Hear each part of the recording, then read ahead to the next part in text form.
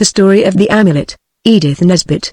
To Dr. Wallace Budge of the British Museum as a small token of gratitude for his unfailing kindness and help in the making of it. Chapter 1. The Samed. There were once 4 children who spent their summer holidays in a white house, happily situated between a sandpit and a chalk pit. One day they had the good fortune to find in the sandpit a strange creature. Its eyes were on long horns like snails' eyes, and it could move them in and out like telescopes. It had ears like a bat's ears, and its tubby body was shaped like a spider's and covered with thick soft fur, and it had hands and feet like a monkey's. It told the children, whose names were Cyril, Robert, Anthea, and Jane, that it was a Samed or sand fairy. Samed is pronounced Samiad. It was old, and its birthday was almost at the very beginning of everything. And it had been buried in the sand for thousands of years. But it still kept its fairy likeness, and part of this fairy likeness was its power to give people whatever they wished for. You know, fairies have always been able to do this. Cyril, Robert, Anthea, and Jane now found their wishes come true, but, somehow, they never could think of just the right things to wish for, and their wishes sometimes turned out very oddly indeed. In the end their unwise wishings landed them in what Robert called a very tight place indeed, and the Samed consented to help them out of it in return for their promise never to ask it to grant them any more wishes, and never to tell anyone about it, because it did not want to be bothered to give wishes to anyone ever anymore. At the moment of parting, Jane said politely, "I wish we were going to see you again someday," and the Samed, touched by this friendly thought, granted the wish. The book about all this is called 5 Children and it ends up in a most tiresome way by saying, "The children did see the Samed again, but it was not in the sandpit, it was, but I must say no more." The reason that nothing more could be said was that I had not then been able to find out exactly when and where the children met the Samed again. Of course I knew they would meet it, because it was a beast of its word, and when it said a thing would happen, the thing happened without fail. How different from the people who tell us about what weather it is going to be on Thursday next, in London, the South Coast, and Channel. The summer holidays during which the Samed had been found and the wishes given had been wonderful holidays in the country, and the children had the highest hopes of just such another holiday for the next summer. The winter holidays were beguiled by the wonderful happenings of the phoenix and the carpet, and the loss of these 2 treasures would have left the children in despair, but for the splendid hope of their next holiday in the country. The world, they felt, and indeed had some reason to feel, was full of wonderful things, and they were really the sort of people that wonderful things happened to. So they looked forward to the summer holiday. But when it came, everything was different, and very, very horrid. Father had to go out to Manchuria to telegraph news about the war to the tiresome paper he wrote for the Daily Bellower, or something like that, was its name. And Mother, poor dear Mother, was away in Madeira, because she had been very ill. And the lamb, I mean the baby, was with her. And Aunt Emma, who was Mother's sister, had suddenly married Uncle Reginald, who was Father's brother, and they had gone to China, which is much too far off for you to expect to be asked to spend the holidays in, however fond your aunt and uncle may be of you.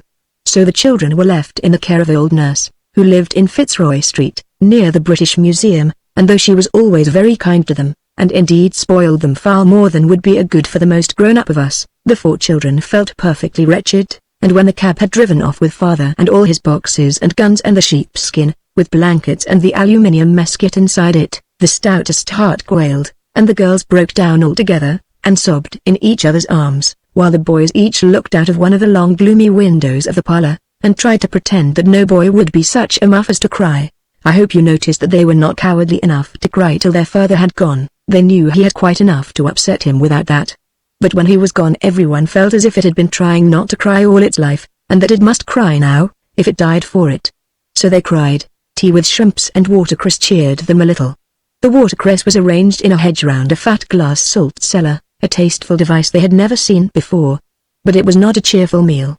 After tea, Anthea went up to the room that had been Father's, and when she saw how dreadfully he wasn't there, and remembered how every minute was taking him further and further from her, and nearer to the guns of the Russians, she cried a little more. Then she thought of Mother, ill and alone, and perhaps at that very moment wanting a little girl to put eau de cologne on her head, and make her sudden cups of tea, and she cried more than ever. And then she remembered what Mother had said, the night before she went away, about Anthea being the eldest girl, and about trying to make the others happy, and things like that. So she stopped crying, and thought instead. And when she had thought as long as she could bear, she washed her face and combed her hair, and went down to the others, trying her best to look as though crying were an exercise she had never even heard of. She found the parlor in deepest gloom, hardly relieved at all by the efforts of Robert, who, to make the time pass, was pulling Jane's hair not hard, but just enough to tease. "Look here," said Anthea. "Let's have a palaver." This word dated from the awful day when Cyril had carelessly wished that there were Red Indians in England, and there had been. The word brought back memories of last summer holidays, and everyone groaned. They thought of the White House with the beautiful tangled garden, late roses, asters, marigold, sweet mignonette, and feathery asparagus of the wilderness, which someone had once meant to make into an orchard, but which was now, as father said, 5 acres of thistles haunted by the ghosts of baby cherry trees. They thought of the view across the valley, where the lime kilns looked like Aladdin's palaces in the sunshine, and they thought of their own sandpit, with its fringe of yellowy grasses and pale stringy-stalked wildflowers, and the little holes in the cliff that were the little sand martins' little front doors. And they thought of the free fresh air smelling of thyme and sweetbriar, and the scent of the wood smoke from the cottages in the lane, and they looked round old Nurse's stuffy parlour, and Jane said, "Oh, how different it all is." It was. Old Nurse had been in the habit of letting lodgings, till father gave her the children to take care of. And her rooms were furnished for letting. Now it is a very odd thing that no one ever seems to furnish a room for letting in a bit the same way as one would furnish it for living in. This room had heavy dark red stuff curtains, the color that blood would not make a stain on, with coarse lace curtains inside. The carpet was yellow and violet, with bits of grey and brown oilcloth in odd places. The fireplace had shavings and tinsel in it. There was a very varnished mahogany chiffonier, or sideboard, with a lock that wouldn't act. There were hard chairs, far too many of them, with crochet antimacassars slipping off their seats, all of which sloped the wrong way. The table wore a cloth of a cruel green color with a yellow chain-stitch pattern round it. Over the fireplace was a looking-glass that made you look much uglier than you really were, however plain you might be to begin with. Then there was a mantelboard with maroon plush and wool fringe that did not match the plush, a dreary clock like a black marble tomb. It was silent as the grave too, for it had long since forgotten how to tick. And there were painted glass vases that never had any flowers in, and a painted tambourine that no one ever played, and painted brackets with nothing on them, and maple-framed engravings of the Queen, the Houses of Parliament, the Plains of Heaven, and of a blunt-nosed woodman's flat return. There were 2 books, last December's Bradshaw, and an odd volume of Plumridge's Commentary on Thessalonians. There were, but I cannot dwell longer on this painful picture. It was indeed, as Jane said, very different. "Let's have a palaver," said Anthea again. "What about?" said Cyril, yawning. "There's nothing to have anything about," said Robert, kicking the leg of the table miserably. "I don't want to play," said Jane, and her tone was grumpy. Anthea tried very hard not to be cross. She succeeded. "Look here," she said, "don't think I want to be preachy or a beast in any way, but I want to what father calls define a situation." "Do you agree?" "Fire ahead," said Cyril without enthusiasm. "Well then. We all know the reason we're staying here is because Nurse couldn't leave her house on account of the poor learned gentleman on the top floor. And there was no one else father could entrust to take care of us, and you know it's taken a lot of money. Mother's going to Madeira to be made well." Jane sniffed miserably. "Yes, I know," said Anthea in a hurry, "but don't let's think about how horrid it all is. I mean, he can't go to things that cost a lot, but we must do something. And I knows there are heaps of things you can see in London without paying for them, and I thought we'd go and see them. We are all quite old now, and we haven't got the lamp." Jane sniffed harder than before. "I mean, no one can say no because of him, dear pet. And I thought we must get Nurse to see how quite old we are, and let us go out by ourselves, or else we shall never have any sort of a time at all. And I vote we see everything there is, and let's begin by asking Nurse to give us some bits of bread, and we'll go to St. James's Park. There are ducks there, I know, we can feed them. Only we must make Nurse let us go by ourselves. Hurrah for liberty," said Robert. "But she won't." "Yes she will," said Jane unexpectedly. "I thought about that this morning, and I asked father, and he said yes, and what's more he told old Nurse we might, only he said we must always say where we wanted to go, and if it was right she would let us." "3 cheers for thoughtful Jane," cried Cyril, now roused at last from his yawning despair. "I say, let's go now." So they went, old Nurse only begging them to be careful of crossings, and to ask a policeman to assist in the more difficult cases. But they were used to crossings, for they had lived in Camden Town and knew the Kentish Town Road, where the trams rush up and down like mad at all hours of the day and night, and seem as though, if anything, they would rather run over you than not. They had promised to be home by dark, but it was July, so dark would be very late indeed, and long past bedtime. They started to walk to St. James's Park, and all their pockets were stuffed with bits of bread and the crusts of toast, to feed the ducks with. They started, I repeat, but they never got there. Between Fitzroy Street and St. James's Park there are a great many streets, and, if you go the right way you will pass a great many shops that you cannot possibly help stopping to look at. The children stopped to look at several with gold lace and beads and pictures and jewelry and dresses, and hats, and oysters and lobsters in their windows, and their sorrow did not seem nearly so impossible to bear as it had done in the best parlour at number 300, Fitzroy Street.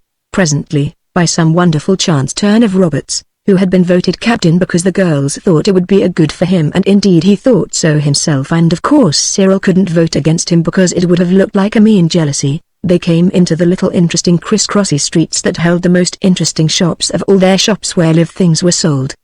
There was one shop window entirely filled with cages, and all sorts of beautiful birds in them. The children were delighted till they remembered how they had once wished for wings themselves, and had them, and then they felt how desperately unhappy anything with wings must be if it is shut up in a cage and not allowed to fly. It must be fairly beastly to be a bird in a cage, said Cyril. Come on. They went on, and Cyril tried to think out a scheme for making his fortune as a gold digger at Klondike, and then buying all the cage birds in the world and setting them free.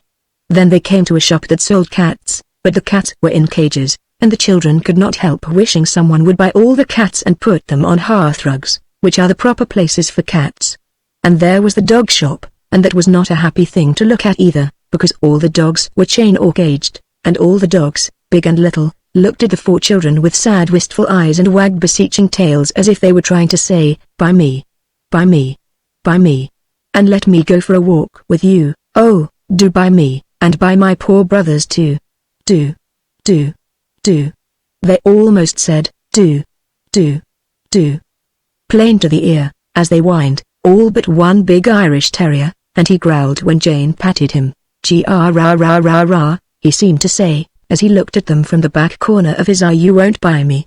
Nobody will ever. I shall die chained up, and I don't know that I care how soon it is, either. I don't know that the children would have understood all this. Only once they had been in a besieged castle, so they knew how hateful it is to be kept in when you want to get out. Of course they could not buy any of the dogs.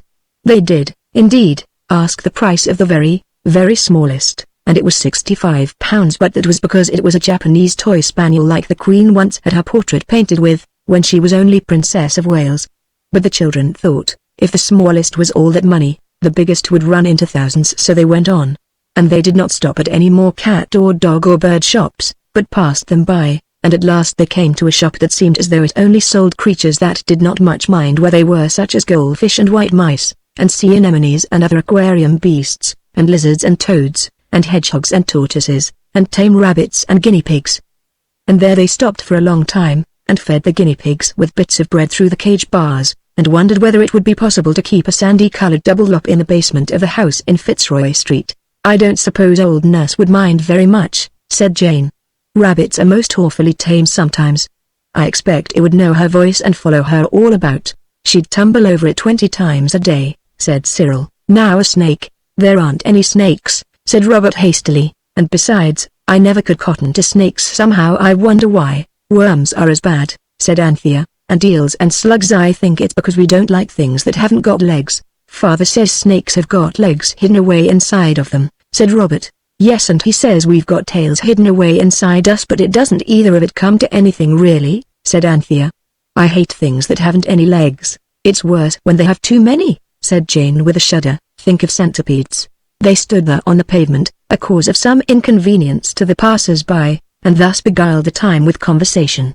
Cyril was leaning his elbow on the top of a hutch that had seemed empty when they had inspected the whole edifice of hutches one by one, and he was trying to reawaken the interest of a hedgehog that had curled itself into a ball earlier in the interview, when a small, soft voice just below his elbow said, quietly, plainly and quite unmistakably, not in any squeak or whine that had to be translated but in downright common English, "Buy me, do please buy me." Cyril started as though he had been pinched, and jumped a yard away from the hutch. "Come back, oh, come back," said the voice, rather louder but still softly. "Stoop down and pretend to be tying up your bootlace. I see it's undone." As usual, Cyril mechanically obeyed. He knelt on one knee on the dry, hot dusty pavement, peered into the darkness of the hutch and found himself face to face with the Samed. It seemed much thinner than when he had last seen it. It was dusty and dirty, and its fur was untidy and ragged. It had hunched itself up into a miserable lump, and its long snail's eyes were drawn in quite tight so that they hardly showed at all. "Listen," said the Samed, in a voice that sounded as though it would begin to cry in a minute. "I don't think the creature who keeps this shop will ask a very high price for me. I've bitten him more than once, and I've made myself look as common as I can. He's never had a glance from my beautiful, beautiful eyes. Tell the others I'm here, but tell them to look at some of those low, common beasts while I'm talking to you. The creature inside mustn't think you care much about me, or he'll put a price upon me far, far beyond your means. I remember in the dear old days last summer you never had much money. Oh, I never thought I should be so glad to see you, I never did." It sniffed, and shot out its long snail's eyes expressly to drop a tear well away from its fur. "Tell the others I'm here, and then I'll tell you exactly what to do about buying me." Cyril tied his bootlace into a hard knot, stood up and addressed the others in firm tones. "Look here," he said, "I'm not kidding, and I appeal to your honor, an appeal which in this family was never made in vain. Don't look at that hutch, look at the white rat. Now you are not to look at that hutch whatever I say." He stood in front of it to prevent mistakes. "Now get yourselves ready for a great surprise. In that hutch there's an old friend of ours, don't look exclamation mark. Yes, it's the Samed, the good old Samed. It wants us to buy it. It says you're not to look at it. Look at the white rat and count your money. On your honor don't look." The others responded nobly. They looked at the white rat till they quite stared him out of countenance, so that he went and sat up on his hind legs in a far corner and hid his eyes with his front paws, and pretended he was washing his face. Cyril stooped again, busying himself with the other bootlace, and listened for the Samed's further instructions. "Go in," said the Samed, "and ask the price of lots of other things. Then say, what do you want for that monkey that's lost its tail, the mangy old thing in the third hutch from the end? Oh, don't mind my feelings, call me a mangy monkey, I've tried hard enough to look like one. I don't think he'll put a high price on me, I've bitten him 11 times since I came here the day before yesterday. If he names a bigger price than you can afford, say you wish you had the money. But you can't give us wishes. I've promised never to have another wish from you," said the bewildered Cyril. "Don't be a silly little idiot," said the Sand Fairy in trembling but affectionate tones, "but find out how much money you've got between you, and do exactly what I tell you." Cyril, pointing a stiff and unmeaning finger at the white rat, so as to pretend that its charms alone employed his tongue, explained matters to the others, while the Samed hunched itself, and bunched itself, and did its very best to make itself look uninteresting. Then the 4 children filed into the shop. "How much do you want for that white rat?" asked Cyril. 8 pence, was the answer. "And the guinea pigs?" 18 pence to 5 bob, according to the breed. "And the lizards?" 9 pence each. "And toads?" 4 pence. "Now look here," said the greasy owner of all this caged life with a sudden ferocity which made the whole party back hurriedly onto the wainscoting of hutches with which the shop was lined. "Looky here. I ain't a-going to have you a-comin' in here a-turnin' the whole place out a winder, and prizing every animal in the stock just for your larks, so don't think it. If you're a buyer, be a buyer, but I never had a customer yet as wanted to buy mice, and lizards, and toads, and guineas all at once. So how't you goes?" "Oh. Wait a minute," said the wretched Cyril, feeling how foolishly yet well-meaningly he had carried out the Samed's instructions. "Just tell me one thing. What do you want for the mangy old monkey in the third hutch from the end?" The shopman only saw in this a new insult. "Mangy young monkey yourself," said he, "get along with your blooming cheek. How't you goes?" "Oh. Don't be so cross," said Jane, losing her head altogether. "Don't you see he really does want to know that?" "Ho. Does he indeed?" sneered the merchant. Then he scratched his ear suspiciously, for he was a sharp businessman, and he knew the ring of truth when he heard it. His hand was bandaged, and 3 minutes before he would have been glad to sell the mangy old monkey for 10 shillings. "Now ho. He does he?" he said, "then 2 £10's my price.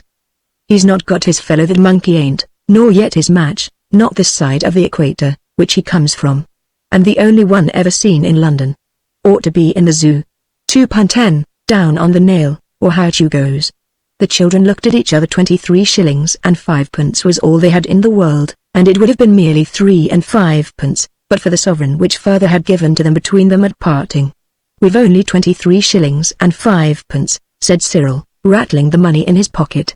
23 farthings and somebody's own cheek, said the dealer, for he did not believe that Cyril had so much money. There was a miserable pause. Then Anthea remembered, and said, "Oh, I wish I had £2.10, so do I, miss, I'm sure," said the man with bitter politeness. "I wish you had, I'm sure."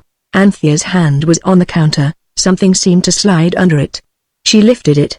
There lay 5 bright half-sovereigns. "Why, I have got it after all," she said. "Here's the money, now let's have the Sammy."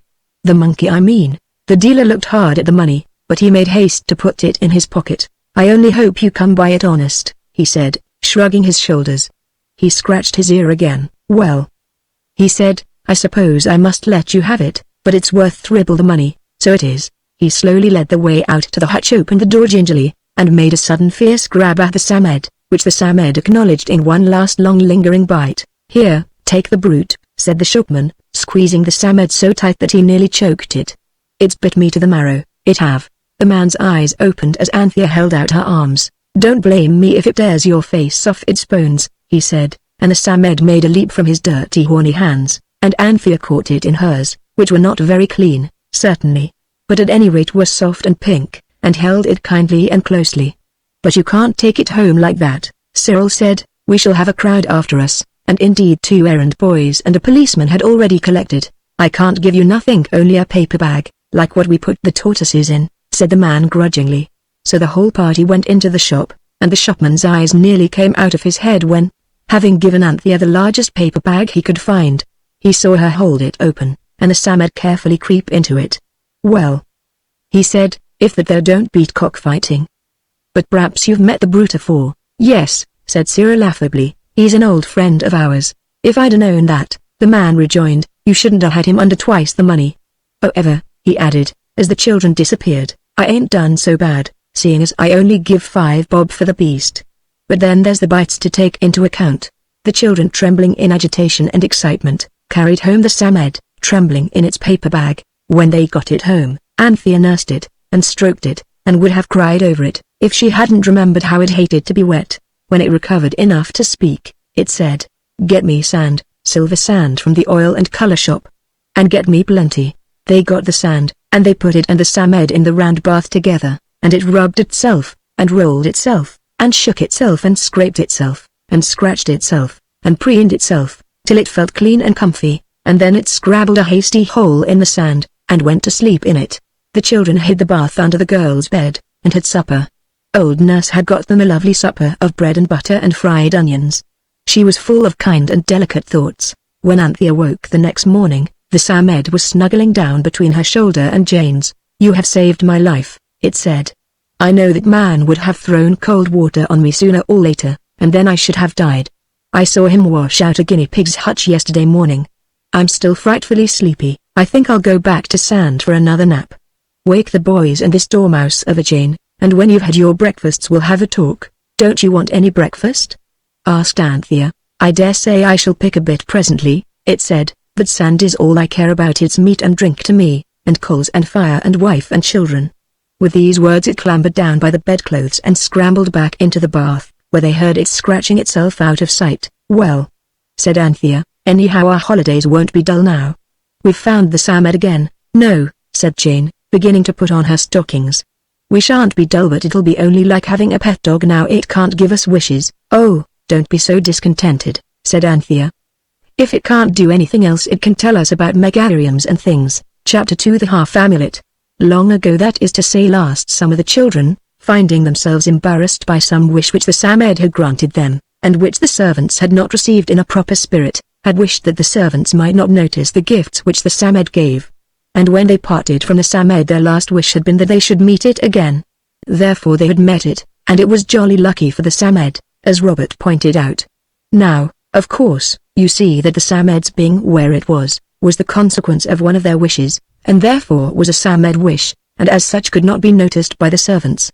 And it was soon plain that in the Samed's opinion old nurse was still a servant, although she had now a house of her own, for she never noticed the Samed at all. And that was as well, for she would never have consented to allow the girls to keep an animal and a bath of sand under their bed. When breakfast had been cleared away, it was a very nice breakfast with hot rolls to it, a luxury quite out of the common way. Anthea went and dragged out the bath, and woke the Samed. It stretched and shook itself. "You must have bolted your breakfast most unwholesomely," it said. "You can't have been 5 minutes over it." "We've been nearly an hour," said Anthea. "Come, you know you promised." "Now look here," said the Samed, sitting back on the sand and shooting out its long eyes suddenly. We'd better begin as we mean to go on. It won't do to have any misunderstanding, so I tell you plainly that. Oh, please, Anthea pleaded, do wait till we get to the others. They'll think it most awfully sneakish of me to talk to you without them. Do come down. There's a dear. She knelt before the sandbath and held out her arms. The Samed must have remembered how glad it had been to jump into those same little arms only the day before, for it gave a little grudging grunt, and jumped once more. Anthea wrapped it in her pinafore and carried it downstairs. It was welcomed in a thrilling silence. At last Anthea said, "Now then, what place is this?" asked the Samed, shooting its eyes out and turning them slowly round. "It's a sitting room, of course," said Robert. "Then I don't like it," said the Samed. "Never mind," said Anthea kindly, "we'll take you anywhere you like if you want us to." "What was it you were going to say upstairs when I said the others wouldn't like it if I stayed talking to you without them?" It looked keenly at her, and she blushed. "Don't be silly," it said sharply. "Of course, it's quite natural that you should like your brothers and sisters to know exactly how good and unselfish you were." "I wish you wouldn't," said Jane. Anthea was quite right. "What was it you were going to say when she stopped you?" "I'll tell you," said the Samed, "since you're so anxious to know. I was going to say this. You've saved my life and I'm not ungrateful, but it doesn't change your nature or mine. You're still very ignorant, and rather silly, and I am worth 1,000 of you any day of the week." "Of course you are." Anthea was beginning, but it interrupted her. "It's very rude to interrupt," it said. "What I mean is that I'm not going to stand any nonsense, and if you think what you've done is to give you the right to pet me or make me demean myself by playing with you, you'll find out that what you think doesn't matter a single penny. See? It's what I think that matters." "I know," said Cyril. "It always was, if you remember." "Well," said the Samed, "then that's settled. We're to be treated as we deserve. I with respect, and all you with, but I don't wish to be offensive. Do you want me to tell you how I got into that horrible den you bought me out of?" "Oh, I'm not ungrateful. I haven't forgotten it and I shan't forget it." "Do tell us," said Anthea. "I know you're awfully clever, but even with all your cleverness, I don't believe you can possibly know how respectfully we do respect you." "Don't we?" The others all said yes and fidgeted in their chairs. Robert spoke the wishes of all when he said, "I do wish you'd go on." So it sat up on the green-covered table and went on. "When you'd gone away," it said, "I went to sand for a bit, and slept. I was tired out with all your silly wishes, and I felt as though I hadn't really been to sand for a year." "To sand?" Jane repeated. "Where I sleep." "You go to bed." "I go to sand." Jane yawned. The mention of bed made her feel sleepy. "All right," said the Samed, in offended tones. "I'm sure I don't want to tell you a long tale. A man caught me, and I bit him. And he put me in a bag with a dead hare and a dead rabbit. And he took me to his house and put me out of the bag into a basket with holes that I could see through. And I bit him again. And then he brought me to this city, which I am told is called the modern Babylon, though it's not a bit like the old Babylon, and he sold me to the man you bought me from, and then I bit them both. Now, what's your news?" "There's not quite so much biting in our story," said Cyril regretfully. "In fact, there isn't any. Father's gone to Manchuria, and Mother and the lamb have gone to Madeira because Mother was ill, and don't I just wish that they were both safe home again, merely from habit." The sand fairy began to blow itself out, but it stopped short suddenly. "I forgot," it said. "I can't give you any more wishes." "No, but look here," said Cyril, "couldn't we call in old nurse and get her to say she wishes they were safe home?" "I'm sure she does." "No go," said the Samed. "It's just the same as you're wishing yourself if you get someone else to wish for you." "It won't act, but it did yesterday with the man in the shop," said Robert. "Ah yes," said the creature. "But you didn't ask him to wish, and you didn't know what would happen if he did. That can't be done again. It's played out." "Then you can't help us at all," said Jane. "Oh, I did think you could do something. I've been thinking about it ever since we saved your life yesterday. I thought you'd be certain to be able to fetch back Father, even if you couldn't manage Mother." And Jane began to cry. "Now don't," said the Samed hastily. "You know how it always upsets me if you cry.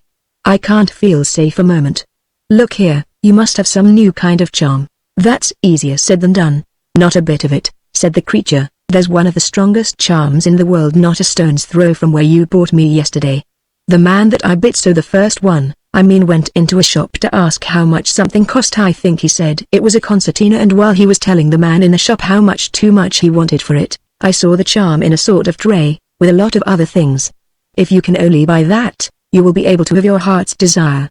The children looked at each other and then at the Samed. Then Cyril coughed awkwardly and took sudden courage to say what everyone was thinking. "I do hope you won't be waxy," he said, "but it's like this, when you used to give us our wishes they almost always got us into some row or other, and we used to think you wouldn't have been pleased if they hadn't. Now, about this charm we haven't got over and above too much tin, and if we blew it all on this charm and it turns out to be not up to much, well, you see what I'm driving at, don't you? I see that you don't see more than the length of your nose, and that's not far," said the Samed crossly. "Look here, I had to give you the wishes, and of course they turned out badly, in a sort of way, because you hadn't the sense to wish for what was good for you. But this charm's quite different. I haven't got to do this for you, it's just my own generous kindness that makes me tell you about it. So it's bound to be all right. See, don't be cross," said Anthea, "please, please don't. You see, it's all we've got. We shan't have any more pocket money till Daddy comes home unless he sends us some in a letter. But we do trust you. And I say all of you," she went on, "don't you think it's worth spending all the money, if there's even the chanciest chance of getting father and mother back safe now? Just think of it." "Oh, do let's. I don't care what you do," said the Samed. "I'll go back to sand again till you've made up your minds." "No, don't," said everybody, and Jane added, "We are quite made up, don't you see we are? Let's get our hats." "Will you come with us?" "Of course," said the Samed. "How else would you find the shop?" So everybody got its hat. The Samed was put into a flat base bag that had come from Farringdon Market with 2 pounds of filleted plaice in it. Now it contained about 3.25 pounds of solid Samed, and the children took it in turns to carry it. "It's not half the weight of the lamb," Robert said, and the girls sighed. The Samed poked a wary eye out of the top of the basket every now and then, and told the children which turnings to take. "How on earth do you know?" asked Robert. "I can't think how you do it," and the Samed said sharply, "No, I don't suppose you can." At last they came to the shop. It had all sorts and kinds of things in the window, concertinas, and silk handkerchiefs, china vases and teacups, blue Japanese jars, pipes, swords, pistols, lace collars, silver spoons tied up in half-dozens, and wedding rings in a red lacquered basin. There were officers' epaulets and doctors' lancets. There were tea caddies inlaid with red turtle shell and brass curly-whirlies, plates of different kinds of money, and stacks of different kinds of plates. There was a beautiful picture of a little girl washing a dog, which Jane liked very much. And in the middle of the window there was a dirty silver tray full of mother-of-pearl card counters, old seals, paste buckles, snuff boxes, and all sorts of little dingy odds and ends. The Samed put its head quite out of the fish basket to look in the window, when Cyril said, "There's a tray there with rubbish in it." And then its long snail's eyes saw something that made them stretch out so much that they were as long and thin as new slate pencils.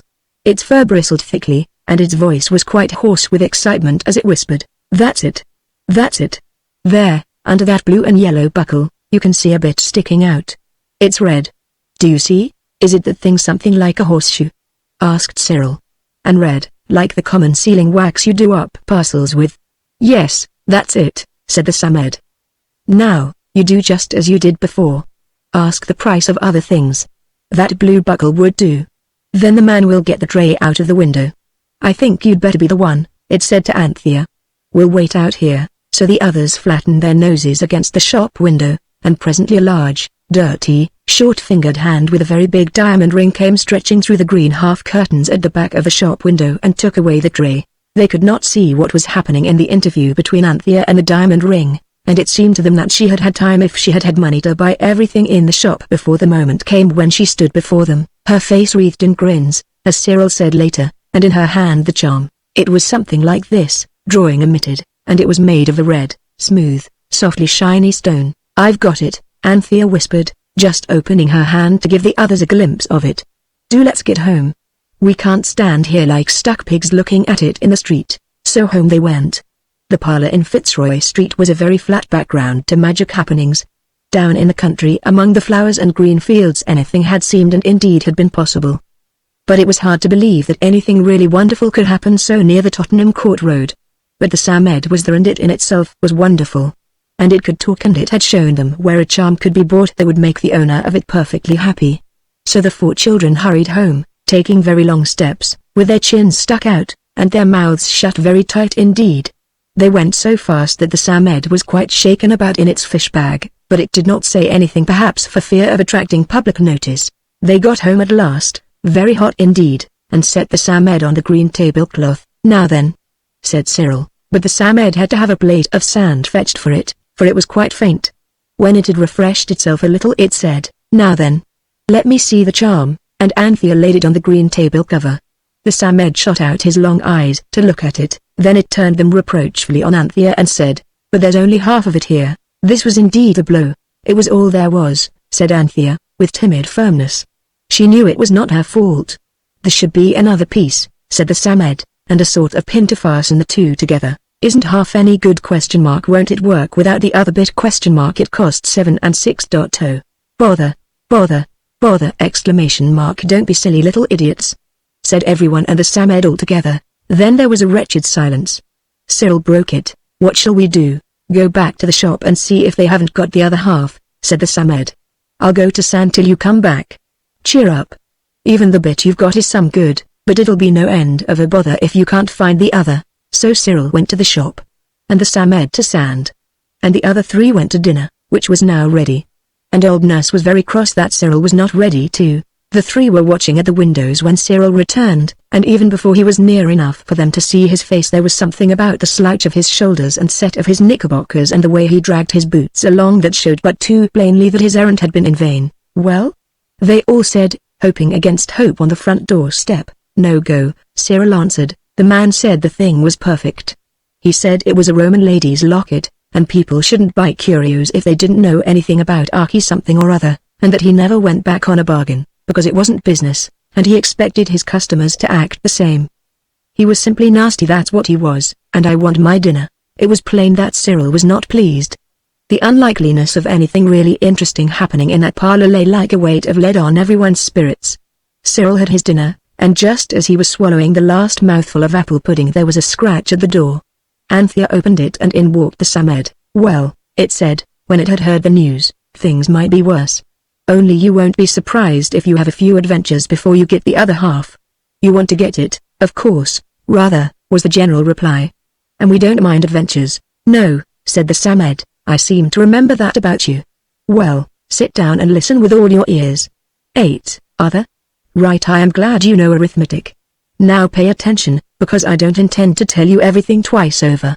As the children settled themselves on the floor it was far more comfortable than the chairs, as well as more polite to the Samed, who was stroking its whiskers on the hearthrug. A sudden cold pain caught at Anthea's heart. Father, mother, the darling lamb all far away. Then a warm, comfortable feeling flowed through her. The Samed was here, and at least half a charm, and there were to be adventures. If you don't know what a cold pain is, I am glad for your sakes, and I hope you never may. "Now," said the Samed cheerily, "you are not particularly nice, nor particularly clever, and you're not at all good-looking. Still, you've saved my life. Oh, when I think of that man and his pail of water ! So I'll tell you all I know. At least, of course I can't do that, because I know far too much. But I'll tell you all I know about this red thing." Do, said everyone. "Well, then," said the Samed. "This thing is half of an amulet that can do all sorts of things. It can make the corn grow, and the waters flow, and the trees bear fruit, and the little new beautiful babies come. Not that babies are beautiful, of course," it broke off to say, "but their mothers think they are, and as long as you think a thing's true it is true as far as you're concerned." Robert yawned. The Samed went on.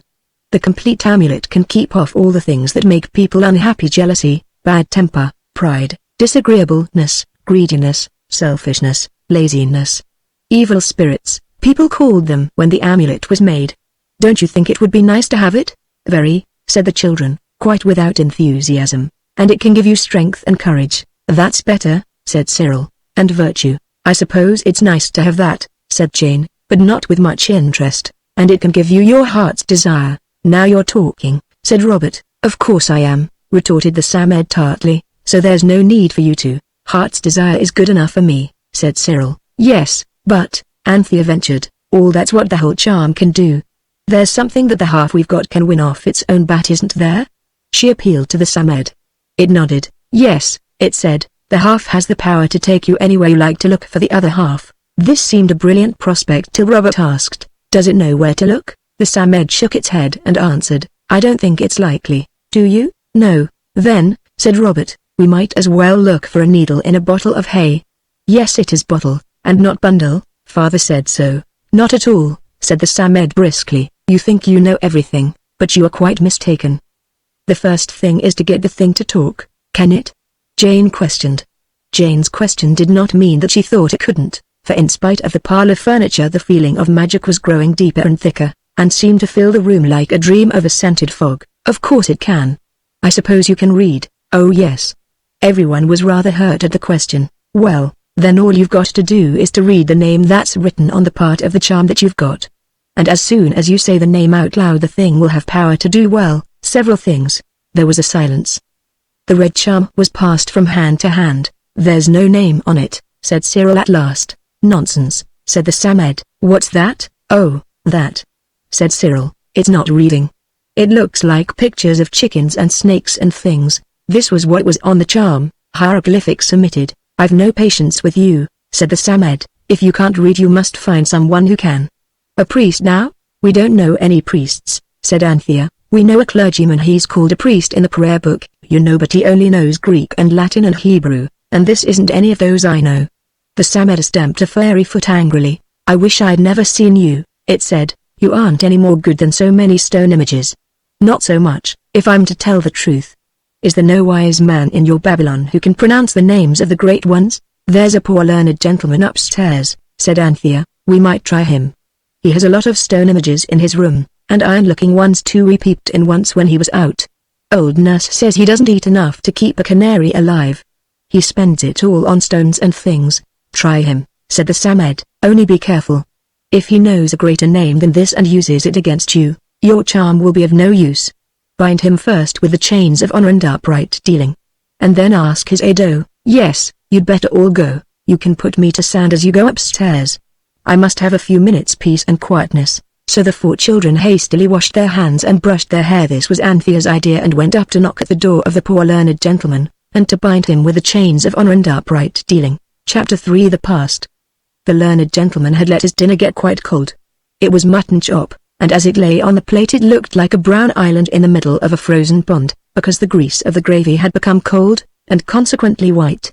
It looked very nasty, and it was the first thing the children saw when, after knocking 3 times and receiving no reply, one of them ventured to turn the handle and softly to open the door. The chop was on the end of a long table that ran down one side of the room.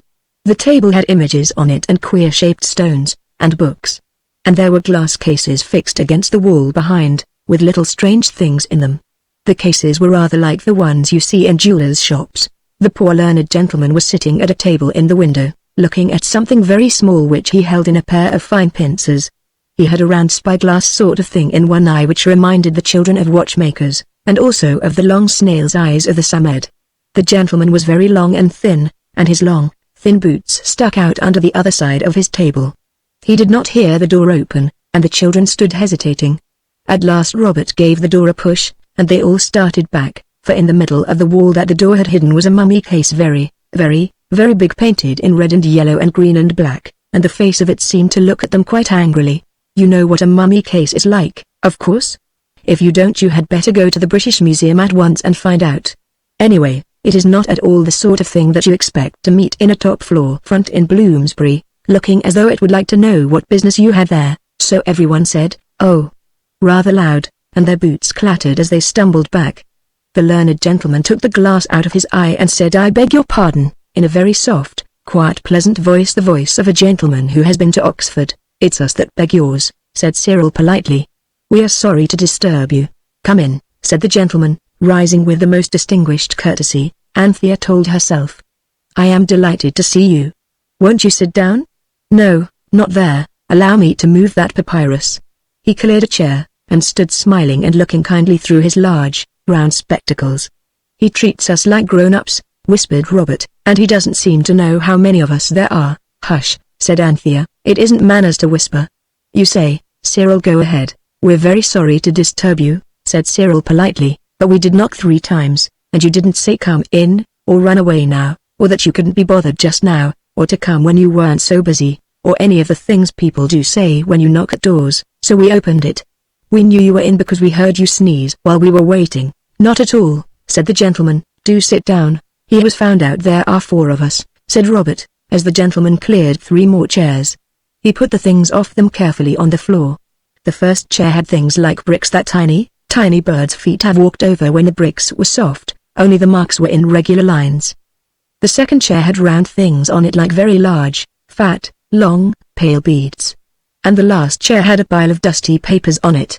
The children sat down. "We know you are very, very learned," said Cyril, "and we have got a charm, and we want you to read the name on it, because it isn't in Latin or Greek, or Hebrew, or any of the languages we know. A thorough knowledge of even those languages is a very fair foundation on which to build an education," said the gentleman politely. "Oh," said Cyril blushing, "but we only know them to look at, except Latin, and I'm only in Caesar with that." The gentleman took off his spectacles and laughed. His laugh sounded rusty, Cyril thought, as though it wasn't often used. "Of course," he said. "I'm sure I beg your pardon. I think I must have been in a dream. You are the children who live downstairs, are you not?" "Yes. I have seen you as I have passed in and out.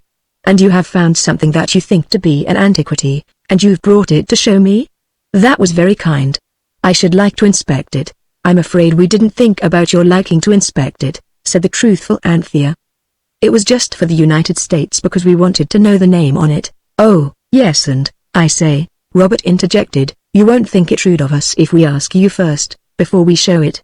To be bound in the what do you call it of? In the bonds of honor and upright dealing," said Anthea. "I'm afraid I don't quite follow you," said the gentleman, with gentle nervousness. "Well, it's this way," said Cyril. "We've got part of a charm. And the Sammy, I mean, something told us it would work, though it's only half a one. But it won't work unless we can say the name that's on it. But, of course, if you've got another name that can lick ours, our charm will be no go, so we want you to give us your word of honor as a gentleman, though I'm sure, now I've seen you, that it's not necessary, but still I've promised to ask you, so we must. Will you please give us your honorable word not to say any name stronger than the name on our charm?" The gentleman had put on his spectacles again and was looking at Cyril through them. He now said, "Bless me," more than once, adding, "Who told you all this?" "I can't tell you," said Cyril. "I'm very sorry, but I can't." Some faint memory of a far-off childhood must have come to the learned gentleman just then, for he smiled. "I see," he said. "It is some sort of game that you are engaged in?" "Of course. Yes. Well, I will certainly promise. Yet I wonder how you heard of the names of power?" "We can't tell you that either," said Cyril, and Anthea said, "Here is our charm," and held it out. With politeness, but without interest, the gentleman took it. But after the first glance all his body suddenly stiffened, as a pointer's does when he sees a partridge. "Excuse me," he said in quite a changed voice, and carried the charm to the window. He looked at it, he turned it over. He fixed his spyglass in his eye and looked again. No one said anything. Only Robert made a shuffling noise with his feet till Anthea nudged him to shut up. At last the learned gentleman drew a long breath. "Where did you find this?" he asked. "We didn't find it. We bought it at a shop." "Jacob Absalom, the name is not far from Charing Cross," said Cyril. "We gave 7 and 6pence for it," added Jane. "It is not for sale, I suppose? You do not wish to part with it? I ought to tell you that it is extremely valuable, extraordinarily valuable, I may say." "Yes," said Cyril, "we know that, so of course we want to keep it." "Keep it carefully, then," said the gentleman impressively, "and if ever you should wish to part with it, may I ask you to give me the refusal of it? The refusal, I mean, do not sell it to anyone else until you have given me the opportunity of buying it." "All right," said Cyril, "we won't. But we don't want to sell it. We want to make it do things. I suppose you can play at that as well as at anything else," said the gentleman. "But I'm afraid the days of magic are over." "They aren't really," said Anthea earnestly.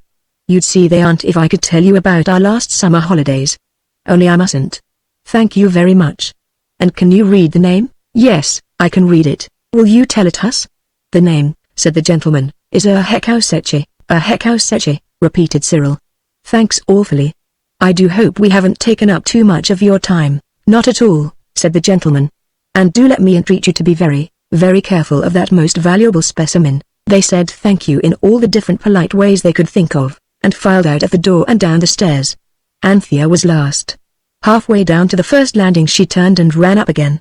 The door was still open, and the learned gentleman and the mummy case were standing opposite to each other, and both looked as though they had stood like that for years. The gentleman started when Anthea put her hand on his arm. "I hope you won't be cross and say it's not my business," she said, "but do look at your chop.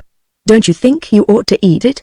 Father forgets his dinner sometimes when he's writing, and Mother always says I ought to remind him if she's not at home to do it herself, because it's so bad to miss your regular meals. So I thought perhaps you wouldn't mind my reminding you, because you don't seem to have anyone else to do it." She glanced at the mummy case. It certainly did not look as though it would ever think of reminding people of their meals. The learned gentleman looked at her for a moment before he said, "Thank you, my dear. It was a kindly thought. No, I haven't anyone to remind me about things like that." He sighed, and looked at the chop. "It looks very nasty," said Anthea. "Yes," he said, "it does. I'll eat it immediately, before I forget." As he ate it he sighed more than once. Perhaps because the chop was nasty, perhaps because he longed for the charm which the children did not want to sell, perhaps because it was so long since anyone cared whether he ate his chops or forgot them. Anthea caught the others at the stair foot. They woke the Samed, and it taught them exactly how to use the word of power, and to make the charm speak. I am not going to tell you how this is done, because you might try to do it. And for you any such trying would be almost sure to end in disappointment. Because in the first place it is 1,000,000,000 to 1 against your ever getting hold of the right sort of charm, and if you did, there would be hardly any chance at all of your finding a learned gentleman clever enough and kind enough to read the word for you. The children and the Samed crouched in a circle on the floor in the girls' bedroom, because in the parlor they might have been interrupted by old nurses coming in to lay the cloth for tea, and the charm was put in the middle of the circle. The sun shone splendidly outside, and the room was very light. Through the open window came the hum and rattle of London, and in the street below they could hear the voice of the milkman. When all was ready, the Samed assigned to Anthea to say the word. And she said it. Instantly the whole light of all the world seemed to go out. The room was dark. The world outside was dark, darker than the darkest night that ever was. And all the sounds went out too, so that there was a silence deeper than any silence you have ever even dreamed of imagining. It was like being suddenly deaf and blind, only darker and quieter even than that.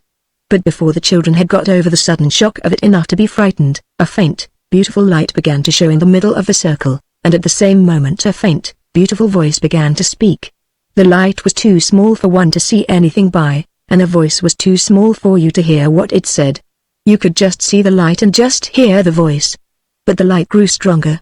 It was greeny, like a glowworm's lamps, and it grew and grew till it was as though thousands and thousands of glowworms were signaling to their winged sweethearts from the middle of the circle. And the voice grew, not so much in loudness as in sweetness, though it grew louder, too, till it was so sweet that you wanted to cry with pleasure just at the sound of it. It was like nightingales, and the sea, and the fiddle, and the voice of your mother when you have been a long time away, and she meets you at the door when you get home. And the voice said, "Speak. What is it that you would hear?" I cannot tell you what language the voice used. I only know that everyone present understood it perfectly. If you come to think of it, there must be some language that everyone could understand, if we only knew what it was. Nor can I tell you how the charm spoke, nor whether it was the charm that spoke, or some presence in the charm. The children could not have told you either. Indeed, they could not look at the charm while it was speaking, because the light was too bright. They looked instead at the green radiance on the faded Kidderminster carpet at the edge of the circle. They all felt very quiet, and not inclined to ask questions or fidget with their feet. For this was not like the things that had happened in the country when the Samed had given them their wishes. That had been funny somehow, and this was not. It was something like Arabian Nights magic, and something like being in church. No one cared to speak. It was Cyril who said at last, "Please, we want to know where the other half of the charm is." "The part of the amulet which is lost," said the beautiful voice, "was broken and ground into the dust of the shrine that held it. It and the pin that joined the two halves are themselves dust, and the dust is scattered over many lands and sunk in many seas." "Oh, I say," murmured Robert, and a blank silence fell. "Then it's all up," said Cyril at last. "It's no use our looking for a thing that's smashed into dust, and the dust scattered all over the place. If you would find it," said the voice, "you must seek it where it still is, perfect as ever." "I don't understand," said Cyril. "In the past you may find it," said the voice. "I wish we may find it," said Cyril. The Samed whispered crossly, "Don't you understand? The thing existed in the past. If you were in the past, too, you could find it. It's very difficult to make you understand things. Time and space are only forms of thought." "I see," said Cyril. "No, you don't," said the Samed, and it doesn't matter if you don't, either. What I mean is that if you were only made the right way, you could see everything happening in the same place at the same time. Now do you see? I'm afraid I don't, said Anthea. I'm sorry I'm so stupid. Well, at any rate, you see this. That last half of the amulet is in the past. Therefore it's in the past, we must look for it. I mustn't speak to the charm myself. Ask it things. Find out, where can we find the other part of you? Asked Cyril obediently. In the past, said the voice. What part of the past? I may not tell you. If you will choose a time, I will take you to the place that then held it. You yourselves must find it. When did you see it last? Asked Anthea. I mean, when was it taken away from you? The beautiful voice answered. That it was thousands of years ago. The amulet was perfect then, and lay in a shrine, the last of many shrines, and I worked wonders. Then came strange men with strange weapons and destroyed my shrine, and the amulet they bore away with many captives. But of these, one, my priest, knew the word of power, and spoke it for me, so that the amulet became invisible, and thus returned to my shrine. But the shrine was broken down, and ere any magic could rebuild it, one spoke a word before which my power bowed down and was still. And the amulet lay there, still perfect, but enslaved. Then one coming with stones to rebuild the shrine, dropped a hewn stone on the amulet as it lay, and one half was sundered from the other. I had no power to seek for that which was lost. And there being none to speak the word of power, I could not rejoin it. So the amulet lay in the dust of the desert many thousand years, and at last came a small man, a conqueror with an army, and after him a crowd of men who sought to seem wise, and one of these found half the amulet and brought it to this land. But none could read the name. So I lay still. And this man dying and his son after him, the amulet was sold by those who came after to a merchant, and from him you bought it, and it is here, and now, the name of power having been spoken, I also am here. This is what the voice said. I think it must have meant Napoleon by the small man, the conqueror. Because I know I have been told that he took an army to Egypt, and that afterwards a lot of wise people went grubbing in the sand, and fished up all sorts of wonderful things, older than you would think possible. And of these I believe this charm to have been one, and the most wonderful one of all. Everyone listened, and everyone tried to think. It is not easy to do this clearly when you have been listening to the kind of talk I have told you about. At last Robert said, can you take us into the past to the shrine where you and the other thing were together? If you could take us there, we might find the other part still there after all these thousands of years. Still there? Silly, said Cyril. Don't you see, if we go back into the past it won't be thousands of years ago. It will be now for us, won't it? He appealed to the Samed, who said, you're not so far off the idea as you usually are. Well, said Anthea, will you take us back to when there was a shrine and you were safe in it, all of you? Yes, said the voice. You must hold me up, and speak the word of power, and one by one, beginning with the firstborn, you shall pass through me into the past. But let the last that passes be the one that holds me, and let him not lose his hold, lest you lose me, and so remain in the past forever. That's a nasty idea, said Robert. When you desire to return, the beautiful voice went on, hold me up towards the east, and speak the word. Then, passing through me, you shall return to this time and it shall be the present to you. But how a bell rang loudly. Oh crikey! Exclaimed Robert, that's tea. Will you please make it proper daylight again so that we can go down? And thank you so much for all your kindness. We've enjoyed ourselves very much indeed, thank you.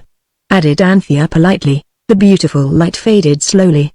The great darkness and silence came, and these suddenly changed to the dazzlement of day and the great soft, rustling sound of London, that is like some vast beast turning over in its sleep. The children rubbed their eyes, the Samed ran quickly to its sandy bath, and the others went down to tea.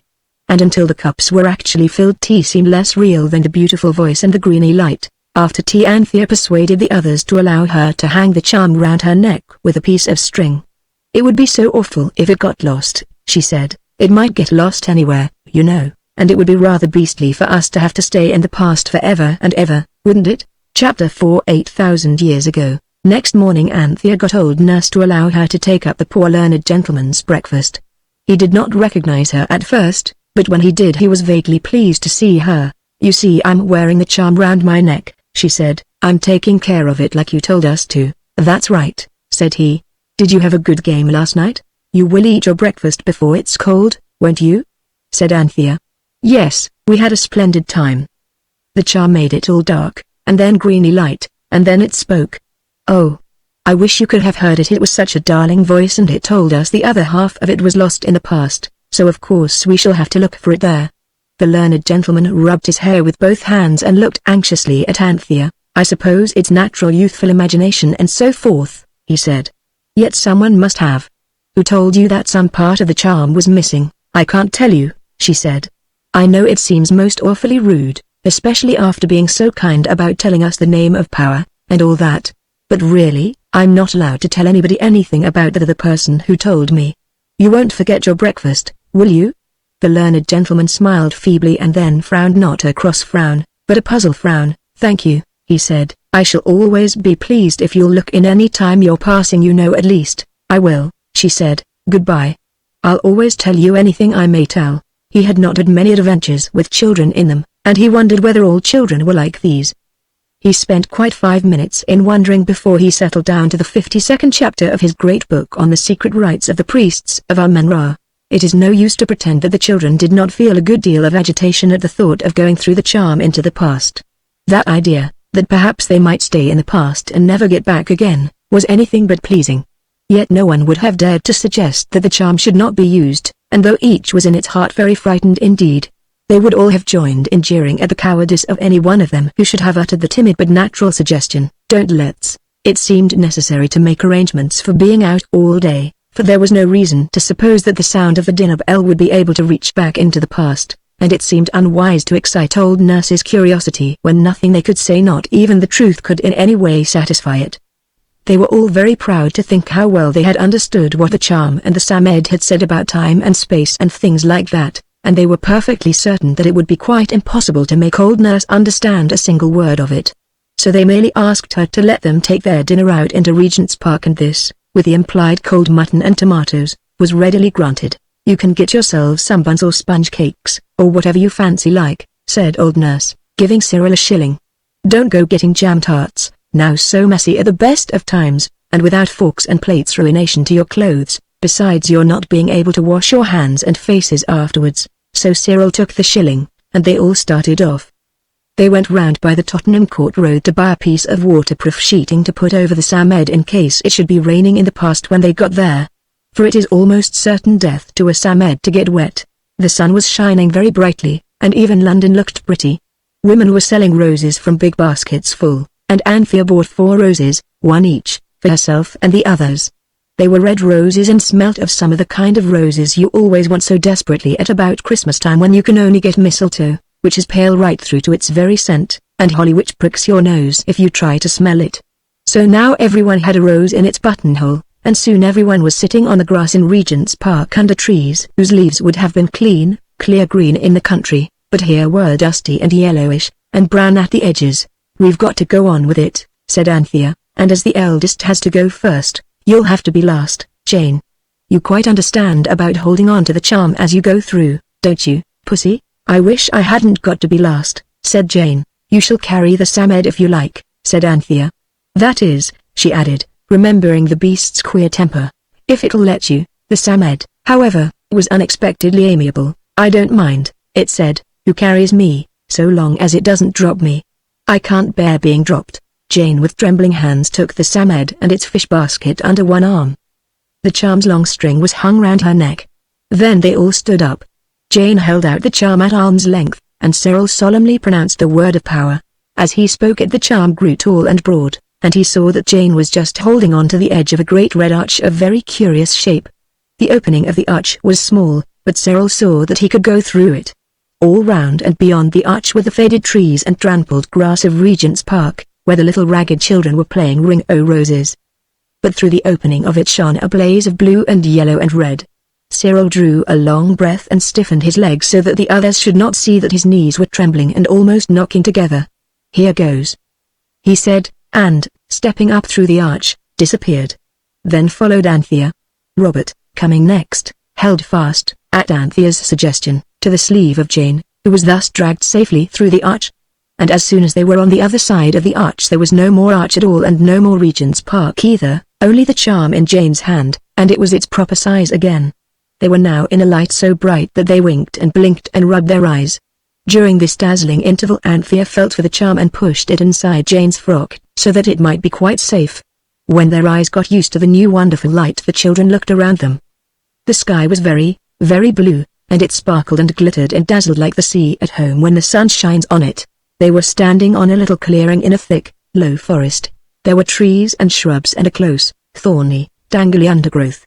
In front of them stretched a bank of strange black mud, then came the browny yellowy shining ribbon of a river. Then more dry, caked mud and more greeny browny jungle. The only things that told that human people had been there were the clearing, a path that led to it, and an odd arrangement of cut reeds in the river. They looked at each other. "Well," said Robert, "this is a change of air." It was. The air was hotter than they could have imagined, even in London in August. "I wish I knew where we were," said Cyril. "Here's a river, now I wonder whether it's the Amazon or the Tiber, or what." "It's the Nile," said the Samed, looking out of the fish bag. "Then this is Egypt," said Robert, who had once taken a geography prize. "I don't see any crocodiles," Cyril objected. His prize had been for natural history. The Samed reached out a hairy arm from its basket and pointed to a heap of mud at the edge of the water. "What do you call that?" it said, and as it spoke the heap of mud slid into the river just as a slab of damp mixed mortar will slip from a bricklayer's trowel. "Oh," said everybody. There was a crashing among the reeds on the other side of the water. "And there's a river horse," said the Samed, as a great beast like an enormous slaty blue slug showed itself against the black bank on the far side of the stream. "It's a hippopotamus," said Cyril. "It seems much more real somehow than the one at the zoo, doesn't it?" "I'm glad it's being real on the other side of the river," said Jane. And now there was a crackling of reeds and twigs behind them. This was horrible. Of course it might be another hippopotamus, or a crocodile, or a lion or, in fact, almost anything. "Keep your hand on the charm, Jane," said Robert hastily. "We ought to have a means of escape handy.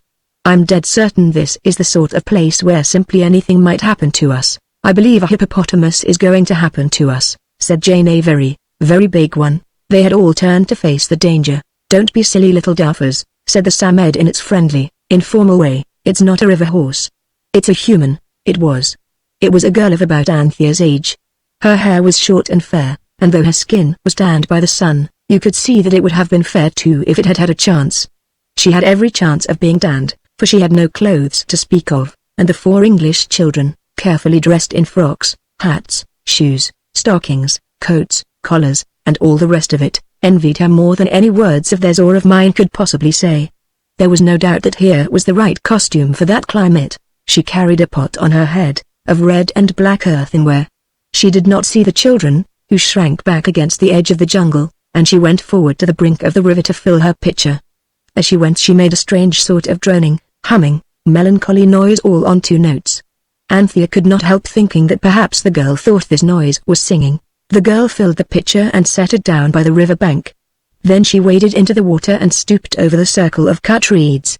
She pulled half a dozen fine fish out of the water within the reeds, killing each as she took it out, and threading it on a long osier that she carried. Then she knotted the osier, hung it on her arm, picked up the pitcher, and turned to come back. And as she turned she saw the 4 children.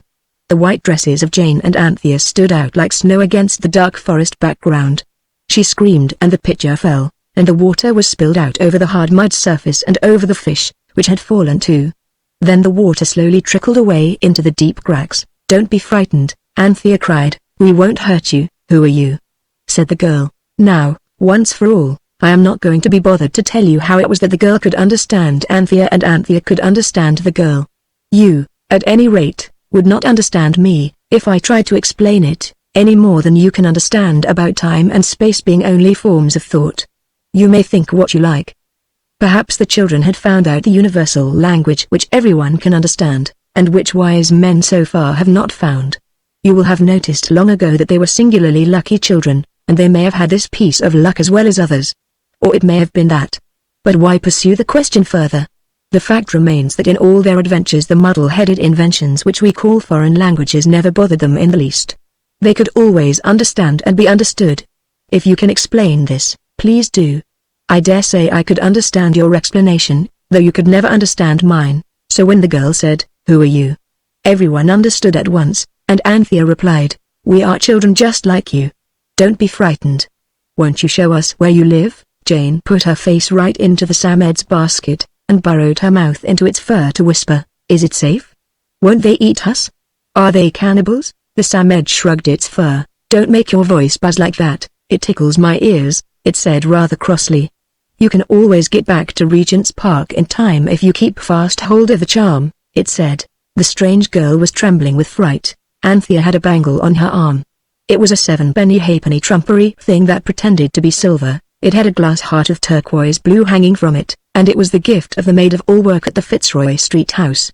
"Here," said Anthea, "this is for you. That is to show we will not hurt you. And if you take it I shall know that you won't hurt us."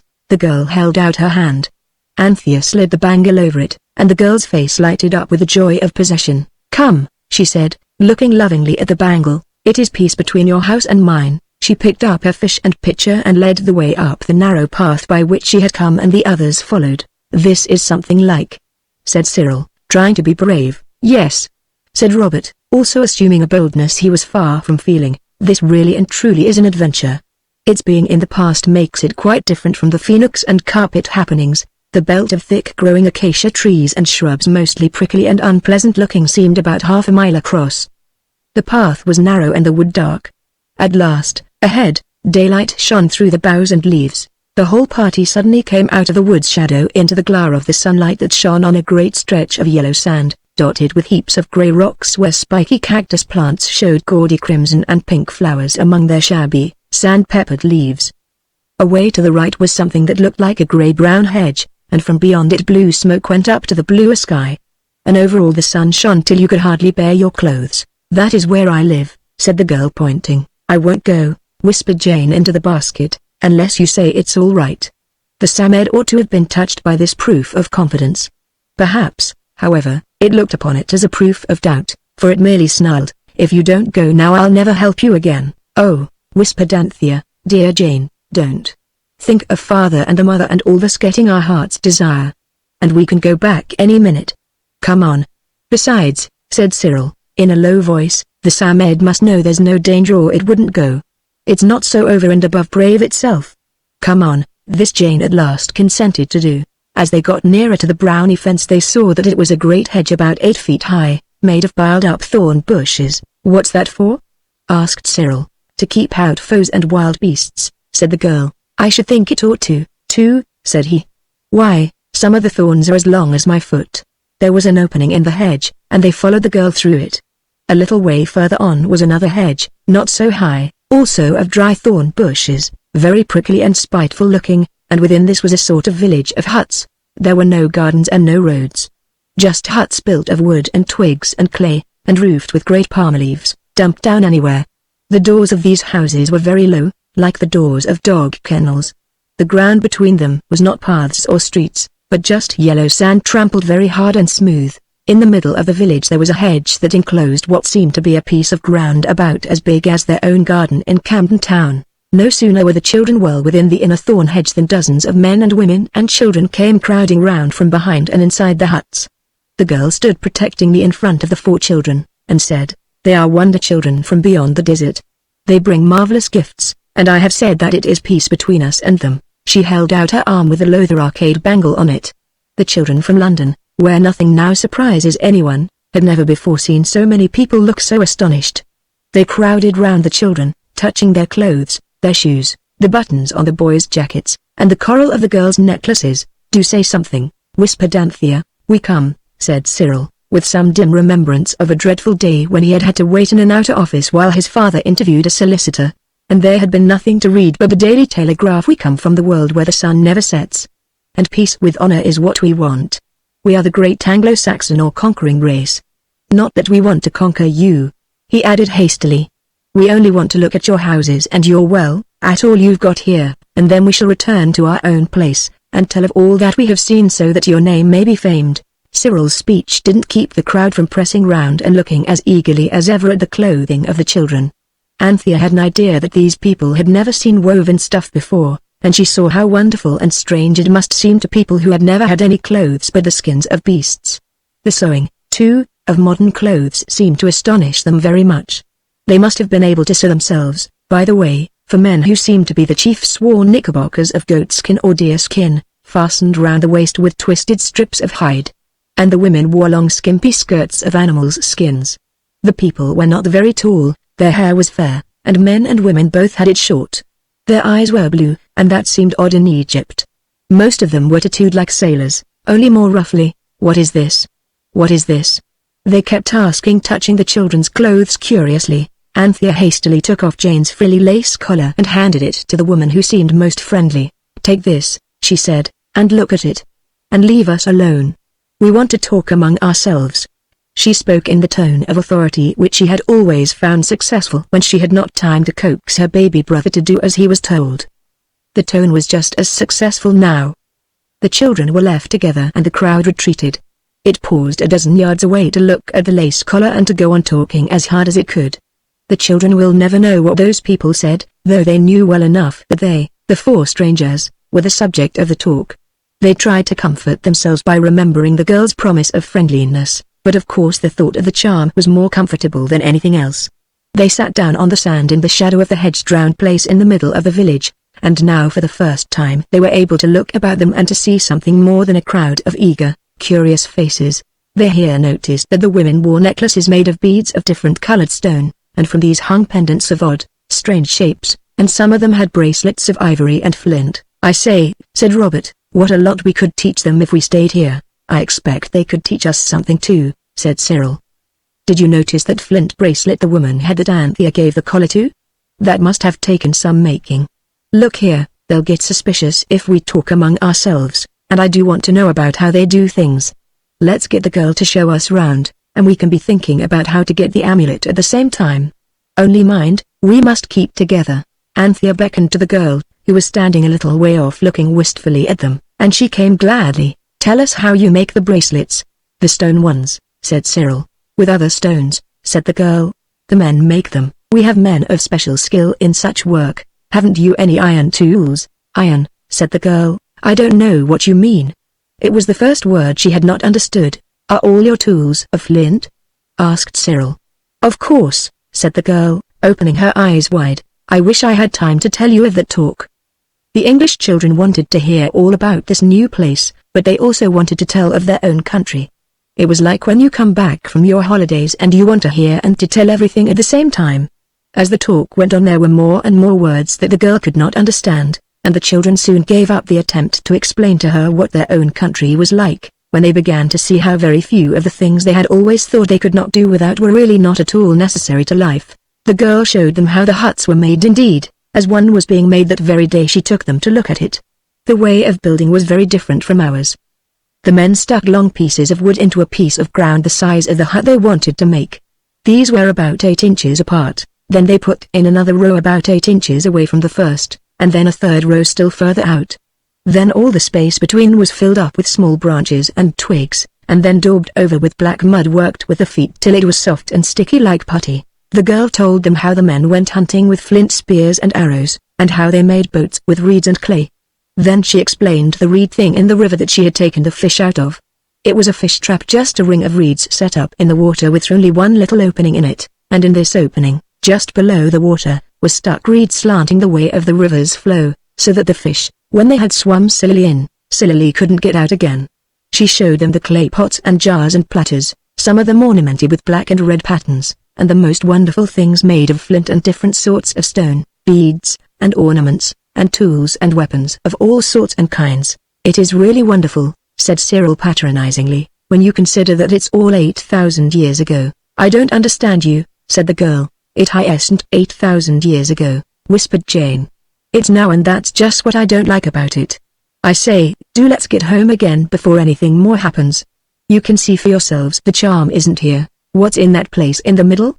asked Anthea, struck by a sudden thought, and pointing to the fence. "That's the secret sacred place," said the girl in a whisper. "No one knows what is there. There are many walls, and inside the insidest one it is. But no one knows what it is except the headsman." "I believe you know," said Cyril, looking at her very hard. "I'll give you this if you'll tell me," said Anthea, taking off a bead ring which had already been much admired. "Yes," said the girl, catching eagerly at the ring. "My father is one of the heads, and I know a water charm to make him talk in his sleep. And he has spoken. I will tell you. But if they know I have told you they will kill me. In the inside there is a stone box, and in it there is the amulet. None knows whence it came. It came from very far away. Have you seen it?" asked Anthea. The girl nodded. Is it anything like this?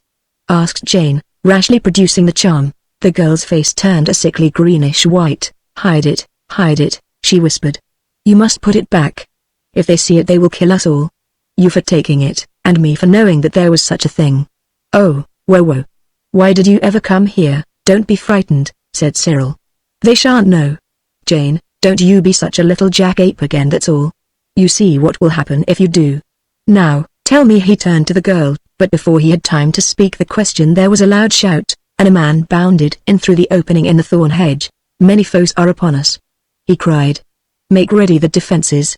His breath only served for that, and he lay panting on the ground. Oh, do let's go home, said Jane. Look here, I don't care, I will. She held up the charm. Fortunately all the strange, fair people were too busy to notice her. She held up the charm. And nothing happened. You haven't said the word of power, said Anthea. Jane hastily said it and still nothing happened. Hold it up towards the east, you silly, said Robert. Which is the east? said Jane, dancing about in her agony of terror. Nobody knew. So they opened the fish bag to ask the Samed, and the bag had only a waterproof sheet in it. The Samed was gone. Hide the sacred thing. Hide it, whispered the girl. Cyril shrugged his shoulders, and tried to look as brave as he knew he ought to feel. Hide it up, pussy, he said. We are in for it now. We've just got to stay and see it out. Chapter 5 The Fight in the Village. Here was a horrible position. 4 English children, whose proper date was AD 1905, and whose proper address was London, set down in Egypt in the year 6000 before Christ with no means whatever of getting back into their own time and place.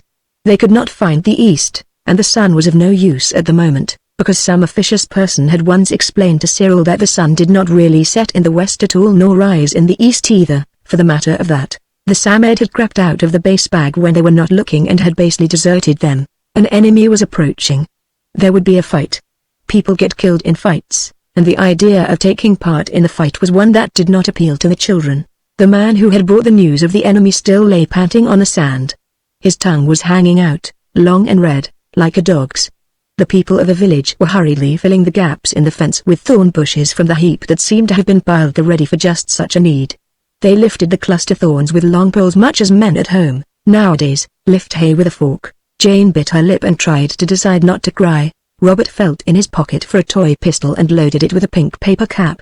It was his only weapon. Cyril tightened his belt's 2 holes, and Anthea absently took the drooping red roses from the buttonholes of the others, bit the ends of the stalks, and set them in a pot of water that stood in the shadow by a hut door. She was always rather silly about flowers. Look here, she said. I think perhaps the Samed is really arranging something for us.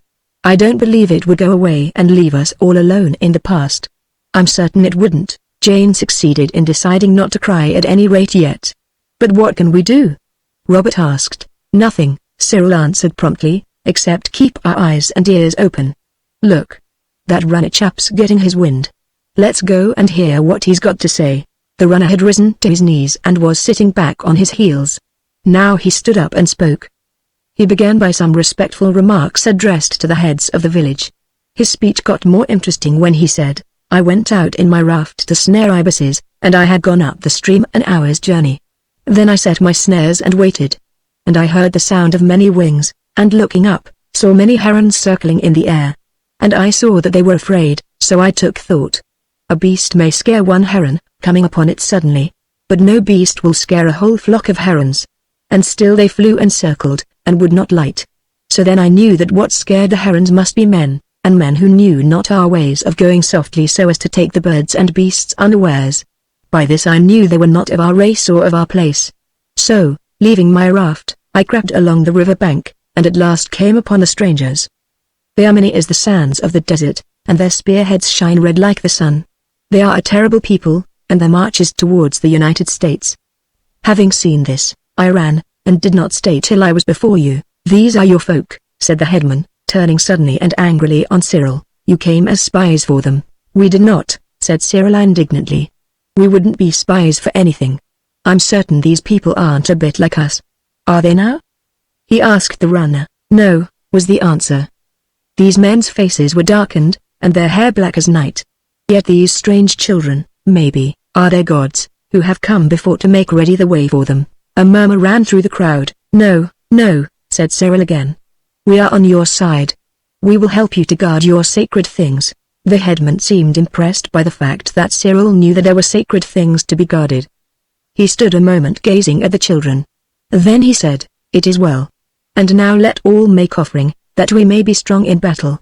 The crowd dispersed, and 9 men, wearing antelope skins, grouped themselves in front of the opening in the hedge in the middle of the village. And presently, one by one, the men brought all sorts of things: hippopotamus flesh, ostrich feathers, the fruit of the date palms, red chalk, green chalk, fish from the river, and ibex from the mountains, and the headman received these gifts. There was another hedge inside the first, about a yard from it, so that there was a lane inside between the hedges. And every now and then one of the headmen would disappear along this lane with full hands and come back with hands empty. "They're making offerings to their amulet," said Anthea. "We'd better give something too." The pockets of the party, hastily explored, yielded a piece of pink tape, a bit of sealing wax, and part of the Waterbury watch that Robert had not been able to help taking to pieces at Christmas and had never had time to rearrange. Most boys have a watch in this condition. They presented their offerings, and Anthea added the red roses. The headman who took the things looked at them with awe, especially at the red roses and the Waterbury watch fragment. "This is a day of very wondrous happenings," he said. "I have no more room in me to be astonished. Our maiden said there was peace between you and us. But for this coming of a foe we should have made sure." The children shuddered. "Now speak. Are you upon our side?" "Yes." "Don't I keep telling you we are?" Robert said. "Look here. I will give you a sign.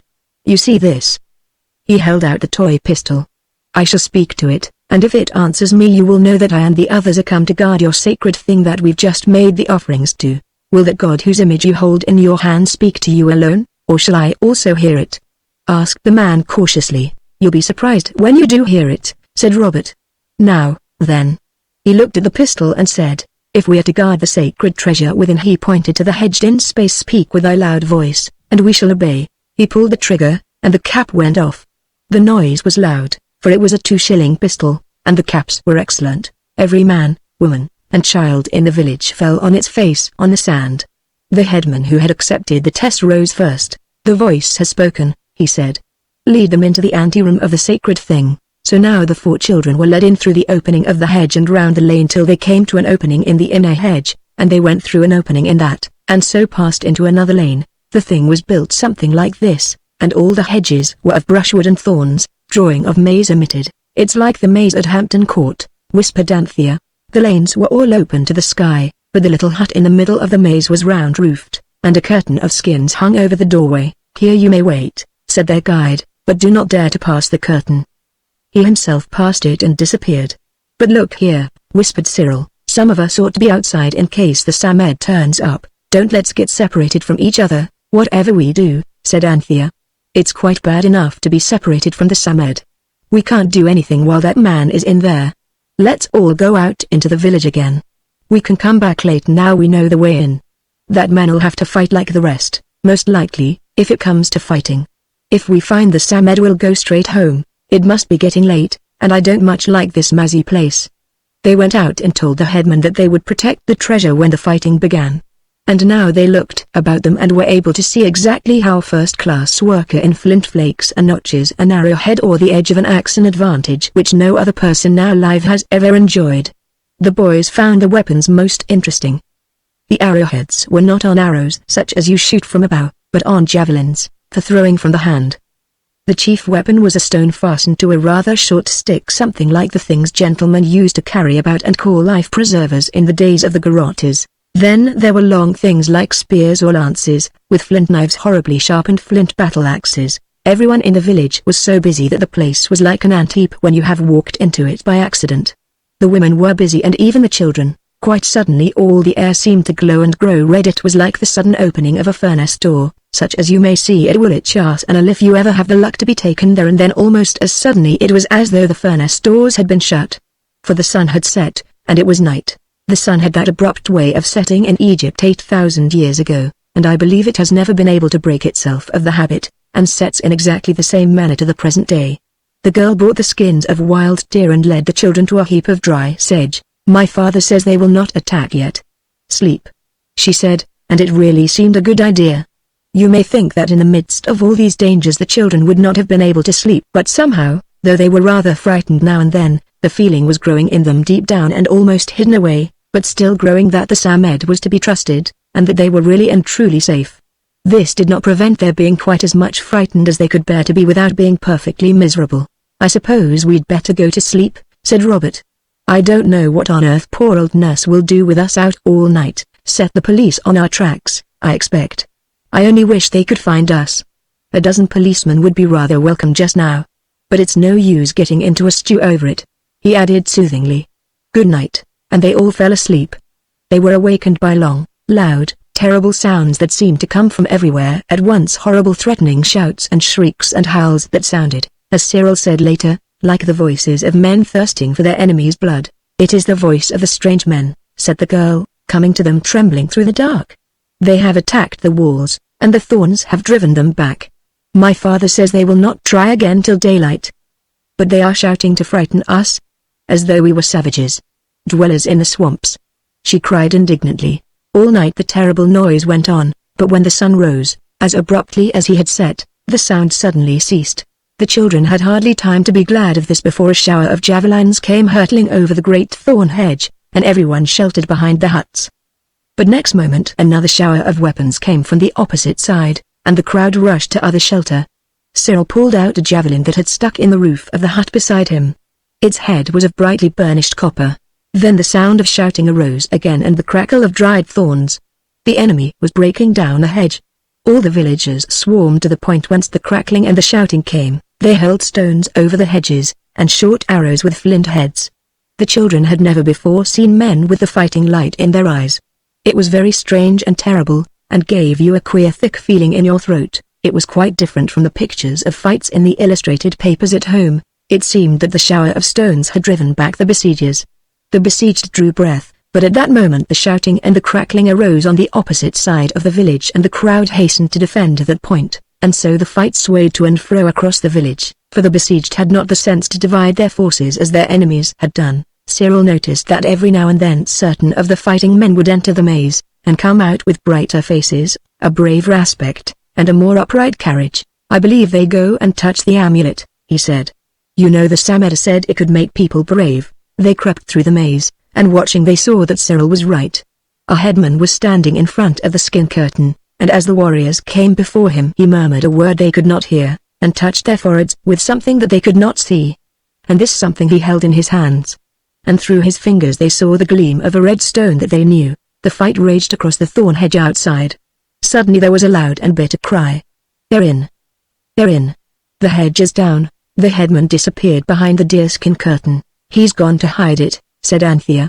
"Oh, Samed dear, how could you leave us?" Suddenly there was a shriek from inside the hut, and the headman staggered out white with fear and fled out through the maze. The children were as white as he. "Oh! What is it? What is it?" moaned Anthea. "Oh, Samed, how could you? How could you?" And the sound of the fight sank breathlessly, and swelled fiercely all around. It was like the rising and falling of the waves of the sea. Anthea shuddered and said again, "Oh, Samed, Samed." "Well?" said a brisk voice, and the curtain of skins was lifted at one corner by a furry hand, and out peeped the bat's ears and snail's eyes of the Samed. Anthea caught it in her arms and a sigh of desperate relief was breathed by each of the four. "Oh, which is the east?" Anthea said, and she spoke hurriedly, for the noise of wild fighting drew nearer and nearer. "Don't choke me," said the Samed, "come inside." The inside of the hut was pitch dark. "I've got a match," said Cyril, and struck it. The floor of the hut was of soft, loose sand. "I've been asleep here," said the Samed, "most comfortable it's been, the best sand I've had for a month." "It's all right. Everything's all right. I knew your only chance would be while the fight was going on. That man won't come back. I bit him, and he thinks I'm an evil spirit. Now you've only got to take the thing and go." The hut was hung with skins. Heaped in the middle were the offerings that had been given the night before, Anthea's roses fading on the top of the heap. At one side of the hut stood a large square stone block, and on it an oblong box of earthenware with strange figures of men and beasts on it. "Is the thing in there?" asked Cyril, as the Samed pointed a skinny finger at it. "You must judge of that," said the Samed. "The man was just going to bury the box in the sand when I jumped out at him and bit him." "Light another match, Robert," said Anthea. Now, then quick. Which is the east? Why, where the sun rises, of course. But someone told us. Oh. They'll tell you anything, said the Samed impatiently, getting into its base bag and wrapping itself in its waterproof sheet. But we can't see the sun in here, and it isn't rising anyhow, said Jane. How you do waste time. The Samed said. Why, the east's where the shrine is, of course. There. It pointed to the great stone, and still the shouting and the clash of stone on metal sounded nearer and nearer. The children could hear that the headman had surrounded the hut to protect their treasure as long as might be from the enemy. But none dared to come in after the Samed's sudden fierce biting of the headman. Now, Jane, said Cyril, very quickly. I'll take the amulet, you stand ready to hold up the charm, and be sure you don't let it go as you come through. He made a step forward, but at that instant a great crackling overhead ended in a blaze of sunlight. The roof had been broken in at one side, and great slabs of it were being lifted off by two spears.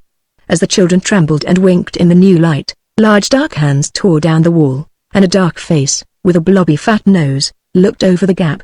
Even at that awful moment Anthea had time to think that it was very like the face of Mr. Jacob Absalom, who had sold them the charm in the shop near Charing Cross. Here is their amulet, cried a harsh, strange voice. It is this that makes them strong to fight and brave to die.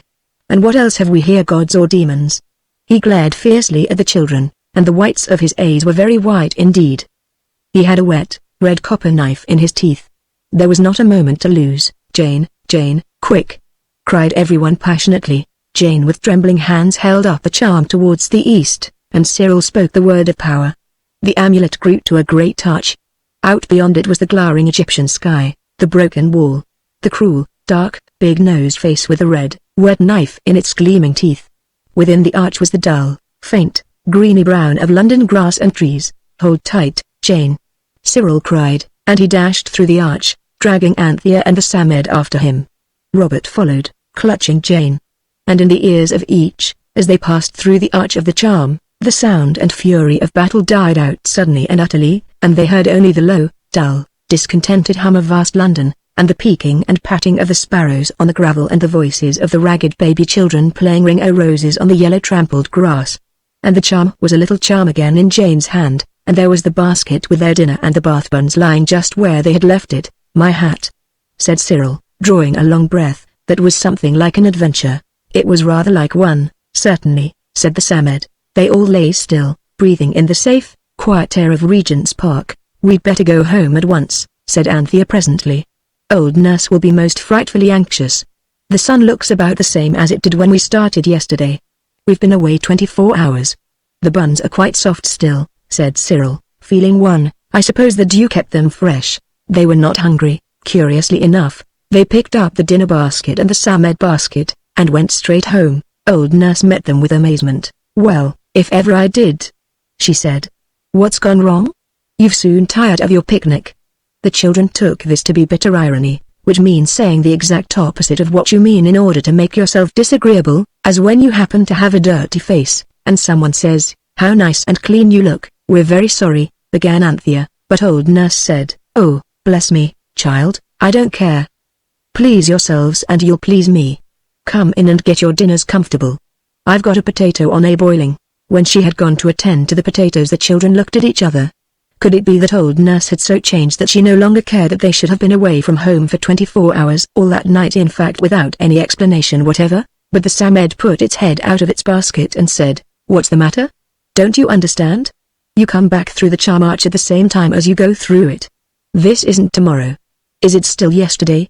Asked Jane. No, it's today. The same as it's always been. It wouldn't do to go mixing up the present and the past, and cutting bits out of one to fit into the other. Then all that adventure took no time at all? You can call it that if you like, said the Samed. It took none of the modern time, anyhow. That evening Anthea carried up a steak for the learned gentleman's dinner. She persuaded Beatrice, the maid of all work, who had given her the bangle with the blue stone, to let her do it. And she stayed and talked to him, by special invitation, while he ate the dinner. She told him the whole adventure, beginning with, this afternoon we found ourselves on the bank of the River Nile, and ending up with, and then we remembered how to get back, and there we were in Regent's Park, and it hadn't taken any time at all. She did not tell anything about the charm or the Samed, because that was forbidden, but the story was quite wonderful enough even as it was to entrance the learned gentleman. "You are a most unusual little girl," he said. "Who tells you all these things?" "No one," said Anthea, "they just happen. Make-believe," he said slowly, as one who recalls and pronounces a long-forgotten word. He sat long after she had left him. At last he roused himself with a start. "I really must take a holiday," he said. "My nerves must be all out of order." I actually have a perfectly distinct impression that the little girl from the rooms below came in and gave me a coherent and graphic picture of life as I conceive it to have been in pre-dynastic Egypt. Strange what tricks the mind will play. I shall have to be more careful. He finished his bread conscientiously, and actually went for a mile walk before he went back to his work. Chapter 6 The Way to Babylon. How many miles to Babylon? 70. Can I get the by candlelight? Yes, and back again. Jane was singing to her doll, rocking it to and fro in the house which she had made for herself and it. The roof of the house was the dining table, and the walls were tablecloths and antimacassars hanging all round, and kept in their places by books laid on their top ends at the table edge. The others were tasting the fearful joys of domestic tobogganing. You know how it is done with the largest and best tea tray and the surface of the stair carpet.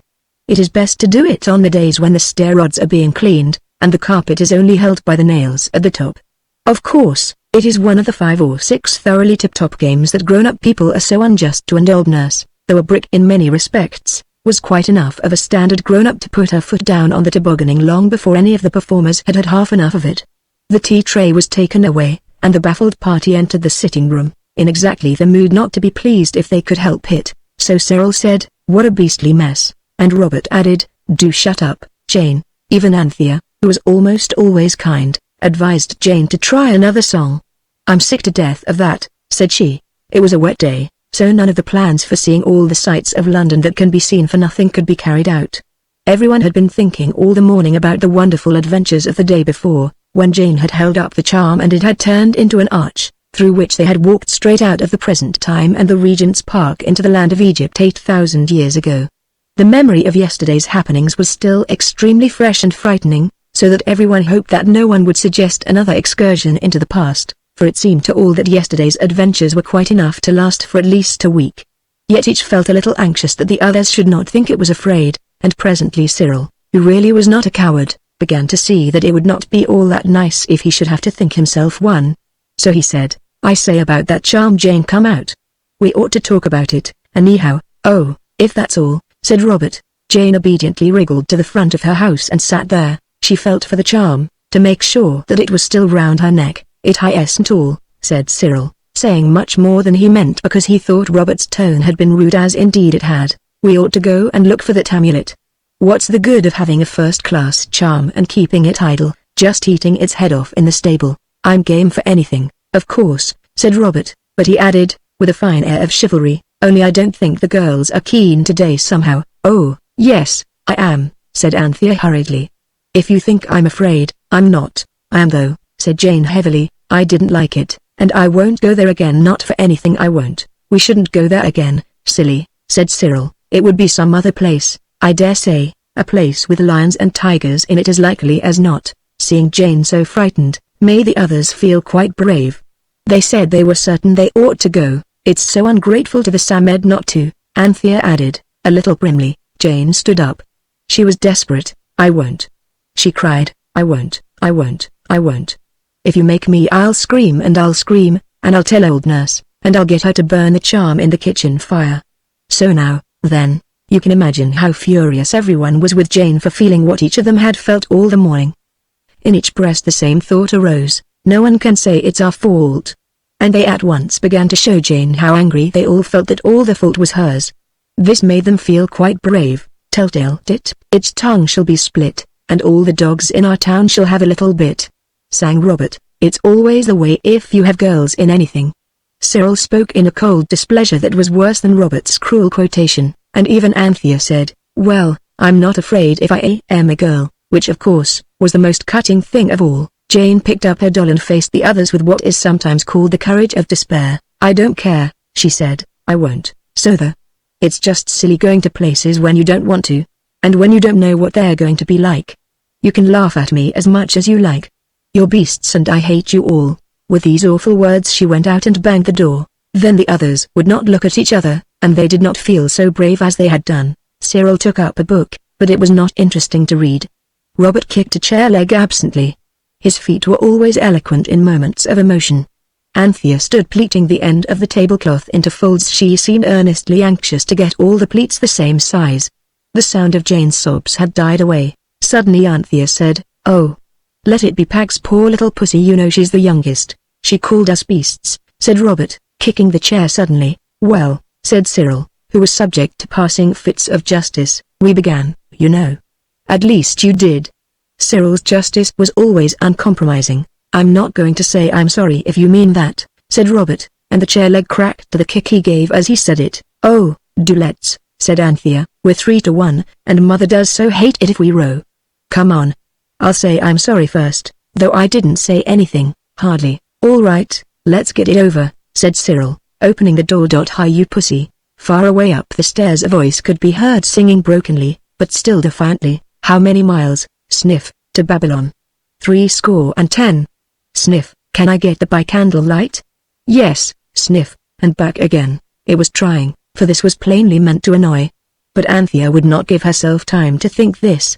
She led the way up the stairs, taking 3 at a time, and bounded to the level of Jane, who sat on the top step of all, thumping her doll to the tune of the song she was trying to sing. "I say, pussy, let it be Pax. We're sorry if you are." It was enough. The kiss of peace was given by all. Jane, being the youngest, was entitled to this ceremonial. Anthea added a special apology of her own. "I'm sorry if I was a pig, pussy dear," she said, "especially because in my really and truly inside mind I've been feeling a little as if I'd rather not go into the past again neither. But then, do think. If we don't go we shan't get the amulet, and oh, pussy, think if we could only get further and Mother and the lamb safe back. We must go, but we'll wait a day or two if you like, and then perhaps you'll feel braver. Raw meat makes you brave, however cowardly you are," said Robert, to show that there was now no ill feeling, "and cranberries, that's what Tartars eat, and they're so brave it's simply awful. I suppose cranberries are only for Christmas time, but I'll ask old nurse to let you have your chop very raw if you like. I think I could be brave without that," said Jane hastily. She hated underdone meat. "I'll try." At this moment the door of the learned gentleman's room opened, and he looked out. "Excuse me," he said, in that gentle, polite, weary voice of his, "but was I mistaken in thinking that I caught a familiar word just now? Were you not singing some old ballad of Babylon?" "No," said Robert, "at least Jane was singing How Many Miles, but I shouldn't have thought you could have heard the words for," he would have said, "for the sniffing," but Anthea pinched him just in time. "I did not hear all the words," said the learned gentleman. "I wonder would you recite them to me?" So they all said together, "How many miles to Babylon?" 70. "Can I get the by candlelight?" "Yes," and back again. "I wish one could," the learned gentleman said with a sigh. "Can't you?" asked Jane. "Babylon has fallen," he answered with a sigh. "You know it was once a great and beautiful city, and the center of learning and art, and now it is only ruins, and so covered up with earth that people are not even agreed as to where it once stood." He was leaning on the banisters, and his eyes had a far-away look in them, as though he could see through the staircase window the splendor and glory of ancient Babylon. "I say," Cyril remarked abruptly. "You know that charm we showed you, and you told us how to say the name that's on it?" "Yes." "Well, do you think that charm was ever in Babylon?" "It's quite possible," the learned gentleman replied. "Such charms have been found in very early Egyptian tombs, yet their origin has not been accurately determined as Egyptian. They may have been brought from Asia. Or, supposing the charm to have been fashioned in Egypt, it might very well have been carried to Babylon by some friendly embassy, or brought back by the Babylonish army from some Egyptian campaign as part of the spoils of war. The inscription may be much later than the charm." "Oh yes. It is a pleasant fancy, that splendid specimen of yours was once used amid Babylonish surroundings." The others looked at each other, but it was Jane who spoke. Were the Babylon people savages? Were they always fighting and throwing things about? For she had read the thoughts of the others by the unerring light of her own fears. "The Babylonians were certainly more gentle than the Assyrians," said the learned gentleman. "And they were not savages by any means. A very high level of culture." He looked doubtfully at his audience and went on, "I mean that they made beautiful statues and jewelry, and built splendid palaces. And they were very learned. They had glorious libraries and high towers for the purpose of astrological and astronomical observation." Said Robert. "I mean for stargazing and fortune-telling," said the learned gentleman. "And there were temples and beautiful hanging gardens." "I'll go to Babylon if you like," said Jane abruptly, and the others hastened to say done, before she should have time to change her mind. "Ah," said the learned gentleman, smiling rather sadly, "one can go so far in dreams, when one is young." He sighed again, and then adding with a labored briskness, "I hope you'll have a jolly game." He went into his room and shut the door. He said jolly as if it was a foreign language, said Cyril. "Come on, let's get the Samed and go now. I think Babylon seems a most frightfully jolly place to go to." So they woke the Samed and put it in its base bag with the waterproof sheet, in case of inclement weather in Babylon. It was very cross, but it said it would as soon go to Babylon as anywhere else. "The sand is good thereabouts," it added. Then Jane held up the charm, and Cyril said, "We want to go to Babylon to look for the part of you that was lost.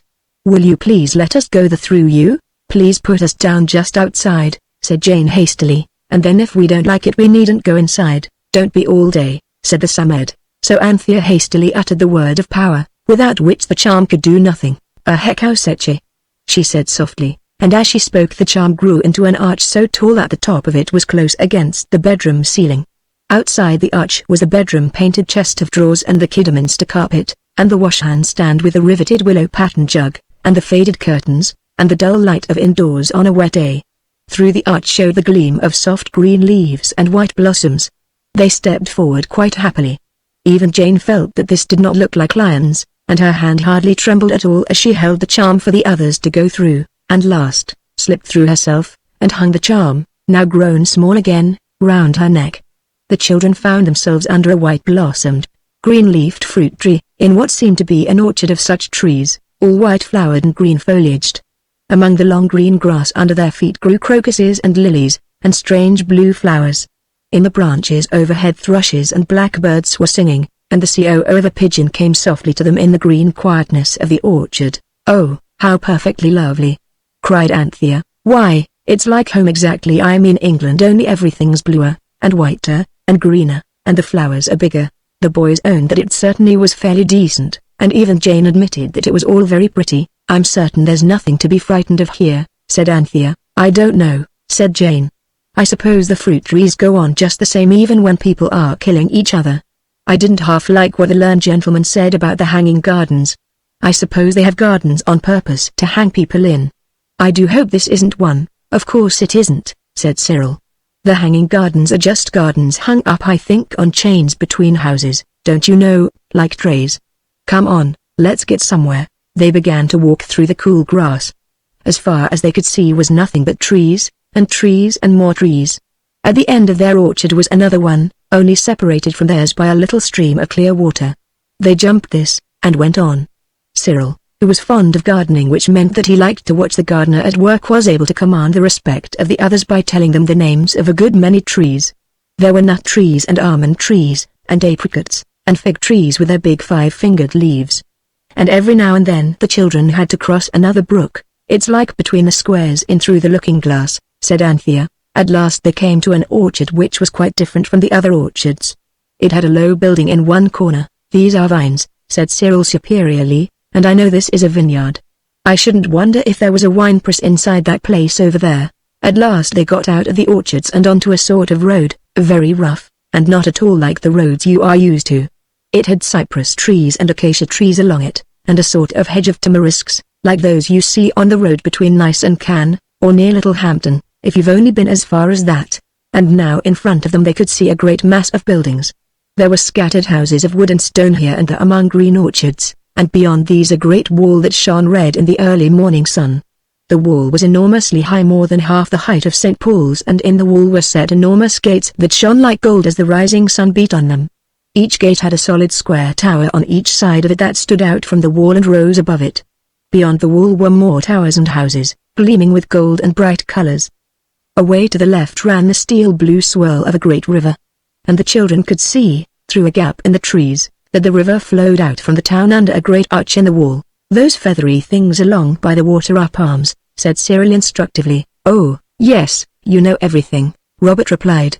"What's all that grey-green stuff you see away over there, where it's all flat and sandy?" "All right," said Cyril loftily, "I don't want to tell you anything.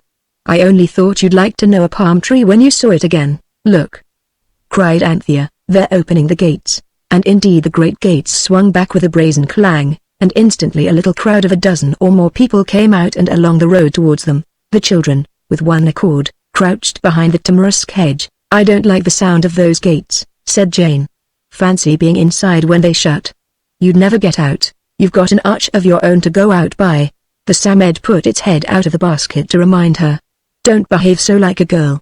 If I were you I should just march right into the town and ask to see the king." There was something at once simple and grand about this idea, and it pleased everyone. So when the work people had passed, they were work people. The children felt sure. Because they were dressed so plainly, just one long blue shirt thing of blue or yellow, the 4 children marched boldly up to the brazen gate between the towers. The arch above the gate was quite a tunnel, the walls were so thick. "Courage," said Cyril. "Step out. It's no use trying to sneak past. Be bold." Robert answered this appeal by unexpectedly bursting into the British Grenadiers, and to its quick step they approached the gates of Babylon. Some talk of Alexander, and some of Hercules, of Hector and Lysander, and such great names as these. But of all the gallant heroes, this brought them to the threshold of the gate, and 2 men in bright armor suddenly barred their way with crossed spears. "Who goes there?" they said. "I think I must have explained to you before how it was that the children were always able to understand the language of any place they might happen to be in, and to be themselves understood. If not, I have no time to explain it now." "We come from very far," said Cyril mechanically. "From the empire where the sun never sets, and we want to see your king." "If it's quite convenient," amended Anthea. "The king, may he live forever," said the gatekeeper, "is gone to fetch home his 14th wife." "Where on earth have you come from not to know that?" "The queen then," said Anthea hurriedly, and not taking any notice of the question as to where they had come from. "The queen," said the gatekeeper, "may she live forever, gives audience today 3 hours after sunrising." "But what are we to do till the end of the 3 hours?" asked Cyril. The gatekeeper seemed neither to know nor to care. He appeared less interested in them than they could have thought possible. But the man who had crossed spears with him to bar the children's way was more human. "Let them go in and look about them," he said. "I'll wager my best sword they've never seen anything to come near our little village." He said it in the tone people use for when they call the Atlantic Ocean the herring pond. The gatekeeper hesitated. "They're only children, after all," said the other, who had children of his own. "Let me off for a few minutes, Captain, and I'll take them to my place and see if my good woman can't fit them up in something a little less outlandish than their present rig. Then they can have a look round without being mobbed." "May I go?" "Oh yes, if you like," said the captain, "but don't be all day." The man led them through the dark arch into the town. And it was very different from London. For one thing, everything in London seems to be patched up out of odds and ends, but these houses seemed to have been built by people who liked the same sort of things. Not that they were all alike, for though all were squarish, they were of different sizes, and decorated in all sorts of different ways, some with paintings in bright colors, some with black and silver designs. There were terraces, and gardens, and balconies, and open spaces with trees. Their guide took them to a little house in a back street, where a kind-faced woman sat spinning at the door of a very dark room. "Here," he said, "just lend these children a mantle each, so that they can go about and see the place till the Queen's audience begins. You leave that wool for a bit, and show them round if you like. I must be off now." The woman did as she was told, and the 4 children, wrapped in fringed mantles, went with her all about the town. And oh, how I wish I had time to tell you all that they saw. It was all so wonderfully different from anything you have ever seen. For one thing, all the houses were dazzlingly bright, and many of them covered with pictures. Some had great creatures carved in stone at each side of the door. Then the people, there were no black frock coats and tall hats, no dingy coats and skirts of good, useful, ugly stuffs warranted to wear. Everyone's clothes were bright and beautiful with blue and scarlet and green and gold. The market was brighter than you would think anything could be. There were stalls for everything you could possibly want, and for a great many things that if you wanted here and now, want would be your master. There were pineapples and peaches in heaps, and stalls of crockery and glass things, beautiful shapes and glorious colors. There were stalls for necklaces, and clasps, and bracelets, and brooches, for woven stuffs, and furs, and embroidered linen. The children had never seen half so many beautiful things together, even at Liberty's. It seemed no time at all before the woman said, "It's nearly time now. We ought to be getting on towards the palace. It's as well to be early." So they went to the palace, and when they got there it was more splendid than anything they had seen yet, for it was glowing with colors, and with gold and silver and black and white like some magnificent embroidery. Flight after flight of broad marble steps led up to it, and at the edges of the stairs stood great images, 20 times as big as a man, images of men with wings like chain armor, and hawks' heads, and winged men with the heads of dogs.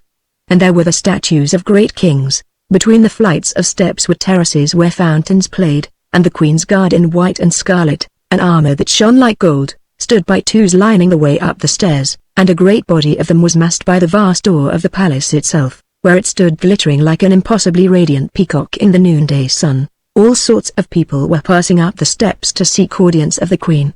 Ladies in richly embroidered dresses with fringy flounces, poor folks in plain and simple clothes, dandies with beards oiled and curled, and Cyril, Robert, Anthea and Jane, went with the crowd. At the gate of the palace the Samed put one eye cautiously out of the basket and whispered, "I can't be bothered with queens. I'll go home with this lady. I'm sure she'll get me some sand if you ask her to." "Oh, don't leave us," said Jane. The woman was giving some last instructions in court etiquette to Anthea, and did not hear Jane. "Don't be a little muff," said the Samed quite fiercely. "It's not a bit of good your having a charm. You never use it. If you want me you've only got to say the name of power and ask the charm to bring me to you." "I'd rather go with you," said Jane. And it was the most surprising thing she had ever said in her life. Everyone opened its mouth without thinking of manners, and Anthea, who was peeping into the Samed's basket, saw that its mouth opened wider than anybody's. "You needn't gawp like that," Jane went on. "I'm not going to be bothered with queens any more than IT is. And I know, wherever it is, it'll take jolly good care that it's safe." "She's right there," said everyone, for they had observed that the Samed had a way of knowing which side its bread was buttered. She turned to the woman and said, "You'll take me home with you, won't you? And let me play with your little girls till the others have done with the Queen." "Surely I will, little heart," said the woman, and then Anthea hurriedly stroked the Samed and embraced Jane, who took the woman's hand, and trotted contentedly away with the Samed's bag under the other arm. The others stood looking after her till she, the woman, and the basket were lost in the many-colored crowd.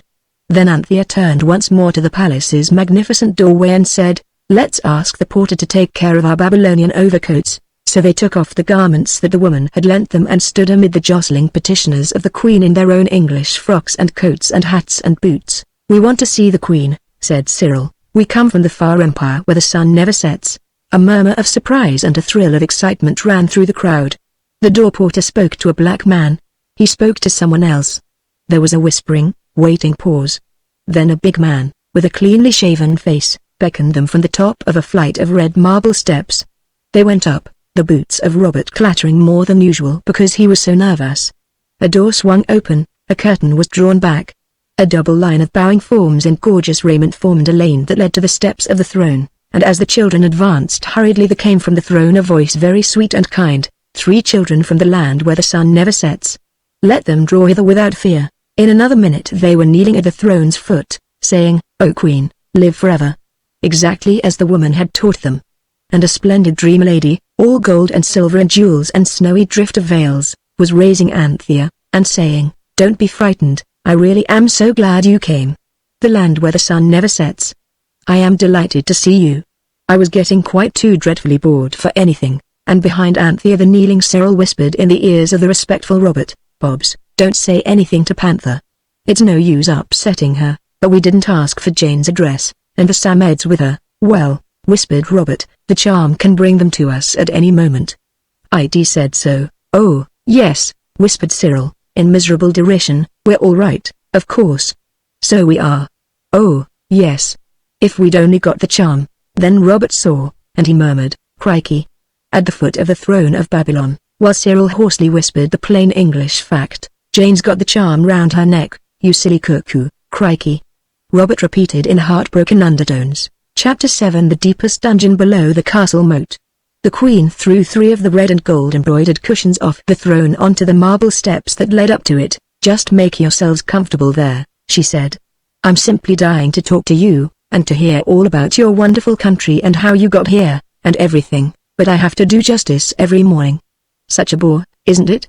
"Do you do justice in your own country?" "No," said Cyril, "at least of course we try to, but not in this public sort of way, only in private." "Ah, yes," said the Queen, "I should much prefer a private audience myself, much easier to manage. But public opinion has to be considered. Doing justice is very hard work, even when you're brought up to it. We don't do justice, But we have to do scales, Jane and me, said Anthea, 20 minutes a day. It's simply horrid. What are scales? Asked the Queen. And what is Jane? Jane is my little sister. One of the guards at the gate's wife is taking care of her. And scales are music. I never heard of the instrument, said the Queen. Do you sing? Oh, yes. We can sing in parts, said Anthea. That is magic, said the Queen. How many parts are you each cut into before you do it? We aren't cut at all, said Robert hastily. We couldn't sing if we were. We'll show you afterwards, so you shall, and now sit quiet like dear children and hear me do justice. The way I do it has always been admired. I oughtn't to say that, ought I? Sounds so conceited. But I don't mind with you, dears. Somehow I feel as though I'd known you quite a long time already. The Queen settled herself on her throne and made a signal to her attendants. The children, whispering together among the cushions on the steps of the throne, decided that she was very beautiful and very kind, but perhaps just the least bit flighty. The first person who came to ask for justice was a woman whose brother had taken the money the father had left for her.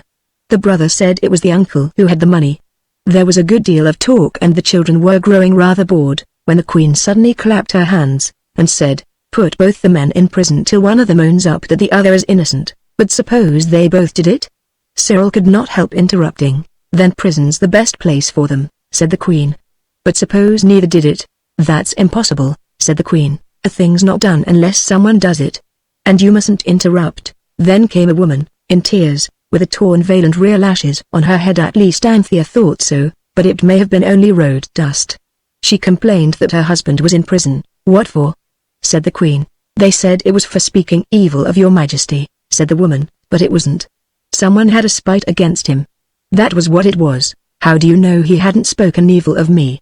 Said the Queen. No one could, said the woman simply, when they'd once seen your beautiful face. Let the man out, said the Queen, smiling.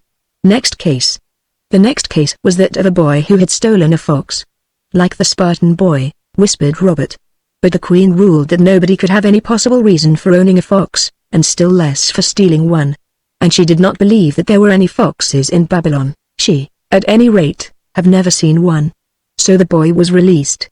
The people came to the Queen about all sorts of family quarrels and neighborly misunderstandings, from a fight between brothers over the division of an inheritance, to the dishonest and unfriendly conduct of a woman who had borrowed a cooking pot at the last New Year's festival, and not returned it yet. And the Queen decided everything, very, very decidedly indeed. At last she clapped her hands quite suddenly and with extreme loudness, and said, "The audience is over for today." Everyone said, "May the Queen live forever," and went out, and the children were left alone in the Justice Hall with the Queen of Babylon and her ladies. "There," said the Queen, with a long sigh of relief. "That's over. I couldn't have done another stitch of justice if you'd offered me the crown of Egypt. Now come into the garden, and we'll have a nice, long, cozy talk." She led them through long, narrow corridors whose walls they somehow felt were very, very thick, into a sort of garden courtyard. There were thick shrubs closely planted, and roses were trained over trellises, and made a pleasant shade needed, indeed, for already the sun was as hot as it is in England in August at the seaside. Slaves spread cushions on a low, marble terrace, and a big man with a smooth face served cool drink in cups of gold studded with beryls. He drank a little from the Queen's cup before handing it to her. "That's rather a nasty trick," whispered Robert, who had been carefully taught never to drink out of one of the nice, shiny, metal cups that are chained to the London drinking fountains without first rinsing it out thoroughly. The Queen overheard him. "Not at all," said she. "Ritti Marduk is a very clean man. And one has to have someone as taster, you know, because of poison." The word made the children feel rather creepy, but Ritti Marduk had tasted all the cups, so they felt pretty safe. The drink was delicious, very cold, and tasting like lemonade and partly like penny ices. "Leave us," said the Queen. And all the court ladies, in their beautiful, many-folded, many-colored, fringed dresses, filed out slowly, and the children were left alone with the Queen. "Now," she said, "tell me all about yourselves." They looked at each other. "You, Bobs," said Cyril. "No, Anthea," said Robert. "No, you, Cyril," said Anthea. "Don't you remember how pleased the Queen of India was when you told her all about us?" Cyril muttered that it was all very well, and so it was. For when he had told the tale of the phoenix and the carpet to the Ranee, it had been only the truth and all the truth that he had to tell. But now it was not easy to tell a convincing story without mentioning the amulet which, of course, It wouldn't have done to mention and without owning that they were really living in London, about 2,500 years later than the time they were talking in. Cyril took refuge in the tale of the Samed and its wonderful power of making wishes come true. The children had never been able to tell anyone before, and Cyril was surprised to find that the spell which kept them silent in London did not work here. Something to do with our being in the past, I suppose, he said to himself. This is most interesting, said the Queen. We must have this Samed for the banquet tonight. Its performance will be one of the most popular turns in the whole program. Where is it? Anthea explained that they did not know, also why it was that they did not know. Oh, that's quite simple, said the Queen, and everyone breathed a deep sigh of relief as she said it. Ritti Marduk shall run down to the gates and find out which guard your sister went home with. Might he? Anthea's voice was tremulous. Might he? Would it interfere with his meal times, or anything like that? If he went now, of course he shall go now. He may think himself lucky if he gets his meals at any time, said the Queen heartily, and clapped her hands. May I send a letter? Asked Cyril, pulling out a red-backed penny account book, and feeling in his pockets for a stump of pencil that he knew was in one of them. By all means. I'll call my scribe. Oh, I can scribe right enough, thanks, said Cyril, finding the pencil and licking its point. He even had to bite the wood a little, for it was very blunt. Oh, you clever boy, said the Queen.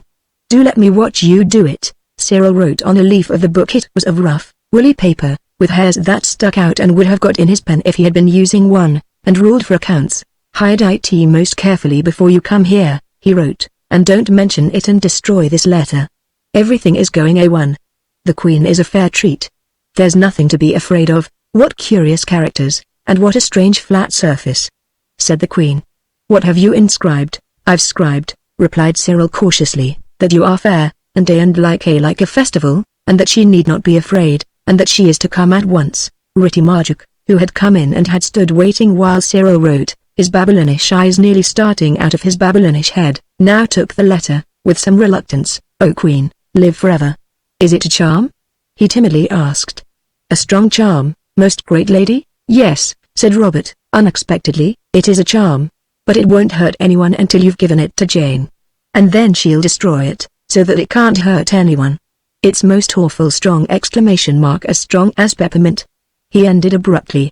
I know not the god, said Ritti Marduk, bending timorously. She'll tear it up directly she gets it, said Robert, that'll end the charm. You needn't be afraid if you go now. Ritti Marduk went, seeming only partly satisfied, and then the Queen began to admire the penny account book and the bit of pencil in so marked and significant a way that Cyril felt he could not do less than press them upon her as a gift. She ruffled the leaves delightedly. What a wonderful substance, she said. And with this style you make charms? Make a charm for me.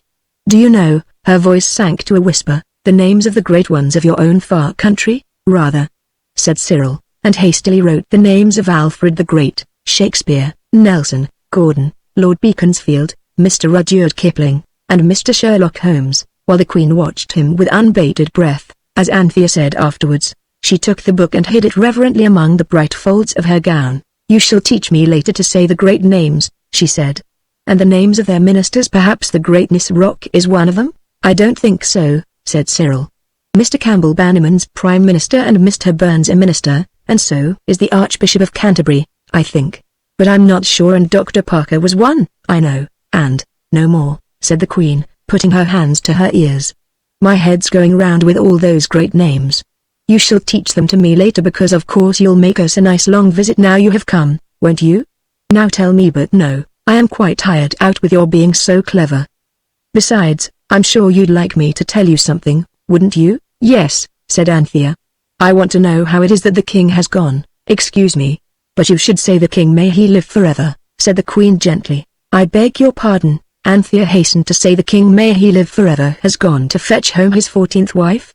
I don't think even Bluebeard had as many as that. And, besides, he hasn't killed you at any rate. The Queen looked bewildered. She means, explained Robert, that English kings only have one wife at least. Henry VIII had 7 or 8, but not all at once. In our country, said the Queen scornfully, a king would not reign a day who had only one wife. No one would respect him, and quite right too. Then are all the other 13 alive? Asked Anthea. Of course they are poor mean-spirited things. I don't associate with them, of course, I am the Queen. They're only the wives, I see, said Anthea. gasping. "But oh, my dears," the queen went on, "such a to-do as there's been about this last wife. You never did. It really was too funny. We wanted an Egyptian princess. The king, may he live forever, has got a wife from most of the important nations, and he had set his heart on an Egyptian one to complete his collection. Well, of course, to begin with, we sent a handsome present of gold. The Egyptian king sent back some horses, quite a few. He's fearfully stingy ! And he said he liked the gold very much, but what they were really short of was lapis lazuli, so of course we sent him some. But by that time he'd begun to use the gold to cover the beams of the roof of the temple of the sun god, and he hadn't nearly enough to finish the job, so we sent some more. And so it went on, oh, for years. You see, each journey takes at least 6 months. And at last we asked the hand of his daughter in marriage." "Yes, and then?" said Anthea, who wanted to get to the princess part of the story. "Well, then," said the queen, "when he'd got everything out of us that he could, and only given the meanest presents in return, he sent to say he would esteem the honor of an alliance very highly, only unfortunately he hadn't any daughter, but he hoped one would be born soon, and if so, she should certainly be reserved for the king of Babylon." "What a trick," said Cyril. "Yes, wasn't it? So then we said his sister would do, and then there were more gifts and more journeys, and now at last the tiresome, black-haired thing is coming, and the king, may he live forever, has gone 7 days' journey to meet her at Carchemish. And he's gone in his best chariot, the one inlaid with lapis lazuli and gold, with the gold-plated wheels and onyx-studded hubs, much too great in honor in my opinion. She'll be here tonight. There'll be a grand banquet to celebrate her arrival. She won't be present, of course. She'll be having her baths and her anointings, and all that sort of thing. We always clean our foreign brides very carefully. It takes 2 or 3 weeks. Now it's dinner time, and you shall eat with me, for I can see that you are of high rank." She led them into a dark, cool hall, with many cushions on the floor. On these they sat, and low tables were brought, beautiful tables of smooth, blue stone mounted in gold. On these, golden trays were placed, but there were no knives, or forks, or spoons. The children expected the queen to call for them, but no. She just ate with her fingers, and as the first dish was a great tray of boiled corn, and meat and raisins all mixed up together, and melted fat poured all over the tray, it was found difficult to follow her example with anything like what we are used to think of as good table manners. There were stewed quinces afterwards, and dates in syrup, and thick yellowy cream. It was the kind of dinner you hardly ever get in Fitzroy Street. After dinner everybody went to sleep, even the children. The queen awoke with a start. "Good gracious!" she cried, "what a time we've slept! I must rush off and dress for the banquet. I shan't have much more than time." "Hasn't Triti Marjuk got back with our sister and the Samed yet?" Anthea asked. "I quite forgot to ask." "I'm sorry," said the queen. "And of course they wouldn't announce her unless I told them to, except during justice hours. I expect she's waiting outside. I'll see." Triti Marjuk came in a moment later. "I regret," he said, "that I have been unable to find your sister. The beast she bears with her in a basket has bitten the child of the guard, and your sister and the beast set out to come to you. The police say they have a clue. No doubt we shall have news of her in a few weeks." He bowed and withdrew. The horror of this threefold loss, Jane, the Samed, and the amulet, gave the children something to talk about while the queen was dressing. I shall not report their conversation, it was very gloomy. Everyone repeated himself several times, and the discussion ended in each of them blaming the other two for having let Jane go. "You know the sort of talk it was, don't you?" At last Cyril said, "After all, she's with the Samed, so she's all right. The Samed is jolly careful of itself too. And it isn't as if we were in any danger. Let's try to buck up and enjoy the banquet." They did enjoy the banquet. They had a beautiful bath, which was delicious, were heavily oiled all over, including their hair, and that was most unpleasant. Then, they dressed again and were presented to the king, who was most affable. The banquet was long, there were all sorts of nice things to eat, and everybody seemed to eat and drink a good deal. Everyone lay on cushions and couches, ladies on one side and a gentleman on the other, and after the eating was done each lady went and sat by some gentleman, who seemed to be her sweetheart or her husband, for they were very affectionate to each other. The court dresses had gold thread woven in them, very bright and beautiful. The middle of the room was left clear, and different people came and did amusing things. There were conjurers and jugglers and snake charmers, which last Anthea did not like at all. When it got dark torches were lighted. Cedar splinters dipped in oil blazed in copper dishes set high on poles. Then there was a dancer, who hardly danced at all, only just struck attitudes. She had hardly any clothes, and was not at all pretty. The children were rather bored by her, but everyone else was delighted, including the king, by the beard of Nimrod. He cried, "Ask what you like, girl, and you shall have it." "I want nothing," said the dancer. "The honor of having pleased the king, may he live forever, is reward enough for me." And the king was so pleased with this modest and sensible reply that he gave her the gold collar off his own neck. "I say," said Cyril, awed by the magnificence of the gift. "It's all right," whispered the queen. "It's not his best collar by any means. We always keep a stock of cheap jewelry for these occasions. And now you promised to sing us something. Would you like my minstrels to accompany you?" "No, thank you," said Anthea quickly. The minstrels had been playing off and on all the time, and the music reminded Anthea of the band she and the others had once had on the 5th of November, with penny horns, a tin whistle, a tea tray, the tongs, a policeman's rattle, and a toy drum. They had enjoyed this band very much at the time. But it was quite different when someone else was making the same kind of music. Anthea understood now that father had not been really heartless and unreasonable when he had told them to stop that infuriating din. "What shall we sing?" Cyril was asking. "Sweet and Low?" suggested Anthea. "Too soft, I vote for Who Will All the Downs." "Now then, 1, 2, 3, oh, who'll o'er the downs so free, oh, who will with me ride, oh, who'll up and follow me, to win a blooming bride. Her father he has locked the door, her mother keeps the key, but neither bolt nor bar shall keep my own true love from me." Jane, the alto, was missing, and Robert, unlike the mother of the lady in the song, never could keep the key, but the song, even so, was sufficiently unlike anything any of them had ever heard to rouse the Babylonian court to the wildest enthusiasm. "More, more," cried the king, "by my beard, this savage music is a new thing. Sing again." So they sang. "I saw her bower at twilight grey, 'twas guarded safe and sure. I saw her bower at break of day, 'twas guarded then no more. The varlets they were all asleep, and there was none to see the greeting fair that passed the between my love and me." Shouts of applause greeted the ending of the verse, and the king would not be satisfied till they had sung all their part songs. They only knew 3, twice over, and ended up with Men of Harlech in unison. Then the king stood up in his royal robes with his high, narrow crown on his head and shouted, "By the beak of Nisroch, ask what you will, strangers from the land where the sun never sets, we ought to say it's enough honor, like the dancer did," whispered Anthea. "No, let's ask for it," said Robert. "No, no. I'm sure the others' manners," said Anthea. But Robert, who was excited by the music, and the flaring torches, and the applause and the opportunity, spoke up before the others could stop him. "Give us the half of the amulet that has on it the name Ahakauseche," he said, adding as an afterthought, "O king, live forever." As he spoke the great name, those in the pillared hall fell on their faces, and lay still. All but the queen, who crouched amid her cushions with her head in her hands, and the king, who stood upright, perfectly still, like the statue of a king in stone. It was only for a moment though. Then his great voice thundered out, "Guard, seize them." Instantly, from nowhere as it seemed, sprang 8 soldiers in bright armor inlaid with gold, and tunics of red and white. Very splendid they were, and very alarming. "Impious and sacrilegious wretches," shouted the king. "To the dungeons with them. We will find a way, tomorrow, to make them speak. For without doubt they can tell us where to find the lost half of it."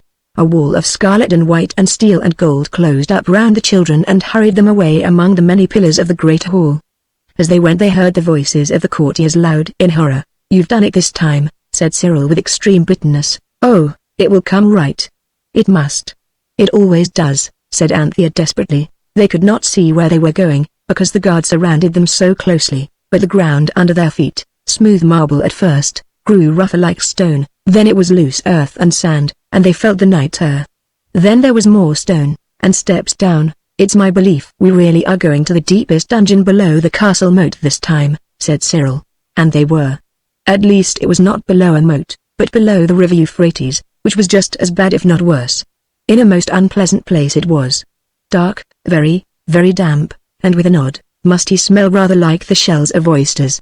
There was a torch, that is to say, a copper basket on a high stick with oiled wood burning in it. By its light the children saw that the walls were green, and that trickles of water ran down them and dripped from the roof. There were things on the floor that looked like newts, and in the dark corners creepy, shiny things moved sluggishly, uneasily, horribly. Robert's heart sank right into those really reliable boots of his.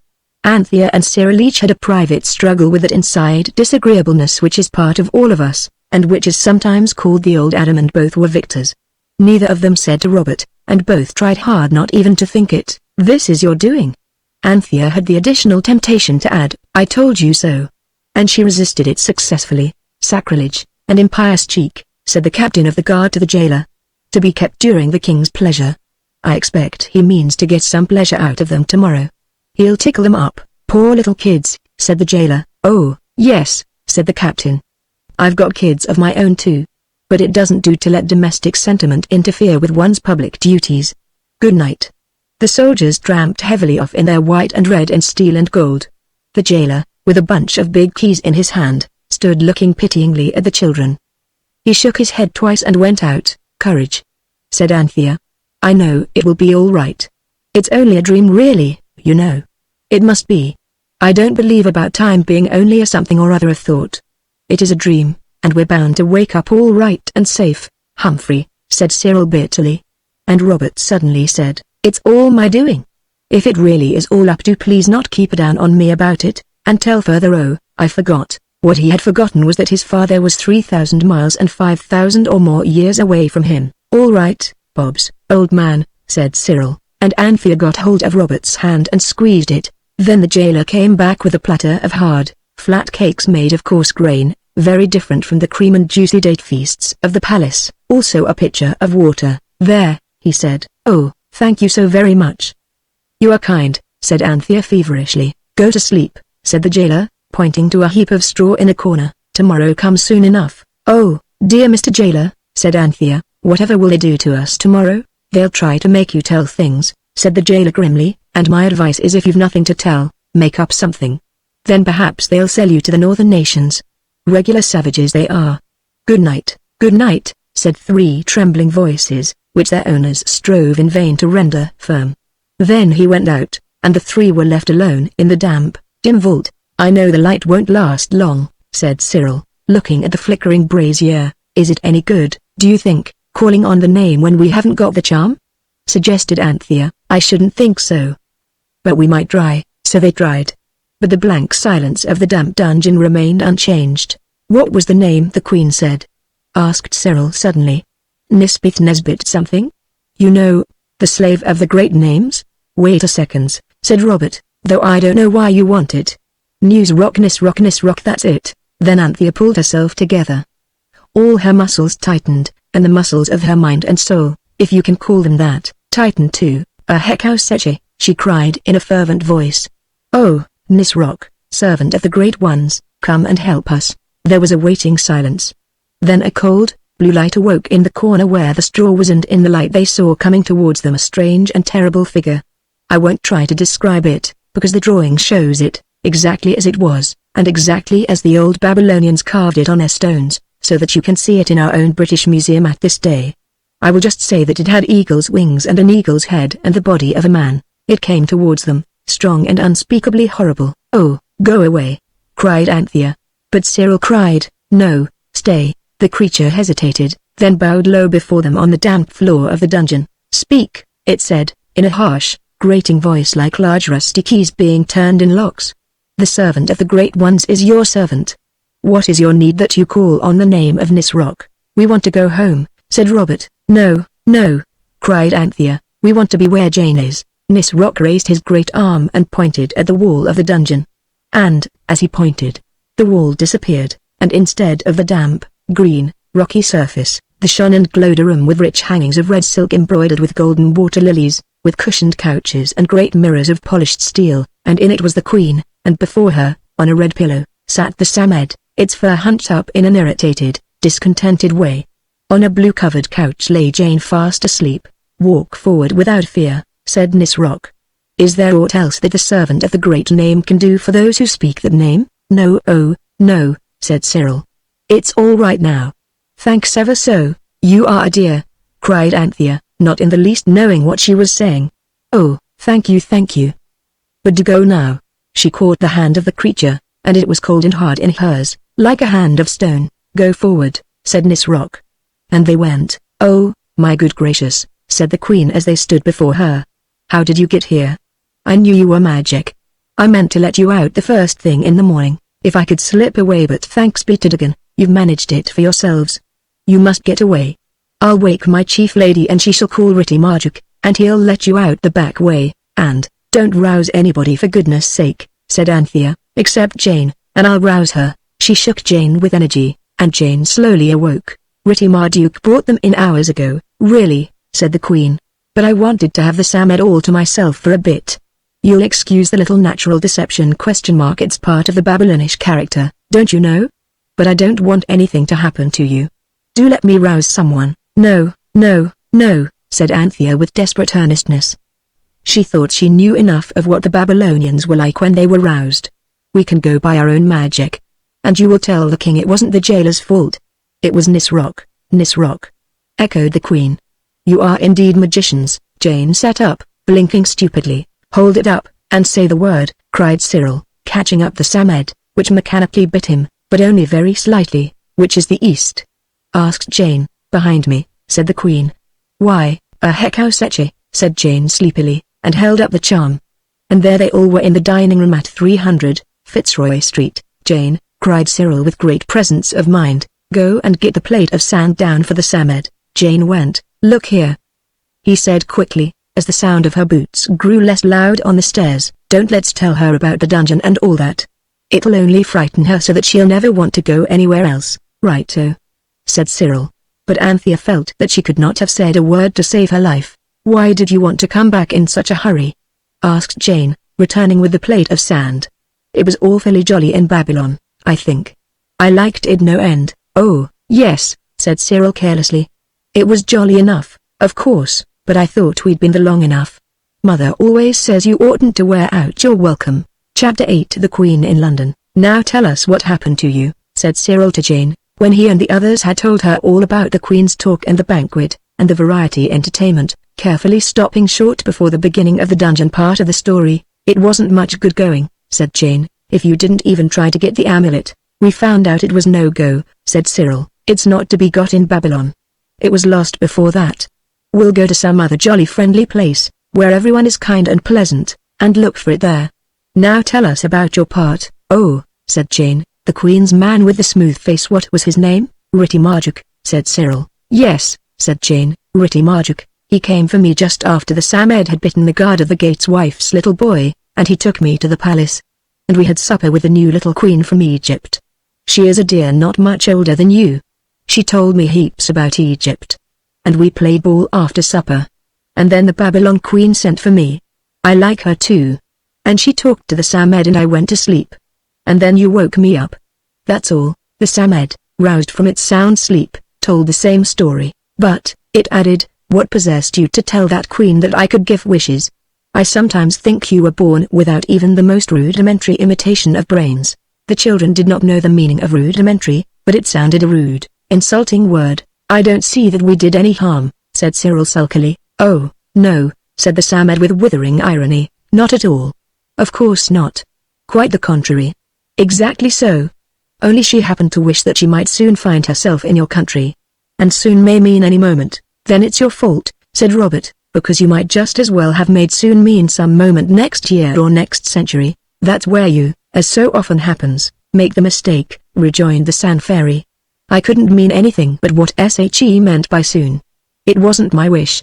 And what she meant was the next time the king happens to go out lion hunting. So she'll have a whole day, and perhaps two, to do as she wishes with. She doesn't know about time only being a mode of thought. Well, said Cyril, with a sigh of resignation, we must do what we can to give her a good time. She was jolly decent to us. I say, suppose we were to go to St. James's Park after dinner and feed those ducks that we never did feed. After all that Babylon and all those years ago, I feel as if I should like to see something real, and now. You'll come, Samed? Where's my priceless woven basket of sacred rushes? Asked the Samed morosely. I can't go out with nothing on. And I won't, what's more. And then everybody remembered with pain that the base bag had, in the hurry of departure from Babylon, not been remembered. But it's not so extra precious, said Robert hastily. You can get them given to you for nothing if you buy fish in Farringdon Market. Oh, said the Samed very crossly indeed, so you presume on my sublime indifference to the things of this disgusting modern world. to fob me off with a traveling equipage that costs you nothing. Very well, I shall go to sand. Please don't wake me. And it went then and there to sand, which, as you know, meant to bed. The boys went to St. James's Park to feed the ducks, but they went alone. Anthea and Jane sat sewing all the afternoon. They cut off half a yard from each of their best green Liberty sashes. A towel cut in two formed a lining, and they sat and sewed and sewed and sewed. What they were making was a bag for the Samed. Each work did a half of the bag. Jane's half had four-leaved shamrocks embroidered on it. They were the only things she could do, because she had been taught how at school, and, fortunately, some of the silk she had been taught with was left over. And even so, Anthea had to draw the pattern for her. Anthea's side of the bag had letters on it worked hastily but affectionately in chain stitch. They were something like this: Sam's travel car. She would have put traveling carriage, but she made the letters too big, so there was no room. The bag was made into a bag with old nurse's sewing machine, and the strings of it were Anthea's and Jane's best red hair ribbons. At tea time, when the boys had come home with a most unfavorable report of the St. James's Park ducks, Anthea ventured to awaken the Samed, and to show it its new traveling bag. Humphrey, it said, sniffing a little contemptuously, yet at the same time affectionately, it's not so dusty. The Samed seemed to pick up very easily the kind of things that people said nowadays. For a creature that had in its time associated with megatheriums and pterodactyls, its quickness was really wonderful. It's more worthy of me, it said, than the kind of bag that's given away with a pound of place. When do you propose to take me out in it? I should like a rest from taking you or us anywhere, said Cyril. But Jane said, I want to go to Egypt. I did like that Egyptian princess that came to marry the king in Babylon.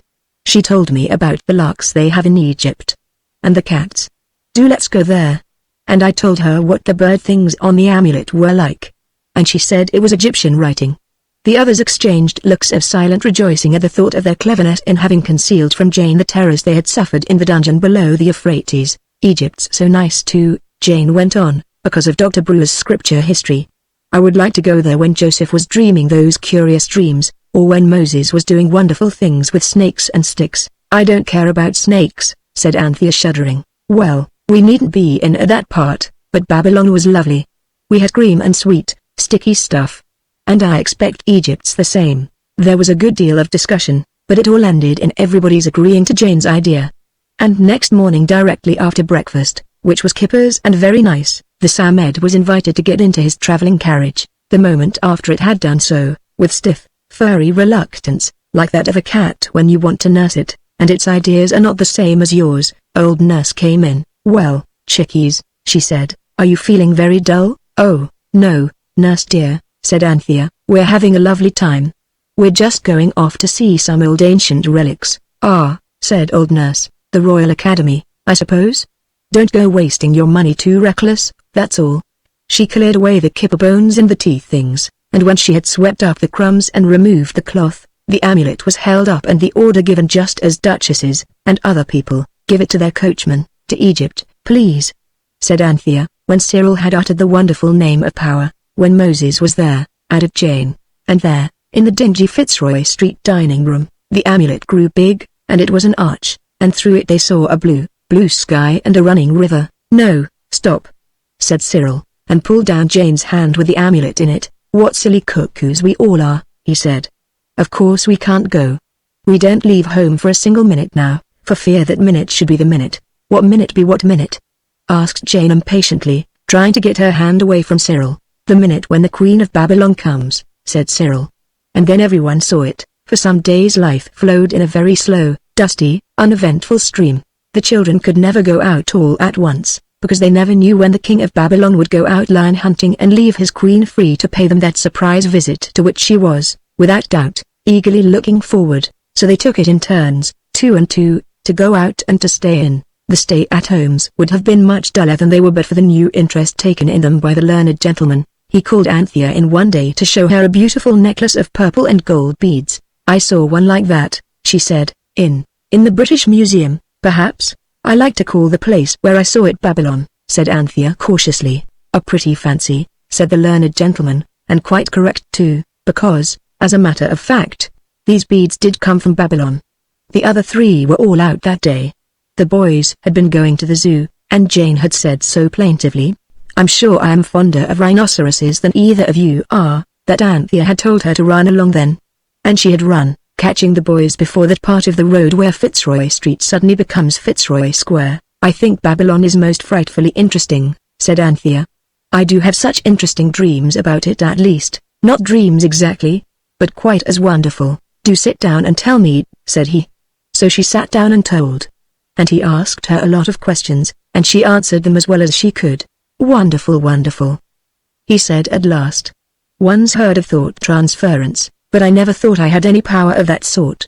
Yet it must be that, and very bad for you, I should think. Doesn't your head ache very much?" He suddenly put a cold, thin hand on her forehead. "No thank you, not at all," said she. "I assure you it is not done intentionally," he went on. "Of course I know a good deal about Babylon, and I unconsciously communicate it to you. You've heard of thought reading, but some of the things you say, I don't understand. They never enter my head, and yet they're so astoundingly probable." "It's all right," said Anthea reassuringly. "I understand. And don't worry. It's all quite simple really." It was not quite so simple when Anthea, having heard the others come in, went down, and before she had had time to ask how they had liked the zoo, heard a noise outside, compared to which the wild beasts' noises were gentle as singing birds. "Good gracious!" cried Anthea. "What's that?" The loud hum of many voices came through the open window. Words could be distinguished. "Airs a guy. This ain't November. That ain't no guy. It's a ballet lady, that's what it is. Not it, it's a bloomin' loony, I tell you." Then came a clear voice that they knew. "Retire, slaves." It said. "What's she a saying of?" cried a dozen voices. Some blamed foreign lingo. One voice replied. The children rushed to the door. A crowd was on the road and pavement. In the middle of the crowd, plainly to be seen from the top of the steps, with a beautiful face and bright veil of the Babylonian queen. "Jiminy!" cried Robert, and ran down the steps. "Here she is, here!" he cried. "Look out, let the lady pass.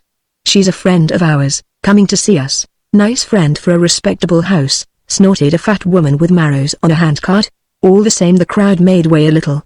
The queen met Robert on the pavement, and Cyril joined them, the Samed bag still on his arm. "Here," he whispered, "here's the Samed. You can get wishes. I wish you'd come in a different dress, if you had to come," said Robert, "but it's no use my wishing anything." "No," said the queen. "I wish I was dressed." "No, I don't. I wish they were dressed properly, then they wouldn't be so silly." The Samed blew itself out till the bag was a very tight fit for it, and suddenly every man, woman, and child in that crowd felt that it had not enough clothes on. For, of course, the queen's idea of proper dress was the dress that had been proper for the working classes 3,000 years ago in Babylon, and there was not much of it. "Lawky me," said the marrow-selling woman, "whatever good day took me to come out this figure?"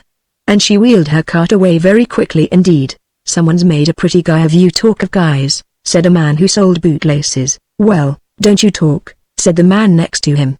"Look at your own silly legs, and where's your boots?" "I never come out like this, I'll take my sacred," said the bootlace seller. "I wasn't quite myself last night, I alone, but not to dress up like a circus." The crowd was all talking at once, and getting rather angry. But no one seemed to think of blaming the queen.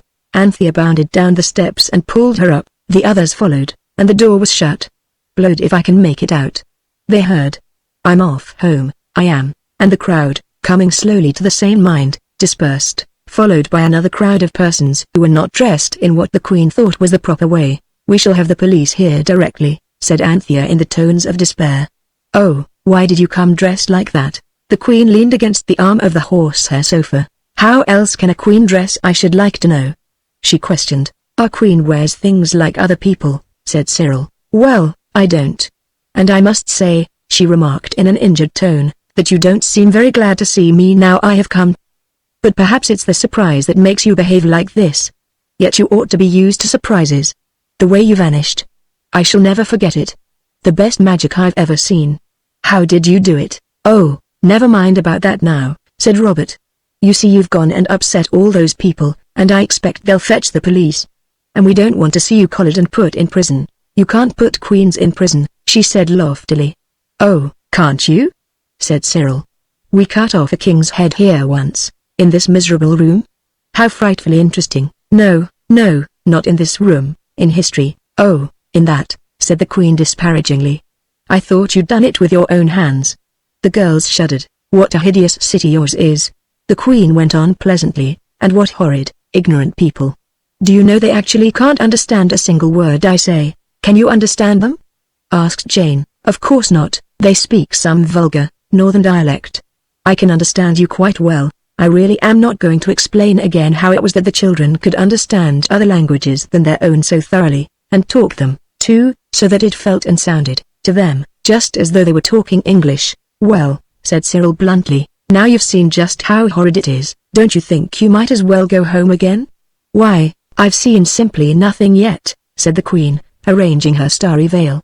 "I wished to be at your door, and I was. Now I must go and see your King and Queen." "Nobody's allowed to," said Anthea in haste, "but look here, we'll take you and show you anything you'd like to see, anything you can see," she added kindly, because she remembered how nice the Queen had been to them in Babylon, even if she had been a little deceitful in the matter of Jane and Samed. "There's the museum," said Cyril hopefully. "There are lots of things from your country there. If only we could disguise you a little." "I know," said Anthea suddenly. "Mother's old theatre cloak, and there are a lot of her old hats in the big box." The blue silk, lace-trimmed cloak did indeed hide some of the Queen's startling splendors, but the hat fitted very badly. It had pink roses in it, and there was something about the coat or the hat or the Queen, that made her look somehow not very respectable. "Oh, never mind," said Anthea, when Cyril whispered this. "The thing is to get her out before Nurse has finished her 40 winks. I should think she's about got to the 39th wink by now." "Come on then," said Robert. "You know how dangerous it is. Let's make haste into the museum. If any of those people you made guys of do fetch the police, they won't think of looking for you there." The blue silk coat and the pink rosed hat attracted almost as much attention as the royal costume had done, and the children were uncommonly glad to get out of the noisy streets into the grey quiet of the museum. "Parcels and umbrellas to be left here," said a man at the counter. The party had no umbrellas, and the only parcel was the bag containing the Samed, which the Queen had insisted should be brought. "I'm not going to be left," said the Samed softly, "so don't you think it." "I'll wait outside with you," said Anthea hastily, and went to sit on the seat near the drinking fountain. "Don't sit so near that nasty fountain," said the creature crossly, "I might get splashed." Anthea obediently moved to another seat and waited. Indeed she waited, and waited, and waited, and waited, and waited. The Samed dropped into an uneasy slumber. Anthea had long ceased to watch the swing door that always let out the wrong person, and she was herself almost asleep, and still the others did not come back. It was quite a start when Anthea suddenly realized that they had come back, and that they were not alone. Behind them was quite a crowd of men in uniform, and several gentlemen were there. Everyone seemed very angry. "Now go," said the nicest of the angry gentlemen. "Take the poor, demented thing home and tell your parents she ought to be properly looked after. If you can't get her to go we must send for the police," said the nastiest gentleman. "But we don't wish to use harsh measures," added the nice one, who was really very nice indeed, and seemed to be over all the others. "May I speak to my sister a moment first?" asked Robert. The nicest gentleman nodded, and the officials stood round the Queen, the others forming a sort of guard while Robert crossed over to Anthea. "Everything you can think of," he replied to Anthea's glance of inquiry. "Kicked up the most frightful shine in there. Said those necklaces and earrings and things in the glass cases were all hers. Would have them out of the cases. Tried to break the glass. She did break one bit. Everybody in the place has been at her. No good. I only got her out by telling her that was the place where they cut queens' heads off." "Oh, Bobs, what a whacker. You'd have told a wackanger one to get her out. Besides, it wasn't. I meant mummy queens. How do you know they don't cut off mummies' heads to see how the embalming is done?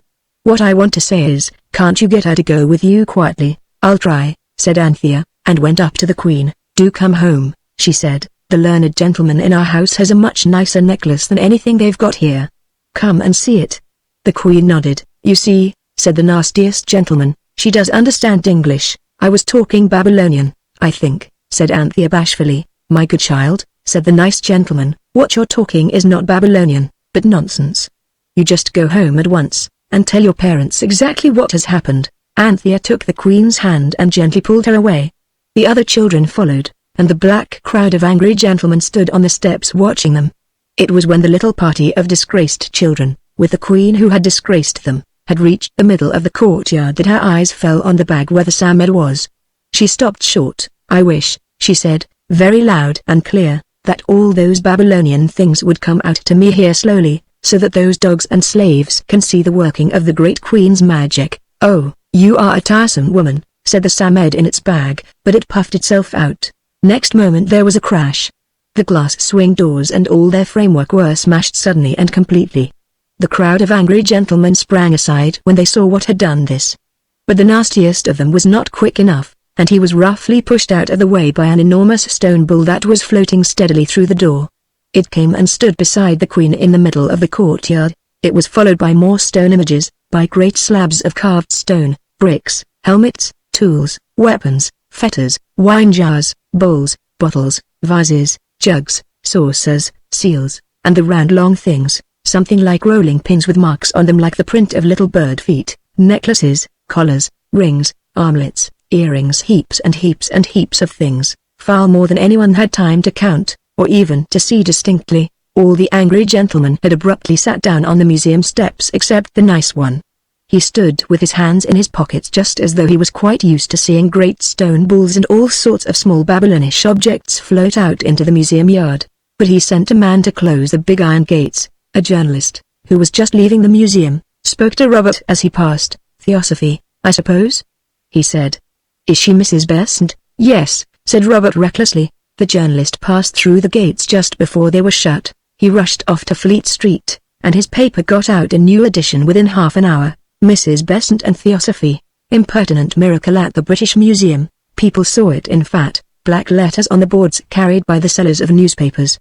Some few people who had nothing better to do went down to the museum on the tops of omnibuses.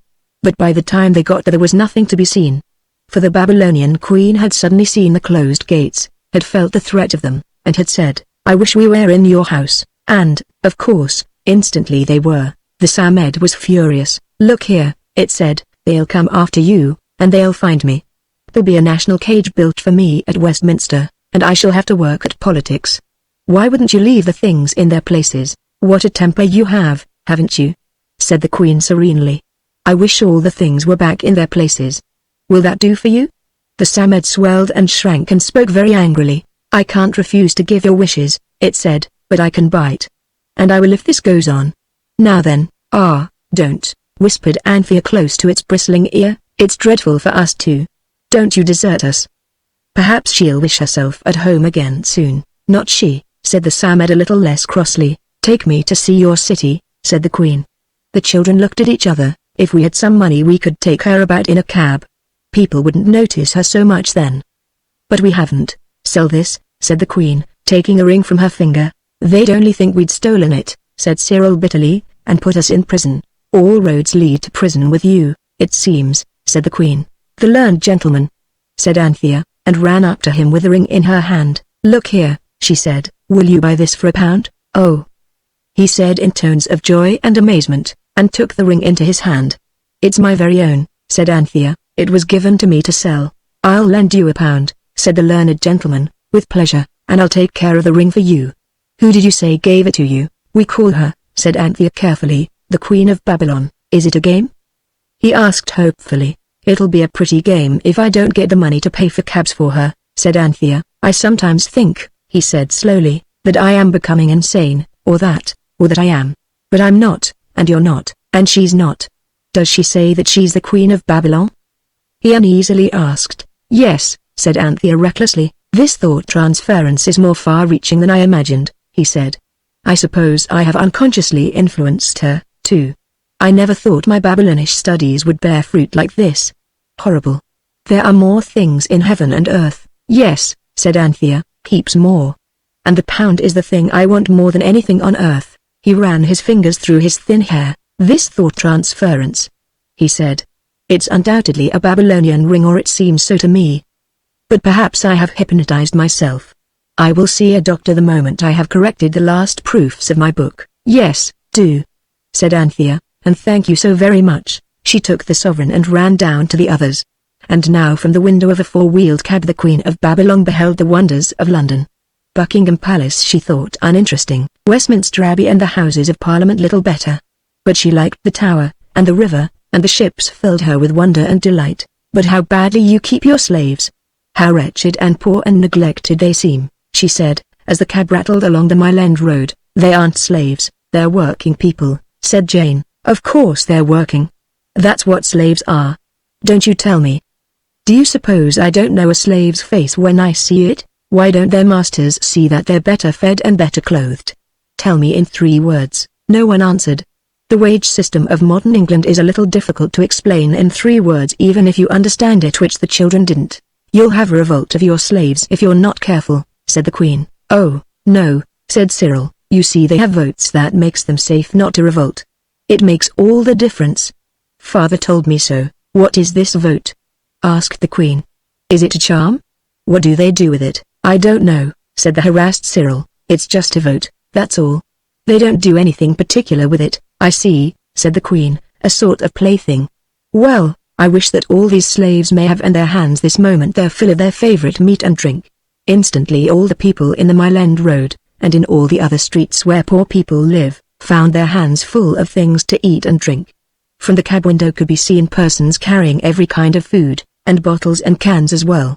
Roast meat, fowls, red lobsters, great yellowy crabs, fried fish, boiled pork, beefsteak puddings, baked onions, mutton pies. Most of the young people had oranges and sweets and cake. It made an enormous change in the look of the Mile End Road, brightened it up, so to speak, and brightened up, more than you can possibly imagine, the faces of the people. Makes a difference, doesn't it? Said the Queen. That's the best wish you've had yet, said Jane with cordial approval. Just by the bank the cabman stopped. I ain't a-going to drive you no further, he said. Out you gets. They got out rather unwillingly. I wants my tea, he said, and they saw that on the box of the cab was a mound of cabbage, with pork chops and apple sauce, a duck, and a spotted currant pudding. Also a large can. You pay me my fare, he said threateningly, and looked down at the mound, muttering again about his tea. We'll take another cab, said Cyril with dignity. Give me change for a sovereign, if you please. But the cabman, as it turned out, was not at all a nice character. He took the sovereign, whipped up his horse, and disappeared in the stream of cabs and omnibuses and wagons, without giving them any change at all. Already a little crowd was collecting round the party. Come on, said Robert, leading the wrong way. The crowd round them thickened. They were in a narrow street where many gentlemen in black coats and without hats were standing about on the pavement talking very loudly. How ugly their clothes are, said the Queen of Babylon. They'd be rather fine men, some of them, if they were dressed decently, especially the ones with the beautiful long, curved noses. I wish they were dressed like the Babylonians of my court, and of course, it was so. The moment the almost fainting Samed had blown itself out, every man in Throgmorton Street appeared abruptly in Babylonian full dress. All were carefully powdered, their hair and beards were scented and curled, their garments richly embroidered. They wore rings and armlets, flat gold collars and swords, and impossible-looking headdresses. A stupefied silence fell on them. I say, a youth who had always been fair-haired broke that silence. It's only fancy, of course. Something wrong with my eyes, but you chaps do look so rum, said his friend. Look at you. You in a sash. My hat. And your hair's gone black and you've got a beard. It's my belief we've been poisoned. You do look a jackape. Old Levenstein don't look so bad. But how was it done? That's what I want to know. How was it done? Is it conjuring, or what? I think it is just a verbal dream, said old Levenstein to his clerk. All along Bishopsgate I have seen the Gorman people have their hands full of food, good food. Oh yes, without doubt a very bad dream. Then I'm dreaming too, sir, said the clerk, looking down at his legs with an expression of loathing. I see my feet in beastly sandals as plain as plain. All that good food wasted, said old Mr. Levenstein. A bad dream, a bad dream. The members of the Stock Exchange are said to be at all times a noisy lot. But the noise they made now to express their disgust at the costumes of ancient Babylon was far louder than their ordinary row. One had to shout before one could hear oneself speak. I only wish, said the clerk who thought it was conjuring. He was quite close to the children and they trembled, because they knew that whatever he wished would come true. I only wish we knew who'd done it, and, of course, instantly they did know, and they pressed round the Queen. Scandalous. Shameful. Ought to be put down by law. Give her in charge. Fetch the police, 2 or 3 voices shouted at once. The Queen recoiled. What is it? She asked. They sound like caged lions by the thousand. What is it that they say? They say police, said Cyril briefly. I knew they would sooner or later. And I don't blame them, mind you. I wish my guards were here, cried the Queen. The exhausted Samed was panting and trembling. but the Queen's guards in red and green garments, and brass and iron gear, choked Throgmorton Street, and bared weapons flashed round the Queen. "I'm mad," said a Mr. Rosenbaum. "That's what it is, mad. It's a judgment on you, Rosie," said his partner. "I always said you were too hard in that matter of flower dew. It's a judgment, and I'm in it too." The members of the Stock Exchange had edged carefully away from the gleaming blades, the mailed figures, the hard, cruel Eastern faces. But Throgmorton Street is narrow, and the crowd was too thick for them to get away as quickly as they wished. "Kill them," cried the Queen. "Kill the dogs." The guards obeyed. "It is all a dream," cried Mr. Levinstein, cowering in a doorway behind his clerk. "It isn't," said the clerk. "It isn't. Oh, my good gracious. Those foreign brutes are killing everybody. Henry Hirsch is down now, and Prentice is cut in two. Oh, Lord.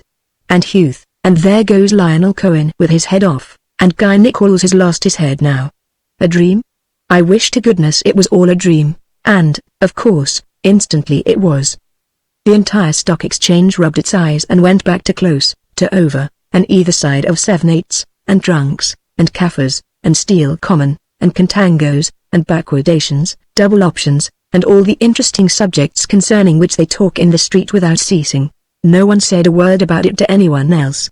I think I have explained before that businessmen do not like it to be known that they have been dreaming in business hours. Especially mad dreams including such dreadful things as hungry people getting dinners, and the destruction of the Stock Exchange. The children were in the dining room at 300, Fitzroy Street, pale and trembling. The Samet crawled out of the embroidered bag, and lay flat on the table, its legs stretched out, looking more like a dead hare than anything else. "Thank goodness that's over," said Anthea, drawing a deep breath. "She won't come back, will she?" asked Jane tremulously. "No," said Cyril. "She's thousands of years ago. But we spent a whole precious £1 on her. It'll take all our pocket money for ages to pay that back." "Not if it was all a dream," said Robert. "The wish said all a dream, you know, Panther. You cut up and ask if he lent you anything." "I beg your pardon," said Anthea politely, following the sound of her knock into the presence of the learned gentleman. "I'm so sorry to trouble you, but did you lend me £1 today?" "No," said he, looking kindly at her through his spectacles. "But it's extraordinary that you should ask me, for I dozed for a few moments this afternoon, a thing I very rarely do, and I dreamed quite distinctly that you brought me a ring that you said belonged to the Queen of Babylon, and that I lent you a sovereign and that you left one of the Queen's rings here." The ring was a magnificent specimen. He sighed. "I wish it hadn't been a dream," he said smiling. He was really learning to smile quite nicely. Anthea could not be too thankful that the Samed was not there to grant his wish. Chapter 9 Atlantis. You will understand that the adventure of the Babylonian Queen in London was the only one that had occupied any time at all. But the children's time was very fully taken up by talking over all the wonderful things seen and done in the past, where, by the power of the amulet, they seemed to spend hours and hours, only to find when they got back to London that the whole thing had been briefer than a lightning flash. They talked of the past at their meals, in their walks, in the dining room, in the first-floor drawing room, but most of all on the stairs. It was an old house, it had once been a fashionable one, and was a fine one still. The banister rails of the stairs were excellent for sliding down, and in the corners of the landings were big alcoves that had once held graceful statues, and now quite often held the graceful forms of Cyril, Robert, Anthea, and Jane. One day Cyril and Robert in tight white underclothing had spent a pleasant hour in reproducing the attitudes of statues seen either in the British Museum, or in Father's big photograph book. But the show ended abruptly because Robert wanted to be the Venus of Milo, and for this purpose pulled at the sheet which served for drapery at the very moment when Cyril, looking really quite like the discobolos with a golden white saucer for the disc, was standing on one foot, and under that one foot was the sheet. Of course the discobolos and his disc and the would-be Venus came down together, and everyone was a good deal hurt, especially the saucer, which would never be the same again, however neatly one might join its uneven bits with secotine or the white of an egg. "I hope you're satisfied," said Cyril, holding his head where a large lump was rising. "Quite, thanks," said Robert bitterly. His thumb had caught in the banisters and bent itself back almost to breaking point. "I am so sorry, poor, dear squirrel," said Anthea, "and you were looking so lovely. I'll get a wet rag. Bobs, go and hold your hand under the hot water tap. It's what ballet girls do with their legs when they hurt them. I saw it in a book." "What book?" said Robert disagreeably. But he went. When he came back Cyril's head had been bandaged by his sisters, and he had been brought to the state of mind where he was able reluctantly to admit that he supposed Robert hadn't done it on purpose. Robert replying with equal suavity, Anthea hastened to lead the talk away from the accident. "I suppose you don't feel like going anywhere through the amulet," she said. "Egypt," said Jane promptly. "I want to see the pussycats." "Not me too hot," said Cyril. "It's about as much as I can stand here, let alone Egypt." It was indeed hot, even on the second landing, which was the coolest place in the house. "Let's go to the North Pole. I don't suppose the amulet was ever there, and we might get our fingers frostbitten so that we could never hold it up to get home again."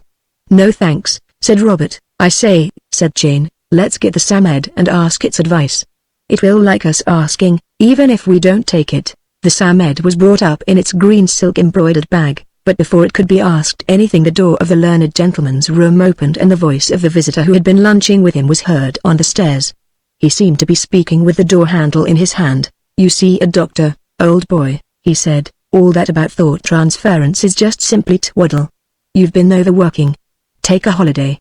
Go to Dieppe." "I'd rather go to Babylon," said the learned gentleman. "I wish you'd go to Atlantis sometime, while we're about it, so as to give me some tips for my 19th century article when you come home." "I wish I could," said the voice of the learned gentleman. "Goodbye. Take care of yourself." The door was banged, and the visitor came smiling down the stairs, a stout, prosperous, big man. The children had to get up to let him pass. "Hello, kiddies," he said, glancing at the bandages on the head of Cyril and the hand of Robert. "Been in the wars?" "It's all right," said Cyril. "I say, what was that Atlantic place you wanted him to go to?" "We couldn't help hearing you talk. You talk so very loud." "You see," said Jane soothingly. "Atlantis," said the visitor. "The lost Atlantis, garden of the Hesperides. Great continent disappeared in the sea. You can read about it in Plato." "Thank you," said Cyril doubtfully. "Were there any amulets there?" asked Anthea, made anxious by a sudden thought. "Hundreds, I should think." "So he's been talking to you?" "Yes, often. He's very kind to us. We like him awfully." "Well, what he wants is a holiday. You persuade him to take one. What he wants is a change of scene. You see, his head is crusted so thickly inside with knowledge about Egypt and Assyria and things that you can't hammer anything into it unless you keep hard at it all day long for days and days. And I haven't time. But you live in the house. You can hammer almost incessantly. Just try your hands, will you?" "Right. So long." He went down the stairs 3 at a time, and Jane remarked that he was a nice man, and she thought he had little girls of his own. "I should like to have them to play with," she added pensively. The 3 elder ones exchanged glances. Cyril nodded. "All right. Let's go to Atlantis," he said. "Let's go to Atlantis and take the learned gentleman with us," said Anthea. "He'll think it's a dream, afterwards. But it'll certainly be a change of scene." "Why not take him to nice Egypt?" asked Jane. "Too hot," said Cyril shortly. "Or Babylon, where he wants to go." "I've had enough of Babylon," said Robert, "at least for the present. And so have the others. I don't know why," he added, forestalling the question on Jane's lips, "but somehow we have. Squirrel, let's take off these beastly bandages and get into flannels. We can't go in our unders." He wished to go to Atlantis, so he's got to go sometime, and he might as well go with us, said Anthea.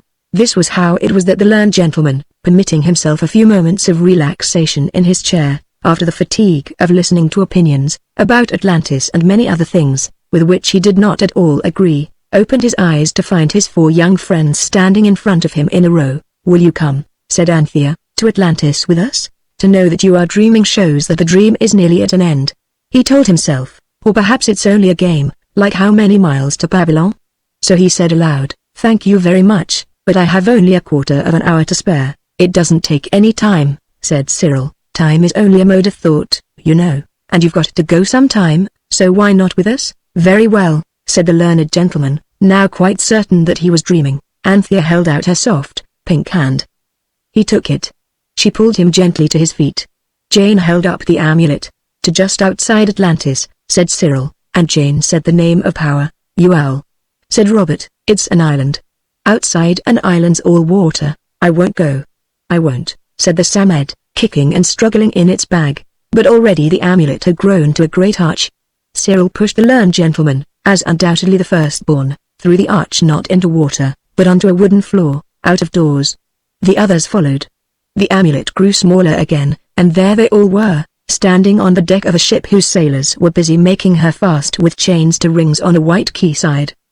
The rings and the chains were of a metal that shone red-yellow like gold. Everyone on the ship seemed too busy at first to notice the group of newcomers from Fitzroy Street. Those who seemed to be officers were shouting orders to the men. They stood and looked across the wide quay to the town that rose beyond it. What they saw was the most beautiful sight any of them had ever seen or ever dreamed of. The blue sea sparkled in soft sunlight, little white-capped waves broke softly against the marble breakwaters that guarded the shipping of a great city from the wilderness of winter winds and seas. The quay was of marble, white and sparkling with a veining bright as gold. The city was of marble, red and white. The greater buildings that seemed to be temples and palaces were roofed with what looked like gold and silver, but most of the roofs were of copper that glowed golden red on the houses on the hills among which the city stood, and shaded into marvelous tints of green and blue and purple where they had been touched by the salt sea spray and the fumes of the dyeing and smelting works of the lower town. Broad and magnificent flights of marble stairs led up from the quay to a sort of terrace that seemed to run along for miles, and beyond rose a town built on a hill. The learned gentleman drew a long breath. "Wonderful," he said. "Wonderful, I say, Mr. What's your name?" said Robert. "He means," said Anthea, with gentle politeness, "that we never can remember your name." "I know it's Mr. De something. When I was your age I was called Jimmy," he said timidly. "Would you mind? I should feel more at home in a dream like this if I anything that made me seem more like one of you." "Thank you, Jimmy," said Anthea with an effort. It seemed such a cheek to be saying Jimmy to a grown-up man. "Jimmy, dear," she added, with no effort at all. Jimmy smiled and looked pleased. But now the ship was made fast, and the captain had time to notice other things. He came towards them, and he was dressed in the best of all possible dresses for the seafaring life. "What are you doing here?" he asked rather fiercely. "Do you come to bless or to curse?" "To bless, of course," said Cyril. "I'm sorry if it annoys you, but we're here by magic. We come from the land of the sun rising," he went on explanatorily. "I see," said the captain. No one had expected that he would. "I didn't notice at first, but of course I hope you're a good omen. It's needed. And this," he pointed to the learned gentleman, "your slave, I presume?" "Not at all," said Anthea, "he's a very great man. A sage, don't they call it? And we want to see all your beautiful city, and your temples and things, and then we shall go back, and he will tell his friend, and his friend will write a book about it." "What?" asked the captain, fingering a rope. "Is a book, a record something written, or," she added hastily, remembering the Babylonian writing, "or engraved?" Some sudden impulse of confidence made Jane pluck the amulet from the neck of her frock. "Like this," she said.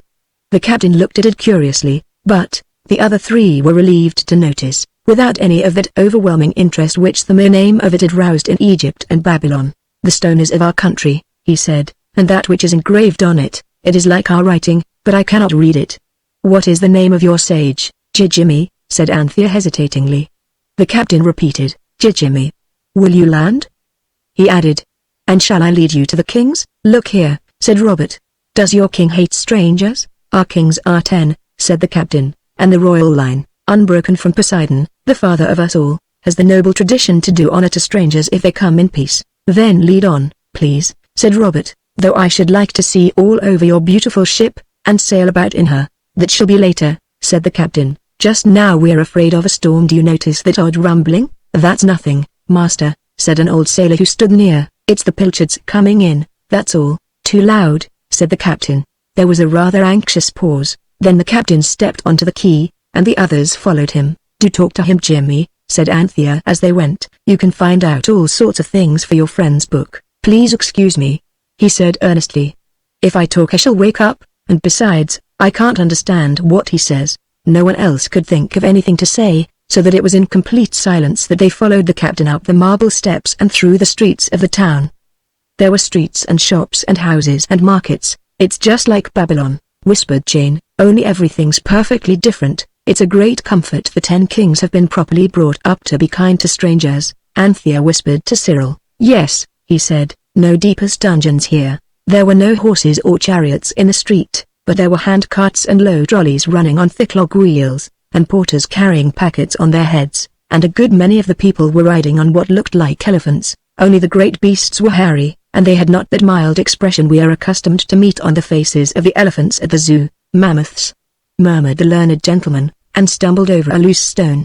The people in the streets kept crowding round them as they went along, but the captain always dispersed the crowd before it grew uncomfortably thick by saying, "Children of the sun god and their high priest come to bless the city," and then the people would draw back with a low murmur that sounded like a suppressed cheer.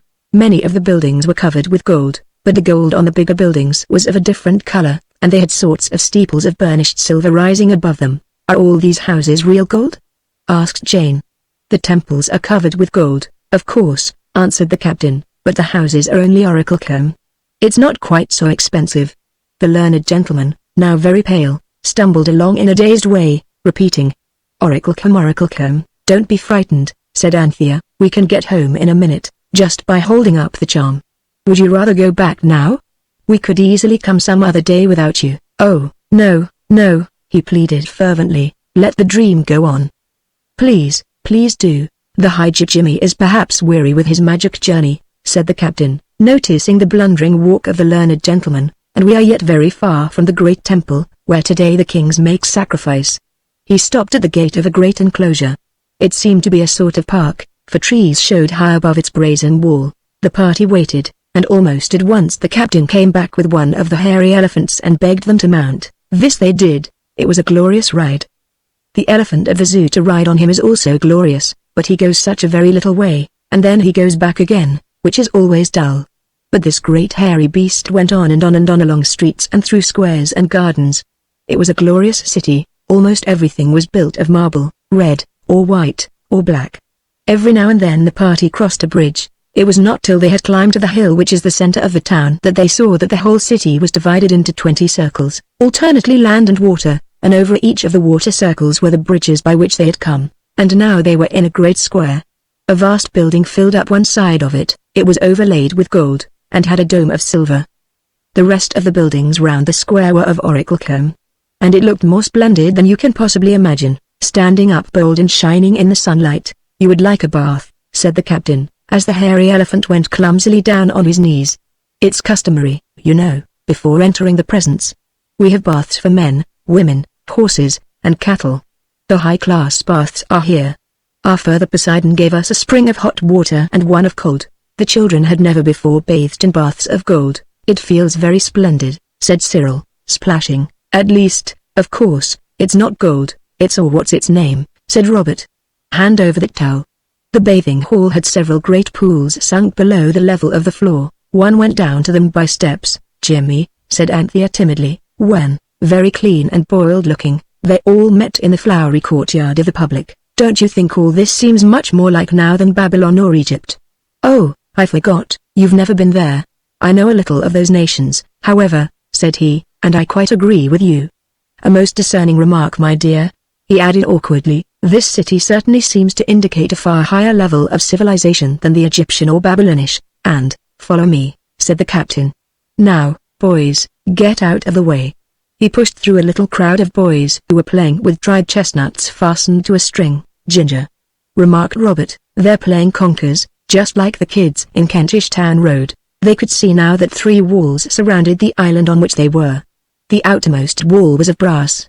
The captain told them, the next, which looked like silver, was covered with tin, and the innermost one was of oracle comb. And right in the middle was a wall of gold, with golden towers and gates. "Behold the temples of Poseidon," said the captain. "It is not lawful for me to enter. I will await your return here." He told them what they ought to say, and the 5 people from Fitzroy Street took hands and went forward. The golden gates slowly opened. "We are the children of the sun," said Cyril, as he had been told, "and our high priest, at least that's what the captain calls him. We have a different name for him at home." "What is his name?" asked a white-robed man who stood in the doorway with his arms extended. "Jimmy," replied Cyril, and he hesitated as Anthea had done. It really did seem to be taking a great liberty with so learned a gentleman. "And we have come to speak with your kings in the temple of Poseidon. Does that word sound right?" he whispered anxiously. "Quite," said the learned gentleman. "It's very odd. I can understand what you say to them, but not what they say to you." "The Queen of Babylon found that too," said Cyril. "It's part of the magic." "Oh, what a dream," said the learned gentleman. The white-robed priest had been joined by others, and all were bowing low. "Enter," he said, "enter, children of the sun, with your high Jimmy." In an inner courtyard stood the temple all of silver, with gold pinnacles and doors, and 20 enormous statues in bright gold of men and women. Also an immense pillar of the other precious yellow metal. They went through the doors, and the priest led them up a stair into a gallery from which they could look down onto the glorious place. The 10 kings are even now choosing the bull. "It is not lawful for me to behold," said the priest, and fell face downward on the floor outside the gallery. The children looked down. The roof was of ivory adorned with the 3 precious metals, and the walls were lined with the favorite oracle comb. At the far end of the temple was a statue group, the like of which no one living has ever seen. It was of gold, and the head of the chief figure reached to the roof. That figure was Poseidon, the father of the city. He stood in a great chariot drawn by 6 enormous horses, and round about it were 100 mermaids riding on dolphins. 10 men, splendidly dressed and armed only with sticks and ropes, were trying to capture one of some 15 bulls who ran this way and that about the floor of the temple. The children held their breath, for the bulls looked dangerous, and the great horned heads were swinging more and more wildly. Anthea did not like looking at the bulls. She looked about the gallery, and noticed that another staircase led up from it to a still higher story, also that a door led out into the open air, where there seemed to be a balcony. So that when a shout went up and Robert whispered, "Got him," and she looked down and saw the herd of bulls being driven out of the temple by whips, and the 10 kings following, one of them spurring with his stick a black bull that writhed and fought in the grip of a lasso. She answered the boys agitated, "Now we shan't see anything more," with, "Yes we can, there's an outside balcony," so they crowded out. But very soon the girls crept back. "I don't like sacrifices," Jane said. So she and Anthea went and talked to the priest, who was no longer lying on his face, but sitting on the top step mopping his forehead with his robe, for it was a hot day. "It's a special sacrifice," he said. "Usually it's only done on the justice days every 5 years and 6 years alternately. And then they drink the cup of wine with some of the bull's blood in it, and swear to judge truly. And they wear the sacred blue robe, and put out all the temple fires. But this today is because the city's so upset by the odd noises from the sea, and the god inside the big mountain speaking with his thunder voice. But all that's happened so often before. If anything could make me uneasy it wouldn't be that. What would it be?" asked Jane kindly. "It would be the lemmings." "Who are they, enemies?" "They're a sort of rat, and every year they come swimming over from the country that no man knows, and stay here a while, and then swim away. This year they haven't come. You know rats won't stay on a ship that's going to be wrecked. If anything horrible were going to happen to us, it's my belief those lemmings would know, and that may be why they fought shy of us." "What do you call this country?" asked the Samed, suddenly putting its head out of its bag. "Atlantis," said the priest. "Then I advise you to get onto the highest ground you can find. I remember hearing something about a flood here. Look here, you," it turned to Anthea, "let's get home. The prospect's too wet for my whiskers." The girls obediently went to find their brothers, who were leaning on the balcony railings. "Where's the learned gentleman?" asked Anthea. "There he is below," said the priest, who had come with them. "Your Hiji Jimmy is with the kings." The 10 kings were no longer alone. The learned gentleman, no one had noticed how he got stood with them on the steps of an altar, on which lay the dead body of a black bull. All the rest of the courtyard was thick with people, seemingly of all classes, and all were shouting, the sea, be calm," said the most kingly of the kings, he who had lassoed the bull. "Our town is strong against the thunders of the sea and of the sky." "I want to go home," whined the Samed. "We can't go without him," said Anthea firmly. "Jimmy," she called, "Jimmy," and waved to him. He heard her, and began to come towards her through the crowd. They could see from the balcony the sea captain edging his way out from among the people. And his face was dead white, like paper, to the hills. He cried in a loud and terrible voice. And above his voice came another voice, louder, more terrible, the voice of the sea. The girls looked seaward. Across the smooth distance of the sea something huge and black rolled towards the town. It was a wave, but a wave 100 feet in height, a wave that looked like a mountain, a wave rising higher and higher till suddenly it seemed to break into one half of it rushed out to sea again. The other, "Oh!" cried Anthea, "the town, the poor people, it's all thousands of years ago." "Really?" said Robert, but his voice trembled. They hid their eyes for a moment. They could not bear to look down, for the wave had broken on the face of the town, sweeping over the quays and docks, overwhelming the great storehouses and factories, tearing gigantic stones from forts and bridges, and using them as battering rams against the temples. Great ships were swept over the roofs of the houses and dashed down halfway up the hill among ruined gardens and broken buildings. The water ground brown fishing boats to powder on the golden roofs of palaces. Then the wave swept back towards the sea. "I want to go home," cried the Samed fiercely. "Oh, yes, yes," said Jane, and the boys were ready, but the learned gentleman had not come. Then suddenly they heard him dash up to the inner gallery, crying, "I must see the end of the dream." He rushed out the higher flight. The others followed him. They found themselves in a sort of turret roofed, but open to the air at the sides. The learned gentleman was leaning on the parapet, and as they rejoined him the vast wave rushed back on the town. This time it rose higher, destroyed more. "Come home," cried the Samed. "That's the last." "I know it is. That's the last over there." It pointed with a claw that trembled. "Oh, come!" cried Jane, holding up the amulet. "I will see the end of the dream," cried the learned gentleman. "You'll never see anything else if you do," said Cyril. "Oh, Jimmy," appealed Anthea. "I'll never bring you out again." "You'll never have the chance if you don't go soon," said the Samed. "I will see the end of the dream," said the learned gentleman obstinately. The hills around were black with people fleeing from the villages to the mountains. And even as they fled, thin smoke broke from the great white peak, and then a faint flash of flame. Then the volcano began to throw up its mysterious fiery inside parts. The earth trembled, ashes and sulfur showered down, a rain of fine pumice stone fell like snow on all the dry land. The elephants from the forest rushed up towards the peaks. Great lizards 30 yards long broke from the mountain pools and rushed down towards the sea. The snows melted and rushed down, first in avalanches, then in roaring torrents. Great rocks cast up by the volcano fell splashing in the sea miles away. "Oh, this is horrible!" cried Anthea. Come home, the end of the dream," gasped the learned gentleman. "Hold up the amulet," cried the Samed suddenly. The place where they stood was now crowded with men and women, and the children were strained tight against the parapet. The turret rocked and swayed.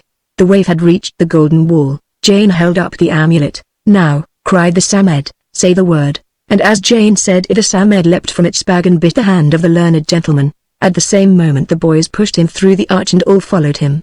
He turned to look back, and through the arch he saw nothing but a waste of waters, with above it the peak of the terrible mountain with fire raging from it. He staggered back to his chair. "What a ghastly dream!" he gasped.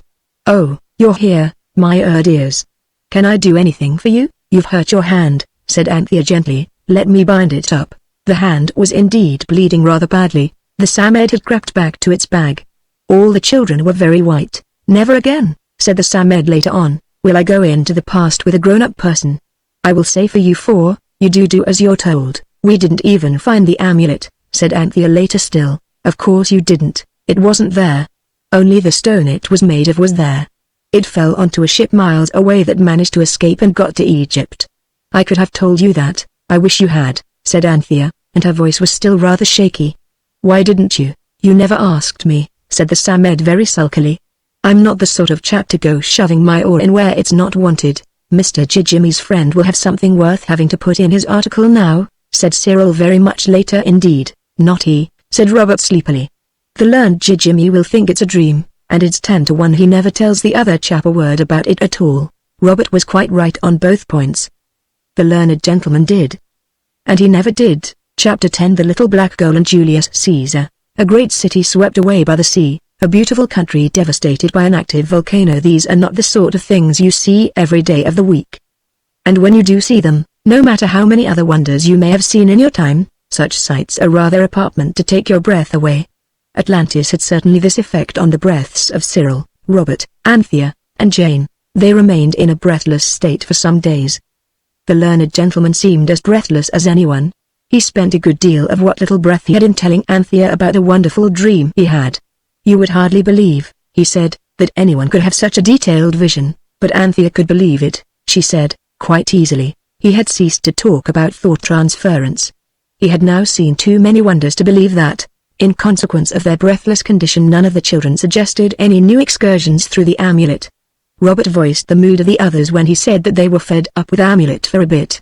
They undoubtedly were. As for the Samed, it went to sand and stayed there, worn out by the terror of the flood and the violent exercise it had had to take in obedience to the inconsiderate wishes of the learned gentleman and the Babylonian queen.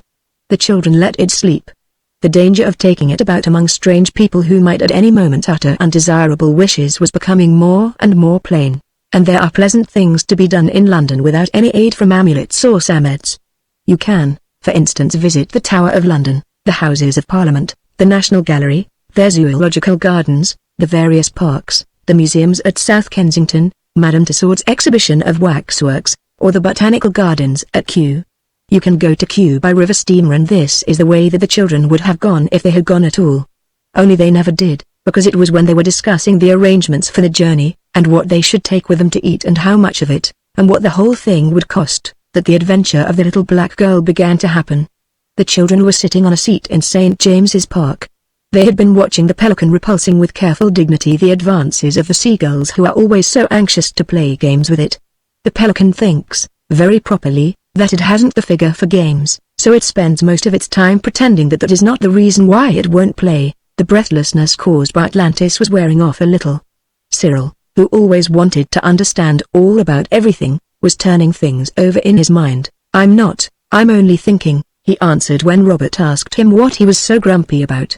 I'll tell you when I've thought it all out. If it's about the amulet, I don't want to hear it, said Jane. Nobody asked you to, retorted Cyril mildly, and I haven't finished my inside thinking about it yet. Let's go to Kew in the meantime. I'd rather go in a steamer, said Robert, and the girls laughed. That's right, said Cyril. Be funny. I would. Well, he was, rather, said Anthea. I wouldn't think, Squirrel, if it hurts you so, said Robert kindly. Oh, shut up, said Cyril, or else talk about Kew. I want to see the palms there, said Anthea hastily, to see if they're anything like the ones on the island where we united the cook and the burglar by the Reverend Half-Curate. All disagreeableness was swept away in a pleasant tide of recollections. And do you remember? They said. Have you forgotten, my hat? Remarked Cyril pensively, as the flood of reminiscence ebbed a little. We have it sometimes. We have that, said Robert. Don't let's have any more, said Jane anxiously. That's what I was thinking about, Cyril replied, and just then they heard the little black girl sniff. She was quite close to them. She was not really a little black girl. She was shabby and not very clean, and she had been crying so much that you could hardly see, through the narrow chink between her swollen lids, how very blue her eyes were. It was her dress that was black, and it was too big and too long for her, and she wore a speckled black ribboned sailor hat that would have fitted a much bigger head than her little flaxen one. And she stood looking at the children and sniffing. Oh, dear, said Anthea, jumping up. Whatever is the matter? She put her hand on the little girl's arm. It was rudely shaken off. You leave me be, said the little girl. I ain't doing nothing to you, but what is it? Anthea asked. Has someone been hurting you? What's that to you? Said the little girl fiercely. You're all right, come away, said Robert, pulling at Anthea's sleeve. She's a nasty, rude little kid. Oh, no, said Anthea. She's only dreadfully unhappy. What is it? She asked again. Oh, you're all right, the child repeated. You ain't a-going to the Union. Can't we take you home? Said Anthea, and Jane added, where does your mother live? She don't live now, she's dead so now, said the little girl fiercely, in tones of miserable triumph. Then she opened her swollen eyes widely, stamped her foot in fury, and ran away. She ran no further than to the next bench, flung herself down there and began to cry without even trying not to. Anthea, quite at once, went to the little girl and put her arms as tight as she could round the hunched-up black figure. Oh, don't cry so, dear, don't, she whispered under the brim of the large sailor hat, now very crooked indeed. Tell Anthea all about it, Anthea'll help you. There, dear, don't cry. The others stood at a distance. 1 or 2 passers-by stared curiously. The child was now only crying part of the time. The rest of the time she seemed to be talking to Anthea. Presently Anthea beckoned Cyril. It's horrible, she said in a furious whisper. Her father was a carpenter and he was a steady man, and never touched a drop except on a Saturday, and he came up to London for work, and there wasn't any, and then he died, and her name is Imogen, and she's 9 come next November. And now her mother's dead, and she's to stay tonight with Mrs. Shrubsole, that's a landlady that's been kind, and tomorrow the relieving officer is coming for her, and she's going into the Union, that means the workhouse. It's too terrible. What can we do? Let's ask the learned gentleman, said Jane brightly, and as no one else could think of anything better the whole party walked back to Fitzroy Street as fast as it could, the little girl holding tight to Anthea's hand and now not crying any more, only sniffing gently. The learned gentleman looked up from his writing with a smile that had grown much easier to him than it used to be. They were quite at home in his room now. It really seemed to welcome them. Even the mummy case appeared to smile as if in its distant superior ancient Egyptian way it were rather pleased to see them than not. Anthea sat on the stairs with Imogen, who was 9 come next November, while the others went in and explained the difficulty. The learned gentleman listened with grave attention. It really does seem rather rough luck, Cyril concluded, because I've often heard about rich people who wanted children most awfully, though I know I never should, but they do. There must be somebody who'd be glad to have her. Gypsies are awfully fond of children, Robert hopefully said. They're always stealing them. Perhaps they'd have her. She's quite a nice little girl really, Jane added. She was only rude at first because we looked jolly and happy, and she wasn't. You understand that, don't you? Yes, said he, absently fingering a little blue image from Egypt. I understand that very well. As you say, there must be some home where she would be welcome. He scowled thoughtfully at the little blue image. Anthea outside thought the explanation was taking a very long time. She was so busy trying to cheer and comfort the little black girl that she never noticed the Samed who, roused from sleep by her voice, had shaken itself free of sand, and was coming crookedly up the stairs. It was close to her before she saw it. She picked it up and settled it in her lap. What is it? Asked the black child. Is it a cat or a organ monkey, or what? And then Anthea heard the learned gentleman say, yes, I wish we could find a home where they would be glad to have her, and instantly she felt the Samed begin to blow itself out as it sat on her lap. She jumped up, lifting the Samed in her skirt, and holding Imogen by the hand, rushed into the learned gentleman's room. At least let's keep together, she cried. All hold hands quick. The circle was like that formed for the mulberry bush or ringo roses. And Anthea was only able to take part in it by holding in her teeth the hem of her frock which, thus supported, formed a bag to hold the Samed. Is it a game? Asked the learned gentleman feebly. No one answered. There was a moment of suspense, then came that curious upside-down, inside-out sensation which one almost always feels when transported from one place to another by magic. Also there was that dizzy dimness of sight which comes on these occasions. The mist cleared, the upside-down, inside-out sensation subsided, and there stood the 6 in a ring, as before, only they're 12 feet, instead of standing on the carpet of the learned gentleman's room, stood on green grass. Above them, instead of the dusky ceiling of the Fitzroy Street floor, was a pale blue sky. And where the walls had been in the painted mumia case, were tall dark green trees, oaks and ashes, and in between the trees and under them tangled bushes and creeping ivy. There were beech trees too, but there was nothing under them but their own dead red drifted leaves, and here and there a delicate green fern frond. And there they stood in a circle still holding hands, as though they were playing ring-o-roses or the mulberry bush. Just 6 people hand in hand in a wood. That sounds simple, but then you must remember that they did not know where the wood was, and what's more, they didn't know when then wood was. There was a curious sort of feeling that made the learned gentleman say, another dream, dear me. And made the children almost certain that they were in a time a very long while ago. As for little Imogen, she said, oh, my. And kept her mouth very much open indeed. Where are we? Cyril asked the Samed. In Britain, said the Samed. But when? Asked Anthea anxiously. About the year 55 before the year you reckon time from, said the Samed crossly. Is there anything else you want to know? It added, sticking its head out of the bag formed by Anthea's blue linen frock, and turning its snail's eyes to right and left. I've been here before, it's very little changed. Yes, but why here? Asked Anthea. Your inconsiderate friend, the Samed replied, wished to find some home where they would be glad to have that unattractive and immature female human being whom you have picked up gracious knows how. In Megarium days properly brought up children didn't talk to shabby strangers in parks.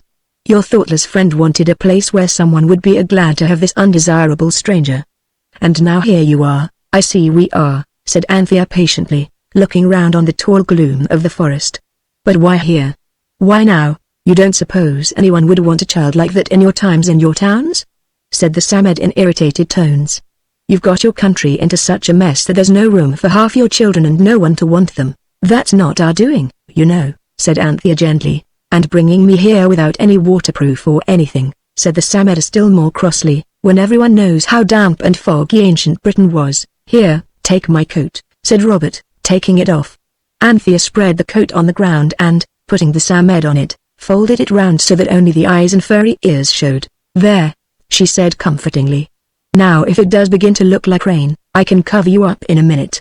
Now what are we to do? The others who had stopped holding hands crowded round to hear the answer to this question. Imogen whispered in an awed tone, can't the organ monkey talk neither? I thought it was only parrots, do? Replied the Samed. I don't care what you do. and it drew head and ears into the tweed covering of Robert's coat. The others looked at each other. "It's only a dream," said the learned gentleman hopefully. "Something is sure to happen if we can prevent ourselves from waking up." And sure enough, something did. The brooding silence of the dark forest was broken by the laughter of children and the sound of voices. "Let's go and see," said Cyril. "It's only a dream," said the learned gentleman to Jane, who hung back. "If you don't go with the tide of a dream, if you resist, you wake up, you know."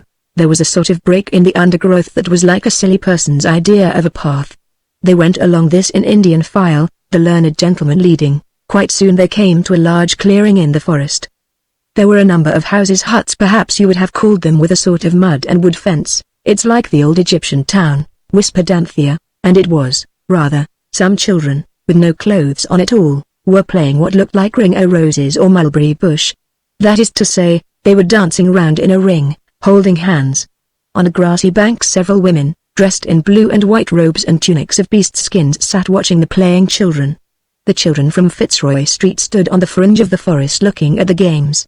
One woman with long, fair braided hair sat a little apart from the others, and there was a look in her eyes as she followed the play of the children that made Anthea feel sad and sorry. None of those little girls is her own little girl, thought Anthea. The little black-clad London child pulled at Anthea's sleeve.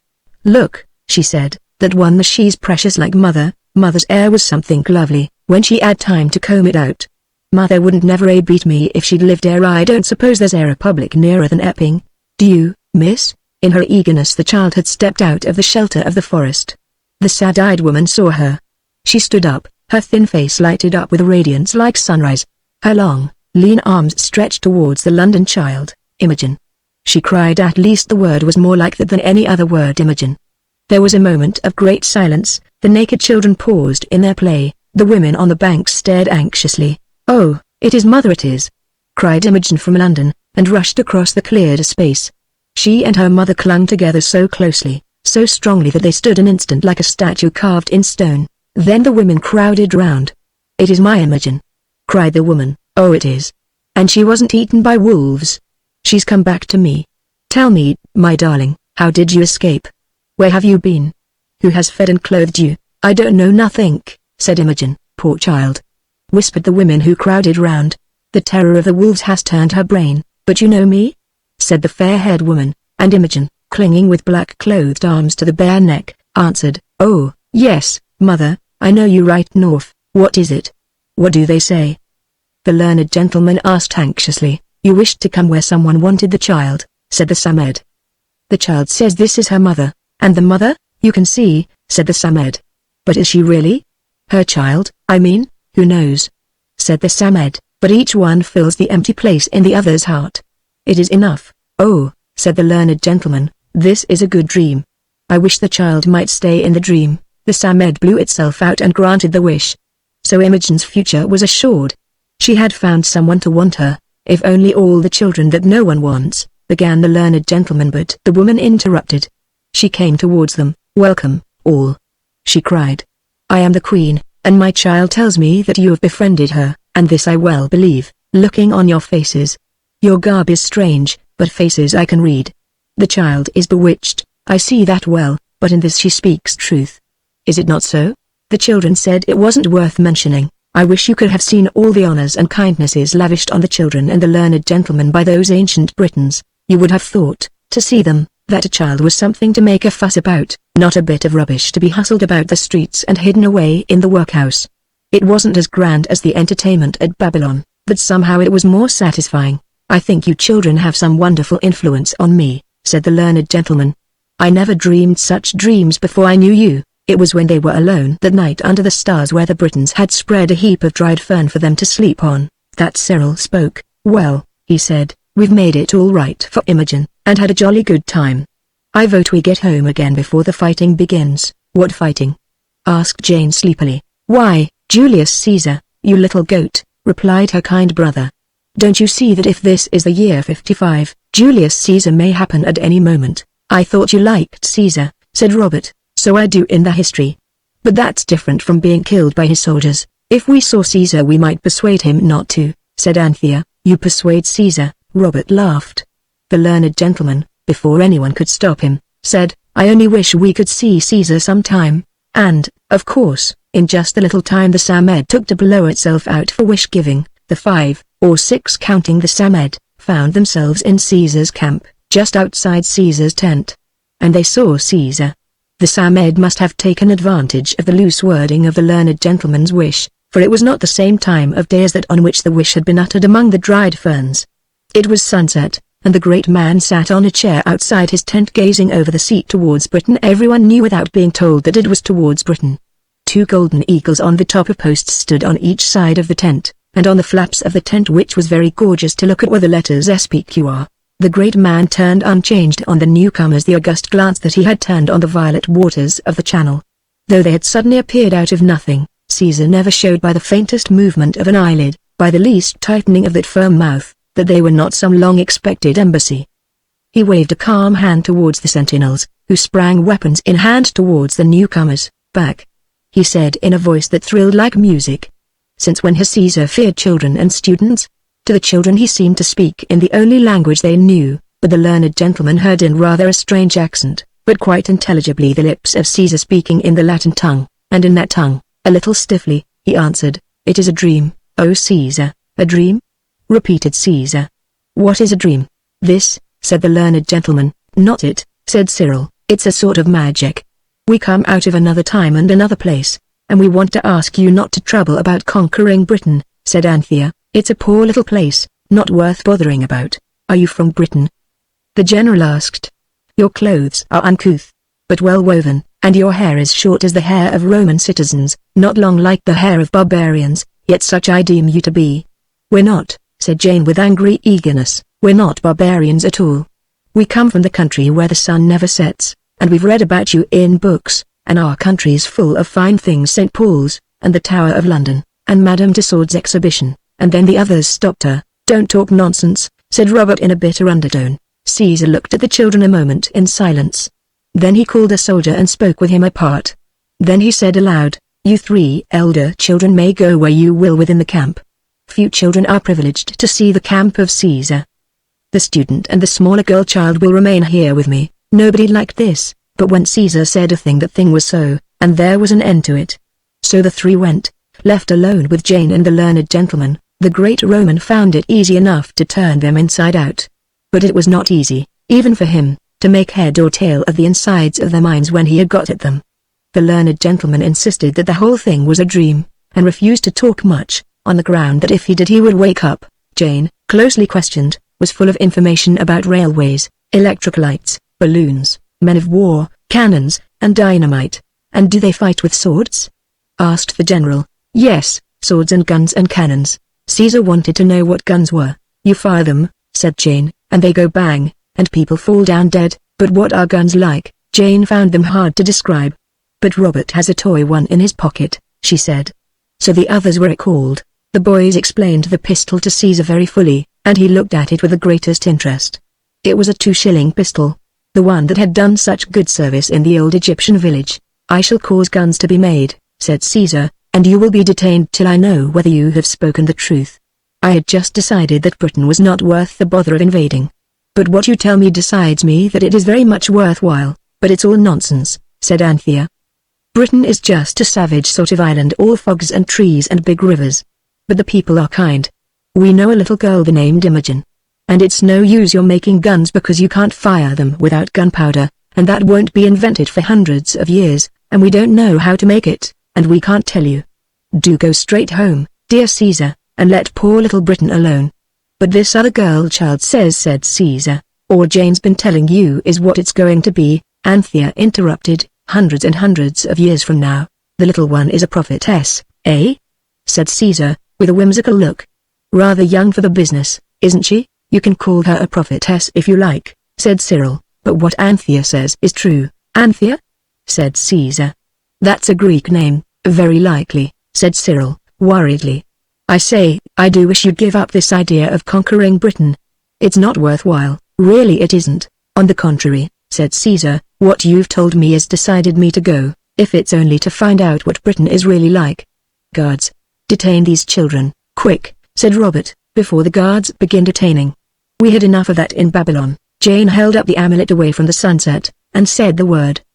The learned gentleman was pushed through and the others more quickly than ever before passed through the arch back into their own times and the quiet dusty sitting room of the learned gentleman. It is a curious fact that when Caesar was encamped on the coast of Gaul somewhere near Boulogne I believe he was sitting before his tent in the glow of the sunset, looking out over the violet waters of the English Channel. Suddenly he started, rubbed his eyes, and called his secretary. The young man came quickly from within the tent. "Marcus," said Caesar, "I have dreamed a very wonderful dream. Some of it I forget, but I remember enough to decide what was not before determined. Tomorrow the ships that have been brought round from the Ligaris shall be provisioned. We shall sail for this three-cornered island. First, we will take but 2 legions. This, if what we have heard be true, should suffice. But if my dream be true, then 100 legions will not suffice. For the dream I dreamed was the most wonderful that ever tormented the brain even of Caesar. And Caesar has dreamed some strange things in his time, and if you hadn't told Caesar all that about how things are now, he'd never have invaded Britain," said Robert to Jane as they sat down to tea. "Oh, nonsense," said Anthea, pouring out, "it was all settled hundreds of years ago." "I don't know," said Cyril. "Jam, please. This about time being only a thingamy of thought is very confusing. If everything happens at the same time, it can't," said Anthea stoutly. "The present's the present and the past's the past." "Not always," said Cyril. "When we were in the past the present was the future. Now then," he added triumphantly, and Anthea could not deny it. "I should have liked to see more of the camp," said Robert. "Yes, we didn't get much for our money but Imogen is happy, that's one thing," said Anthea. "We left her happy in the past. I've often seen about people being happy in the past, in poetry books. I see what it means now. It's not a bad idea," said the Samed sleepily, putting its head out of its bag and taking it in again suddenly, being left in the past. Everyone remembered this afterwards, when, Chapter 11 Before Pharaoh, it was the day after the adventure of Julius Caesar and the little black girl that Cyril, bursting into the bathroom to wash his hands for dinner. You have no idea how dirty they were, for he had been playing shipwrecked mariners all the morning on the leads at the back of the house, where the water cistern is, found Anthea leaning her elbows on the edge of the bath, and crying steadily into it. "Hello," he said, with brotherly concern. "What's up now? Dinner'll be cold before you've got enough salt water for a bath." "Go away," said Anthea fiercely. "I hate you. I hate everybody."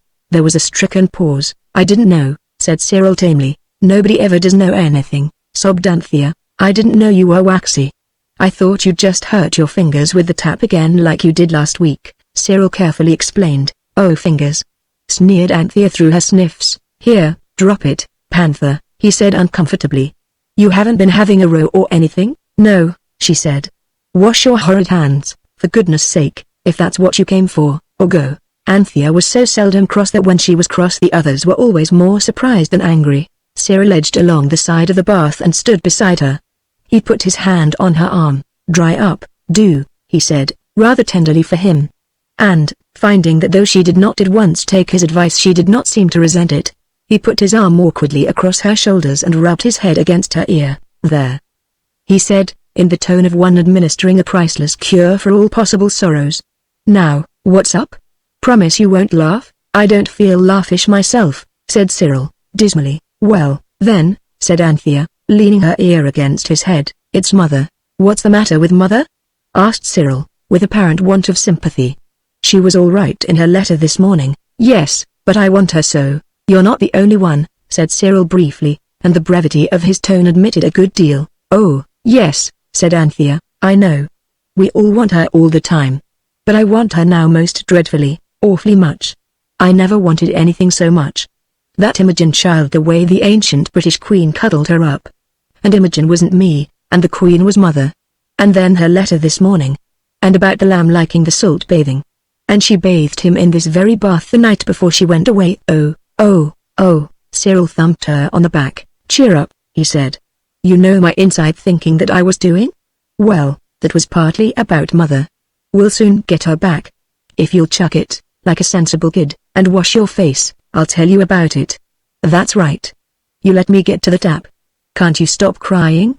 Shall I put the door key down your back?" "That's for noses," said Anthea, "and I'm not a kid any more than you are." But she laughed a little, and her mouth began to get back into its proper shape. "You know what an odd shape your mouth gets into when you cry in earnest." "Look here," said Cyril, working the soap round and round between his hands in a thick slime of grey soap suds. "I've been thinking. We've only just played with the amulet so far. We've got to work it now, work it for all it's worth. And it isn't only Mother either. There's further out there all among the fighting. I don't howl about it, but I think bother the soap." The grey-lined soap had squirted out under the pressure of his fingers, and had hit Anthea's chin with as much force as though it had been shot from a catapult. "There now," she said regretfully, "now I shall have to wash my face." "You'd have had to do that anyway," said Cyril with conviction. "Now, my idea's this. You know missionaries?" "Yes," said Anthea, who did not know a single one. "Well, they always take the savages beads and brandy, and stays, and hats, and braces, and really useful things the savages haven't got, and never heard about. And the savages love them for their kind of generousness, and give them pearls, and shells, and ivory, and cassowaries. And that's the way." "Wait a second," said Anthea, splashing. "I can't hear what you're saying." "Shells, and things like that. The great thing is to get people to love you by being generous. And that's what we've got to do. Next time we go into the past we'll regularly fit out the expedition. You remember how the Babylonian queen froze onto that pocketbook? Well, we'll take things like that. And offer them in exchange for a sight of the amulet. A sight of it is not much good." "No, silly. But, don't you see, when we've seen it we shall know where it is, and we can go and take it in the night when everybody is asleep. It wouldn't be stealing, would it?" said Anthea thoughtfully, "because it will be such an awfully long time ago when we do it. Oh, there's that bell again." As soon as dinner was eaten, it was tinned salmon and lettuce, and a jam tart, and the cloth cleared away. The idea was explained to the others, and the Samed was aroused from sand, and asked what it thought would be good merchandise with which to buy the affection of, say, the ancient Egyptians, and whether it thought the amulet was likely to be found in the court of Pharaoh. But it shook its head, and shot out its snail's eyes hopelessly. "I'm not allowed to play in this game," it said. "Of course I could find out in a minute where the thing was, only I mayn't. But I may go so far as to own that your idea of taking things with you isn't a bad one. And I shouldn't show them all at once. Take small things and conceal them craftily about your persons." This advice seemed good. Soon the table was littered over with things which the children thought likely to interest the ancient Egyptians. Anthea brought dolls, puzzle blocks, a wooden tea service, a green leather case with necessary written on it in gold letters. Aunt Emma had once given it to Anthea, and it had then contained scissors, penknife, bodkin, stiletto, thimble, corkscrew, and glove buttoner. The scissors, knife, and thimble, and penknife were, of course, lost, but the other things were there and as good as new. Cyril contributed lead soldiers, a cannon, a catapult, a tin opener, a tie clip, and a tennis ball, and a padlock no key. Robert collected a candle. "I don't suppose they ever saw a self-fitting paraffin one," he said, "a penny Japanese pin tray, a rubber stamp with his father's name and address on it, and a piece of putty." Jane added a key ring, the brass handle of a poker, a pot that had held cold cream, a smoked pearl button off her winter coat, and a key no lock. "We can't take all this rubbish," said Robert, with some scorn. "We must just each choose one thing." The afternoon passed very agreeably in the attempt to choose from the table the four most suitable objects. But the four children could not agree what was suitable, and at last Cyril said, "Look here, let's each be blindfolded and reach out, and the first thing you touch you stick to." This was done. Cyril touched the padlock, Anthea got the necessaire, Robert clutched the candle, Jane picked up the tie clip. "It's not much," she said. "I don't believe ancient Egyptians wore ties." "Never mind," said Anthea. "I believe it's luckier not to really choose. In the stories it's always the thing the woodcutter's son picks up in the forest, and almost throws away because he thinks it's no good, that turns out to be the magic thing in the end, or else someone's lost it, and he is rewarded with the hand of the king's daughter in marriage." "I don't want any hands in marriage, thank you," said Cyril firmly. "Nor yet me," said Robert. "It's always the end of the adventures when it comes to the marriage hands." "Are we ready?" said Anthea. "It is Egypt we're going to, isn't it? Nice Egypt?" said Jane. "I won't go anywhere I don't know about like that dreadful big wavy burning mountain city," she insisted. Then the Samed was coaxed into its bag. "I say," said Cyril suddenly, "I'm rather sick of kings. And people notice you so in palaces. Besides, the amulet's sure to be in a temple. Let's just go among the common people, and try to work ourselves up by degrees. We might get taken on as temple assistants, like beadles," said Anthea, "or vergers." They must have splendid chances of stealing the temple treasures, right-o," was the general rejoinder. The charm was held up. It grew big once again, and once again the warm golden eastern light glowed softly beyond it. As the children stepped through it, loud and furious voices rang in their ears. They went suddenly from the quieter Fitzroy Street dining room into a very angry East End crowd, a crowd much too angry to notice them. They edged through it to the wall of a house and stood there. The crowd was of men, women, and children. They were of all sorts of complexions, and pictures of them might have been colored by any child with a shilling paint box. The colors that child would have used for complexions would have been yellow ochre, red ochre, light red, sepia, and Indian ink. But their faces were painted already, black eyebrows and lashes, and some red lips. The women wore a sort of pinafore with shoulder straps, and loose things wound round their heads and shoulders. The men wore very little clothing, for they were the working people, and the Egyptian boys and girls wore nothing at all, unless you count the little ornaments hung on chains round their necks and waists. The children saw all this before they could hear anything distinctly. Everyone was shouting so, but a voice sounded above the other voices, and presently it was speaking in a silence. "Comrades and fellow workers," it said, and it was the voice of a tall, coppery-colored man who had climbed into a chariot that had been stopped by the crowd. Its owner had bolted, muttering something about calling the guards, and now the man spoke from it. "Comrades and fellow workers, how long are we to endure the tyranny of our masters, who live in idleness and luxury on the fruit of our toil? They only give us a bare subsistence wage, and they live on the fat of the land. We labor all our lives to keep them in wanton luxury. Let us make an end of it." A roar of applause answered him. "How are you going to do it?" cried a voice. "You look out," cried another, "or you'll get yourself into trouble." "I've heard almost every single word of that," whispered Robert, "in Hyde Park last Sunday. Let us strike for more bread and onions and beer, and a longer midday rest." The speaker went on. "You are tired, you are hungry, you are thirsty. You are poor, your wives and children are pining for food. The barns of the rich are full to bursting with the corn we want, the corn our labor has grown. To the granaries, cried half the crowd, but another voice shouted clear above the tumult, "To Pharaoh. To the king. Let's present a petition to the king. He will listen to the voice of the oppressed." For a moment the crowd swayed one way and another, first towards the granaries and then towards the palace. Then, with a rush like that of an imprisoned torrent suddenly set free, it surged along the street towards the palace, and the children were carried with it. Anthea found it difficult to keep the Samed from being squeezed very uncomfortably. The crowd swept through the streets of dull-looking houses with few windows, very high up, across the market where people were not buying but exchanging goods. In a momentary pause Robert saw a basket of onions exchanged for a hair comb and 5 fish for a string of beads. The people in the market seemed better off than those in the crowd. They had finer clothes, and more of them. They were the kind of people who, nowadays, would have lived at Brixton or Brockley. "What's the trouble now?"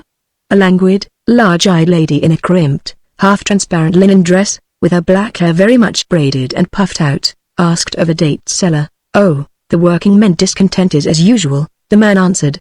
"Listen to them. Anyone would think it mattered whether they had a little more or less to eat. Dregs of society," said the date seller. "Scum," said the lady. "And I've heard that before, too," said Robert. At that moment the voice of the crowd changed, from anger to doubt, from doubt to fear. There were other voices shouting. They shouted defiance and menace, and they came nearer very quickly. There was the rattle of wheels and the pounding of hoofs. A voice shouted, "Guards! The guards! The guards!" Shouted another voice, and the crowd of workmen took up the cry. "The guards! Pharaoh's guards!" And swaying a little once more, the crowd hung for a moment as it were balanced.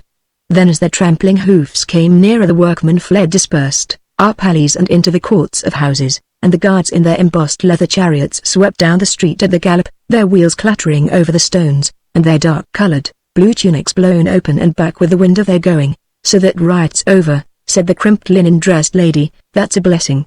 And did you notice the captain of the guard? What a very handsome man he was, to be sure." The 4 children had taken advantage of the moment's pause before the crowd turned to fly, to edge themselves and drag each other into an arched doorway. Now they each drew a long breath and looked at the others. "We're well out of that," said Cyril. "Yes," said Anthea, "but I do wish the poor men hadn't been driven back before they could get to the king. He might have done something for them." "Not if he was the one in the Bible he wouldn't," said Jane. "He had a hard heart." "Ah, that was the Moses one," Anthea explained. The Joseph one was quite different. I should like to see Pharaoh's house. I wonder whether it's like the Egyptian court in the Crystal Palace. I thought we decided to try to get taken on in a temple, said Cyril in injured tones. Yes, but we've got to know someone first. Couldn't we make friends with a temple doorkeeper? We might give him the padlock or something. I wonder which are temples and which are palaces, Robert added, glancing across the marketplace to where an enormous gateway with huge side buildings towered towards the sky.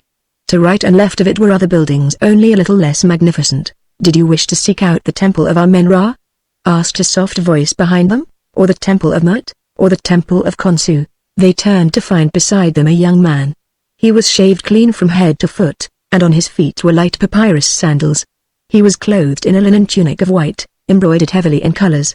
He was gay with anklets, bracelets, and armlets of gold, richly inlaid. He wore a ring on his finger, and he had a short jacket of gold embroidery something like those Wave soldiers wear, and on his neck was a gold collar with many amulets hanging from it. But among the amulets the children could see none like theirs. It doesn't matter which temple, said Cyril frankly. Tell me your mission, said the young man. I'm a divine father of the temple of Amen-Ra and perhaps I can help you. Well, said Cyril, we've come from the great empire on which the sun never sets. I thought somehow that you'd come from some odd, out-of-the-way spot, said the priest with courtesy. And we've seen a good many palaces. We thought we should like to see a temple, for a change, said Robert. The Samed stirred uneasily in its embroidered bag. Have you brought gifts to the temple? Asked the priest cautiously. We have got some gifts, said Cyril with equal caution. You see there's magic mixed up in it. So we can't tell you everything. But we don't want to give our gifts for nothing. Beware how you insult the god, said the priest sternly. I also can do magic. I can make a waxen image of you, and I can say words which, as the wax image melts before the fire, will make you dwindle away and at last perish miserably. Pooh, said Cyril stoutly, that's nothing. I can make fire itself. I should jolly well like to see you do it, said the priest unbelievingly. Well, you shall, said Cyril, nothing easier. Just stand close round me. Do you need no preparation, no fasting, no incantations? The priest's tone was incredulous. The incantation's quite short, said Cyril, taking the hint, and as for fasting, it's not needed in my sort of magic. Union Jack, printing press, gunpowder, rule Britannia. Come, fire. At the end of this little stick, he had pulled a match from his pocket, and as he ended the incantation which contained no words that it seemed likely the Egyptian had ever heard, he stooped in the little crowd of his relations and the priest and struck the match on his boot. He stood up, shielding the flame with one hand. See? He said, with modest pride. Here, take it into your hand. No, thank you, said the priest, swiftly backing. Can you do that again? Yes, then come with me to the great double house of Pharaoh. He loves good magic, and he will raise you to honor and glory. There's no need of secrets between initiates, he went on confidentially. The fact is, I am out of favor at present owing to a little matter of failure of prophecy. I told him a beautiful princess would be sent to him from Syria, and, lo, a woman 30 years old arrived. But she was a beautiful woman not so long ago. Time is only a mode of thought, you know. The children thrilled to the familiar words. So you know that too, do you? Said Cyril. It is part of the mystery of all magic, is it not? Said the priest. Now if I bring you to Pharaoh, the little unpleasantness I spoke of will be forgotten. And I will ask Pharaoh, the great house, son of the sun, and lord of the south and north, to decree that you shall lodge in the temple. Then you can have a good look round, and teach me your magic. And I will teach you mine. This idea seemed good, at least it was better than any other which at that moment occurred to anybody, so they followed the priest through the city. The streets were very narrow and dirty. The best houses, the priest explained, were built within walls 20 to 25 feet high, and such windows as showed in the walls were very high up. The tops of palm trees showed above the walls. The poor people's houses were little square huts with a door and 2 windows, and smoke coming out of a hole in the back. The poor Egyptians haven't improved so very much in their buildings since the first time we came to Egypt, whispered Cyril to Anthea. The huts were roofed with palm branches, and everywhere there were chickens, and goats, and little naked children kicking about in the yellow dust. On one roof was a goat, who had climbed up and was eating the dry palm leaves with snorts and head tossings of delight. Over every house door was some sort of figure or shape, amulets. The priest explained, to keep off the evil eye. I don't think much of your nice Egypt, Robert whispered to Jane. It's simply not a patch on Babylon. Ah, You wait till you see the palace, Jane whispered back. The palace was indeed much more magnificent than anything they had yet seen that day, though it would have made but a poor show beside that of the Babylonian king. They came to it through a great square pillared doorway of sandstone that stood in a high brick wall. The shut doors were of massive cedar, with bronze hinges, and were studded with bronze nails. At the side was a little door and a wicket gate, and through this the priest led the children. He seemed to know a word that made the sentries make way for him. Inside was a garden, planted with hundreds of different kinds of trees and flowering shrubs, a lake full of fish, with blue lotus flowers at the margin, and ducks swimming about cheerfully, and looking, as Jane said, quite modern. The guard chamber, the storehouses, the queen's house, said the priest, pointing them out. They passed through open courtyards, paved with flat stones, and the priest whispered to a guard at a great inner gate. We are fortunate, he said to the children. Pharaoh is even now in the court of honor. Now, don't forget to be overcome with respect and admiration. It won't do any harm if you fall flat on your faces. And whatever you do, don't speak until you're spoken to. There used to be that rule in our country, said Robert, when my father was a little boy. At the outer end of the great hall a crowd of people were arguing with and even shoving the guards, who seemed to make it a rule not to let anyone through unless they were bribed to do it. The children heard several promises of the utmost richness, and wondered whether they would ever be kept. All round the hall were pillars of painted wood. The roof was of cedar, gorgeously inlaid. About halfway up the hall was a wide, shallow step that went right across the hall, then a little farther on another, and then a steep flight of narrower steps, leading right up to the throne on which Pharaoh sat. He sat there very splendid, his red and white double crown on his head, and his scepter in his hand. The throne had a canopy of wood and wooden pillars painted in bright colors. On a low, broad bench that ran all round the hall sat the friends, relatives, and courtiers of the king, leaning on richly covered cushions. The priest led the children up the steps till they all stood before the throne, and then, suddenly, he fell on his face with hands outstretched. The others did the same, Anthea falling very carefully because of the Samed. Raise them, said the voice of Pharaoh, that they may speak to me. The officers of the king's household raised them. Who are these strangers? Pharaoh asked, and added very crossly, and what do you mean, Rikmara, by daring to come into my presence while your innocence is not established? Oh, great king, said the young priest, you are the very image of Ra, and the likeness of his son Horus in every respect. You know the thoughts of the hearts of the gods and of men, and you have divined that these strangers are the children of the violent conquered kings of the empire where the sun never sets. They know a magic not known to the Egyptians.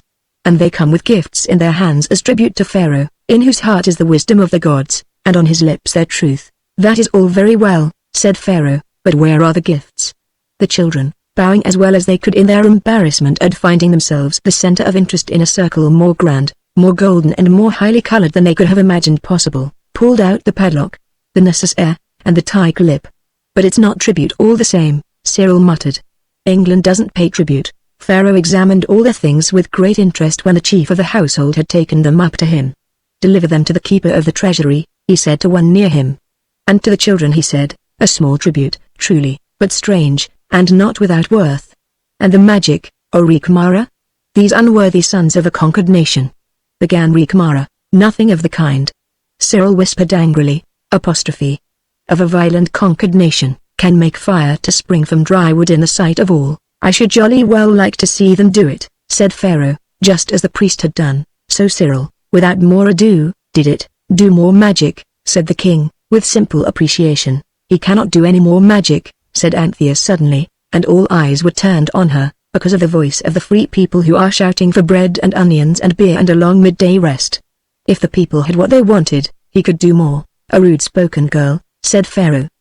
But give the dogs what they want, he said, without turning his head. Let them have their rest and their extra rations. There are plenty of slaves to work. A richly dressed official hurried out. You will be the idol of the people, Rikmara whispered joyously. The temple of our men will not contain their offerings. Cyril struck another match, and all the court was overwhelmed with delight and wonder.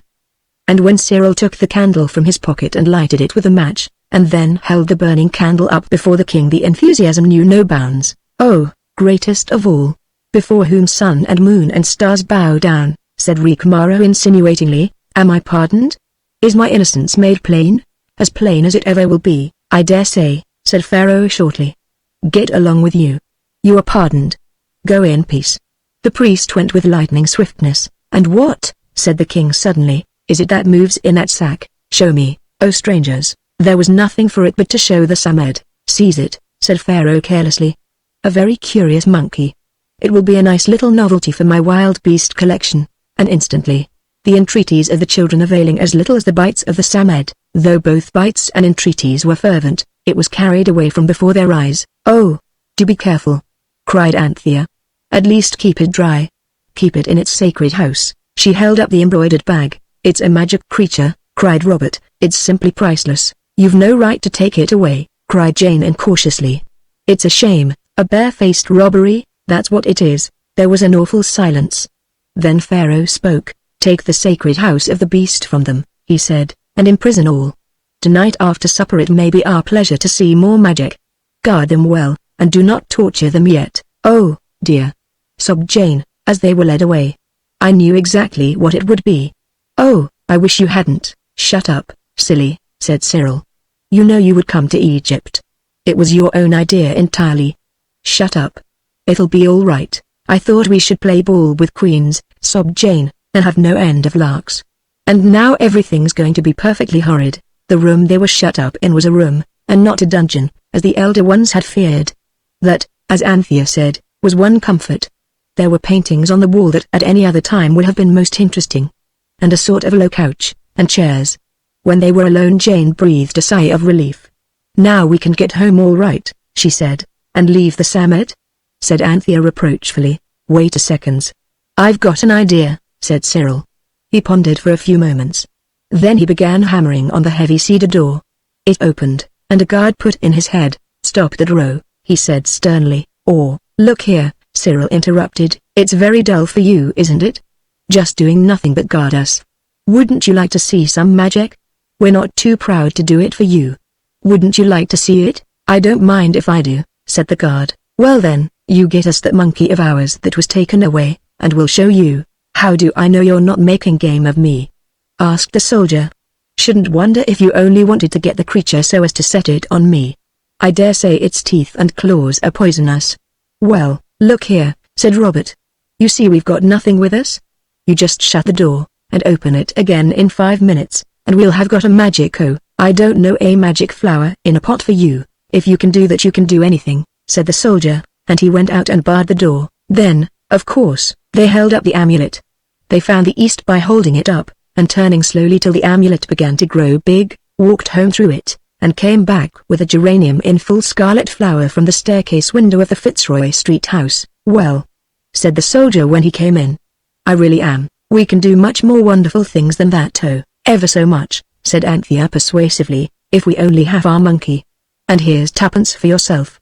The soldier looked at the 2pence. "What's this?" he said. Robert explained how much simpler it was to pay money for things than to exchange them as the people were doing in the market. Later on the soldier gave the coins to his captain, who, later still, showed them to Pharaoh, who of course kept them and was much struck with the idea. That was really how coins first came to be used in Egypt. You will not believe this, I dare say. But really, if you believe the rest of the story, I don't see why you shouldn't believe this as well. "I say," said Anthea, struck by a sudden thought, "I suppose it'll be all right about those workmen? The king won't go back on what he said about them just because he's angry with us?" "Oh, no," said the soldier, "you see, he's rather afraid of magic. He'll keep to his word right enough." "Then that's all right," said Robert, and Anthea said softly and coaxingly, "Ah, do get us the monkey, and then you'll see some lovely magic. Do. There's a nice, kind soldier. I don't know where they've put your precious monkey, but if I can get another chap to take on my duty here I'll see what I can do," he said grudgingly, and went out. "Do you mean," said Robert, "that we're going off without even trying for the other half of the amulet?" "I really think we'd better," said Anthea tremulously. "Of course the other half of the amulet's here somewhere or our half wouldn't have brought us here. I do wish we could find it. It is a pity we don't know any real magic. Then we could find out. I do wonder where it is exactly. If they had only known it, something very like the other half of the amulet was very near them. It hung round the neck of someone, and that someone was watching them through a chink, high up in the wall, specially devised for watching people who were imprisoned. But they did not know. There was nearly an hour of anxious waiting. They tried to take an interest in the picture on the wall, a picture of harpers playing very odd harps and women dancing at a feast. They examined the painted plaster floor, and the chairs were of white painted wood with colored stripes at intervals. But the time went slowly, and everyone had time to think of how Pharaoh had said, "Don't torture them yet. If the worst comes to the worst," said Cyril, "we must just bunk, and leave the Samed. I believe it can take care of itself well enough. They won't kill it or hurt it when they find it can speak and give wishes. They'll build it a temple, I shouldn't wonder. I couldn't bear to go without it," said Anthea, and Pharaoh said after supper, "That won't be just yet." And the soldier was curious. "I'm sure we're all right for the present, all the same." The sounds of the door being unbarred seemed one of the prettiest sounds possible. "Suppose he hasn't got the Samed?" whispered Jane. But that doubt was set at rest by the Samed itself, for almost before the door was open it sprang through the chink of it into Anthea's arms, shivering and hunching up its fur. "Here's its fancy overcoat," said the soldier, holding out the bag, into which the Samed immediately crept. "Now," said Cyril, "what would you like us to do?" "Anything you'd like us to get for you? Any little trick you like," said the soldier. "If you can get a strange flower blooming in an earthenware vase you can get anything, I suppose," he said. "I just wish I got 2 men's loads of jewels from the king's treasury. That's what I've always wished for." At the word wish the children knew that the Samed would attend to that bit of magic. It did, and the floor was littered with a spreading heap of gold and precious stones. "Any other little trick?" asked Cyril loftily. "Shall we become invisible? Vanish?" "Yes, if you like," said the soldier, "but not through the door. You don't." He closed it carefully and set his broad Egyptian back against it. "No. No," cried a voice high up among the tops of the tall wooden pillars that stood against the wall. There was a sound of someone moving above. The soldier was as much surprised as anybody. "That's magic, if you like," he said, and then Jane held up the amulet, uttering the word of power. At the sound of it and at the sight of the amulet growing into the great arch the soldier fell flat on his face among the jewels with a cry of awe and terror. The children went through the arch with a quickness born of long practice. But Jane stayed in the middle of the arch and looked back. The others, standing on the dining room carpet in Fitzroy Street, turned and saw her still in the arch. "Someone's holding her," cried Cyril. "We must go back." But they pulled at Jane's hands just to see if she would come, and, of course, she did come. Then, as usual, the arch was little again and there they all were. "Oh, I do wish you hadn't," Jane said crossly. It was so interesting. The priest had come in and he was kicking the soldier, and telling him he'd done it now, and they must take the jewels and flee for their lives. And did they? "I don't know. You interfered," said Jane ungratefully. "I should have liked to see the last of it." As a matter of fact, none of them had seen the last of it if by it Jane meant the adventure of the priest and the soldier. Chapter 12 The Sorry Present and the Expelled Little Boy. "Look here," said Cyril, sitting on the dining table and swinging his legs, "I really have got it." "Got what?" was the not unnatural rejoinder of the others. Cyril was making a boat with a penknife and a piece of wood, and the girls were making warm frocks for their dolls, for the weather was growing chilly. "Why, don't you see? It's really not any good our going into the past looking for that amulet. The past's as full of different times as the sea is of sand. We're simply bound to hit upon the wrong time. We might spend our lives looking for the amulet and never see a sight of it. Why, it's the end of September already. It's like looking for a needle in a bottle of hay." "I know," interrupted Robert, "but if we don't go on doing that, what are we to do?" "That's just it," said Cyril in mysterious accents. "Oh, bother." Old Nurse had come in with the tray of knives, forks, and glasses, and was getting the tablecloth and table napkins out of the chiffonier drawer. "It's always meal times just when you come to anything interesting. And a nice interesting handful you'd be, Master Cyril," said Old Nurse, "if I wasn't to bring your meals up to time. Don't you begin grumbling now, fear you get something to grumble at." "I wasn't grumbling," said Cyril quite untruly. "But it does always happen like that." "You deserve to have something happen," said Old Nurse. "Slave, slave, slave for you day and night, and never a word of thanks." "Why, you do everything beautifully," said Anthea. "It's the first time any of you's troubled to say so." "Anyhow," said Nurse shortly. "What's the use of saying?" inquired Robert. "We eat our meals fast enough, and almost always 2 helps." "That ought to show you." "Ah," said Old Nurse, going round the table and putting the knives and forks in their places. "You're a man all over, Master Robert. There was my poor Green, all the years he lived with me I never could get more out of him than 'it's all right' when I asked him if he'd fancied his dinner. And yet, when he lay dying, his last words to me was, 'Maria, you was always a good cook.' she ended with a trembling voice. "And so you are," cried Anthea, and she and Jane instantly hugged her. When she had gone out of the room, Anthea said, "I know exactly how she feels. Now, look here. Let's do a penance to show we're sorry we didn't think about telling her before what nice cooking she does, and what a dear she is." "Penances are silly," said Robert. "Not if the penance is something to please someone else. I didn't mean old peas in hair shirts and sleeping on the stones. I mean we'll make her a sorry present," explained Anthea. "Look here. I vote Cyril doesn't tell us his idea until we've done something for old Nurse. It's worse for us than him," she added hastily, "because he knows what it is and we don't. Do you all agree?" The others would have been ashamed not to agree, so they did. It was not till quite near the end of dinner, mutton fritters and blackberry and apple pie, that out of the earnest talk of the four came an idea that pleased everybody and would, they hoped, please Nurse. Cyril and Robert went out with the taste of apple still in their mouths and the purple of blackberries on their lips and, in the case of Robert, on the wristband as well, and bought a big sheet of cardboard at the stationer's. Then at the plumber's shop, that has tubes and pipes and taps and gas fittings in the window, they bought a pane of glass the same size as the cardboard. The man cut it with a very interesting tool that had a bit of diamond at the end, and he gave them, out of his own free generousness, a large piece of putty and a small piece of glue. While they were out, the girls had floated 4 photographs of the 4 children off their cards in hot water. These were now stuck in a row along the top of the cardboard. Cyril put the glue to melt in a jam pot, and put the jam pot in a saucepan on the fire, while Robert painted a wreath of poppies round the photographs. He painted rather well and very quickly, and poppies are easy to do if you've once been shown how. Then Anthea drew some printed letters and Jane colored them. The words were, "With all our loves to show we like the figs to eat." And when the painting was dry, they all signed their names at the bottom and put the glass on, and glued brown paper round the edge and over the back, and put 2 loops of tape to hang it up by. Of course everyone saw when too late that there were not enough letters in things, so the missing N was put in. It was impossible, of course, to do the whole thing over again for just 1 letter. "There," said Anthea, placing it carefully, face up, under the sofa. "It'll be hours before the glue's dry. Now, Squirrel, fire ahead." "Well, then," said Cyril in a great hurry, rubbing at his gluey hands with his pocket handkerchief. "What I mean to say is this." There was a long pause. "Well," said Robert at last, "what is it that you mean to say?" "It's like this," said Cyril, and again stopped short. "Like what?" asked Jane. "How can I tell you if you will all keep on interrupting?"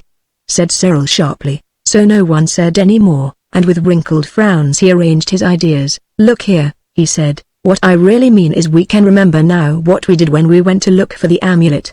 And if we'd found it we should remember that too, rather," said Robert.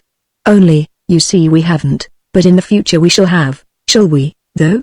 said Jane. "Yes, unless we've been made fools of by the Samed. So then, where we want to go to is where we shall remember about where we did find it." "I see," said Robert, "but he didn't." "I don't," said Anthea, "who did, very nearly." "Say it again, Squirrel, and very slowly." "If," said Cyril, very slowly indeed, "we go into the future after we've found the amulet, but we've got to find it first," said Jane. "Hush," said Anthea. "There will be a future," said Cyril, driven to greater clearness by the blank faces of the other 3. "There will be a time after we've found it. Let's go into that time and then we shall remember how we found it. And then we can go back and do the finding really." "I see," said Robert, and this time he did, "and I hope you do." "Yes," said Anthea. "Oh, Squirrel, how clever of you.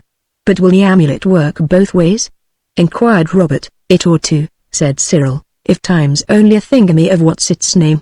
Anyway we might try. Let's put on our best things." "Then," urged Jane. "You know what people say about progress and the world growing better and brighter. I expect people will be awfully smart in the future." "All right," said Anthea, "we should have to wash anyway. I'm all thick with glue." When everyone was clean and dressed, the charm was held up. "We want to go into the future and see the amulet after we've found it," said Cyril, and Jane said the word of power. They walked through the big arch of the charm straight into the British Museum. They knew it at once, and there, right in front of them, under a glass case, was the amulet, their own half of it, as well as the other half they had never been able to find, and the two were joined by a pin of red stone that formed a hinge. "Oh, glorious!" cried Robert. "Here it is." "Yes," said Cyril, very gloomily, "here it is.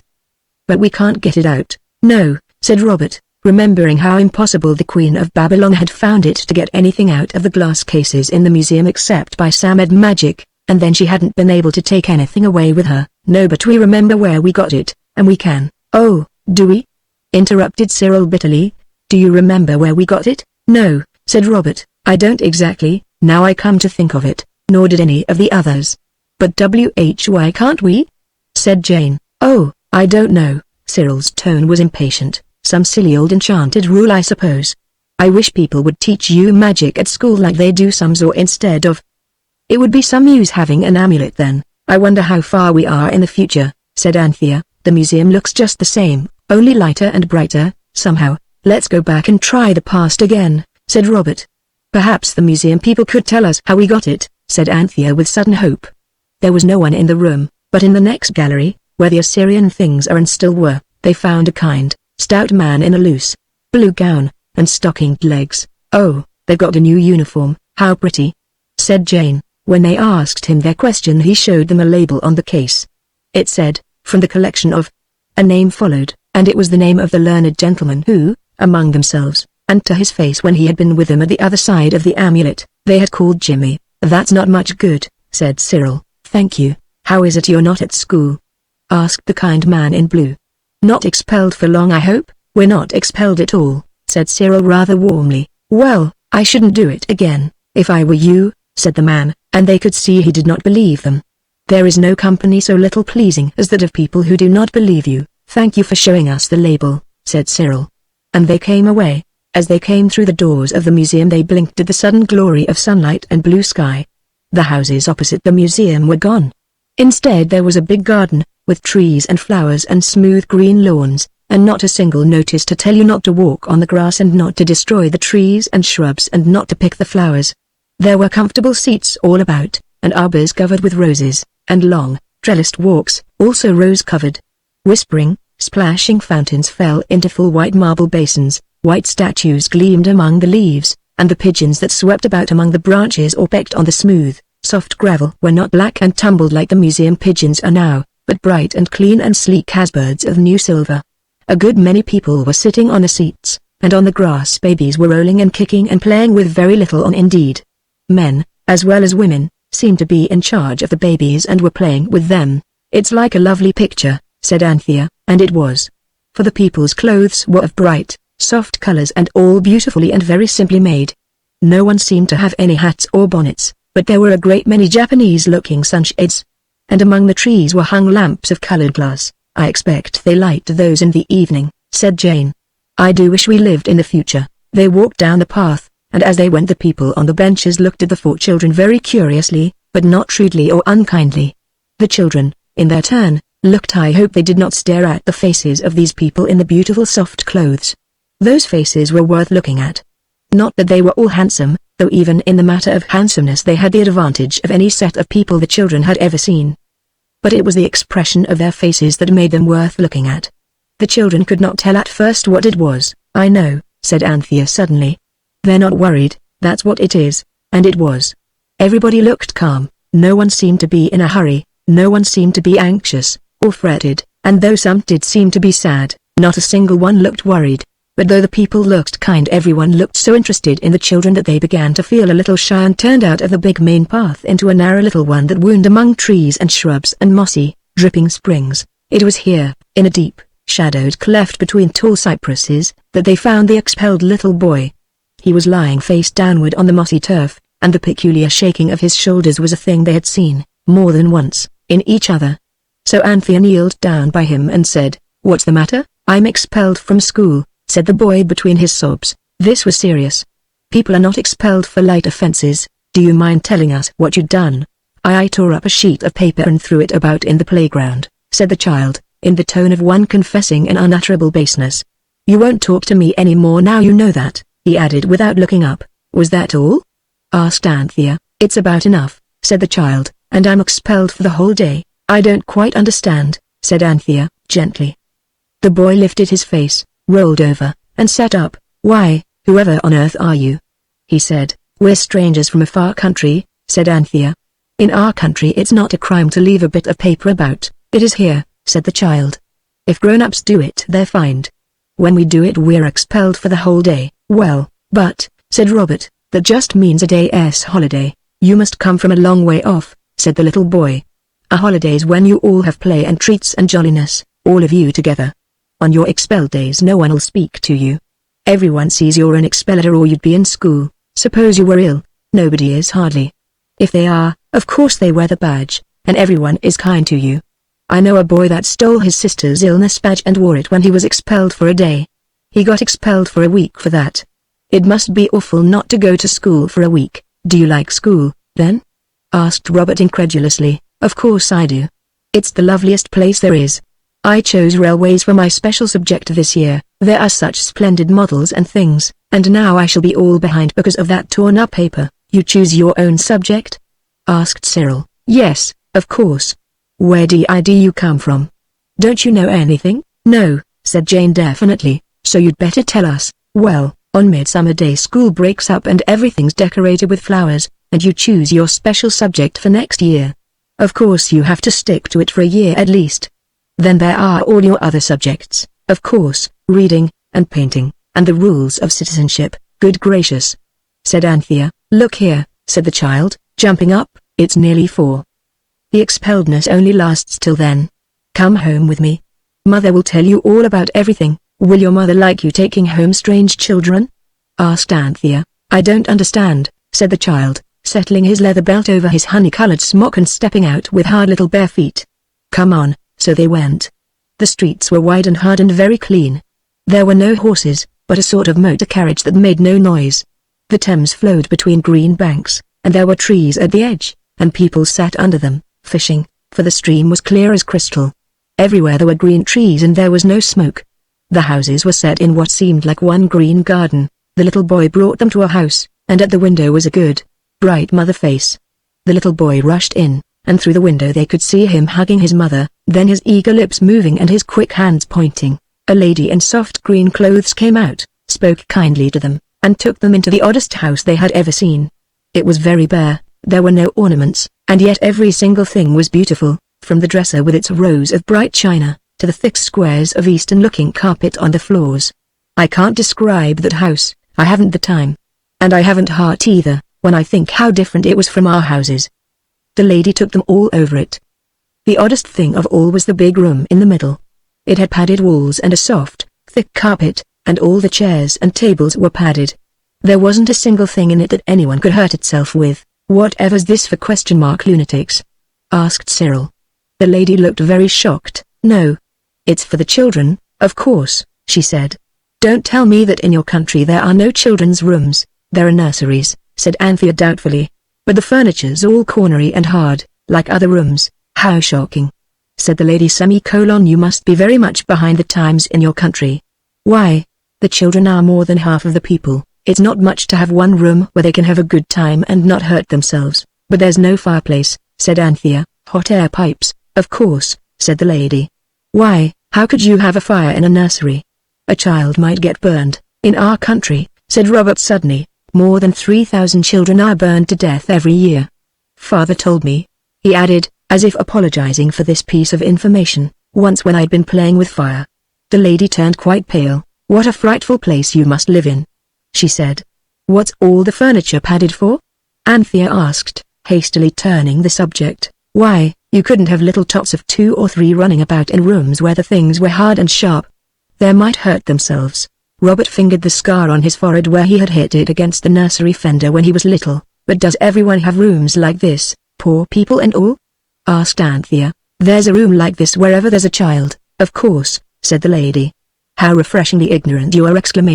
No, I don't mean ignorant, my dear.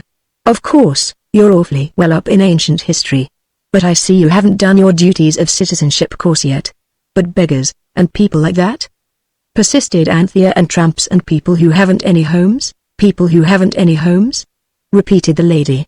I really don't understand what you're talking about. It's all different in our country, said Cyril carefully, and I have read it used to be different in London.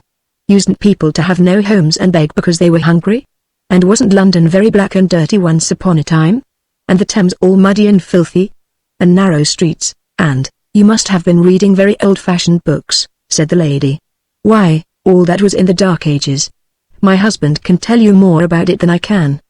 He took ancient history as one of his special subjects. I haven't seen any working people, said Anthea. Why, we're all working people, said the lady. At least my husband's a carpenter. Good gracious, said Anthea. But you're a lady. Ah, said the lady, that quaint old word.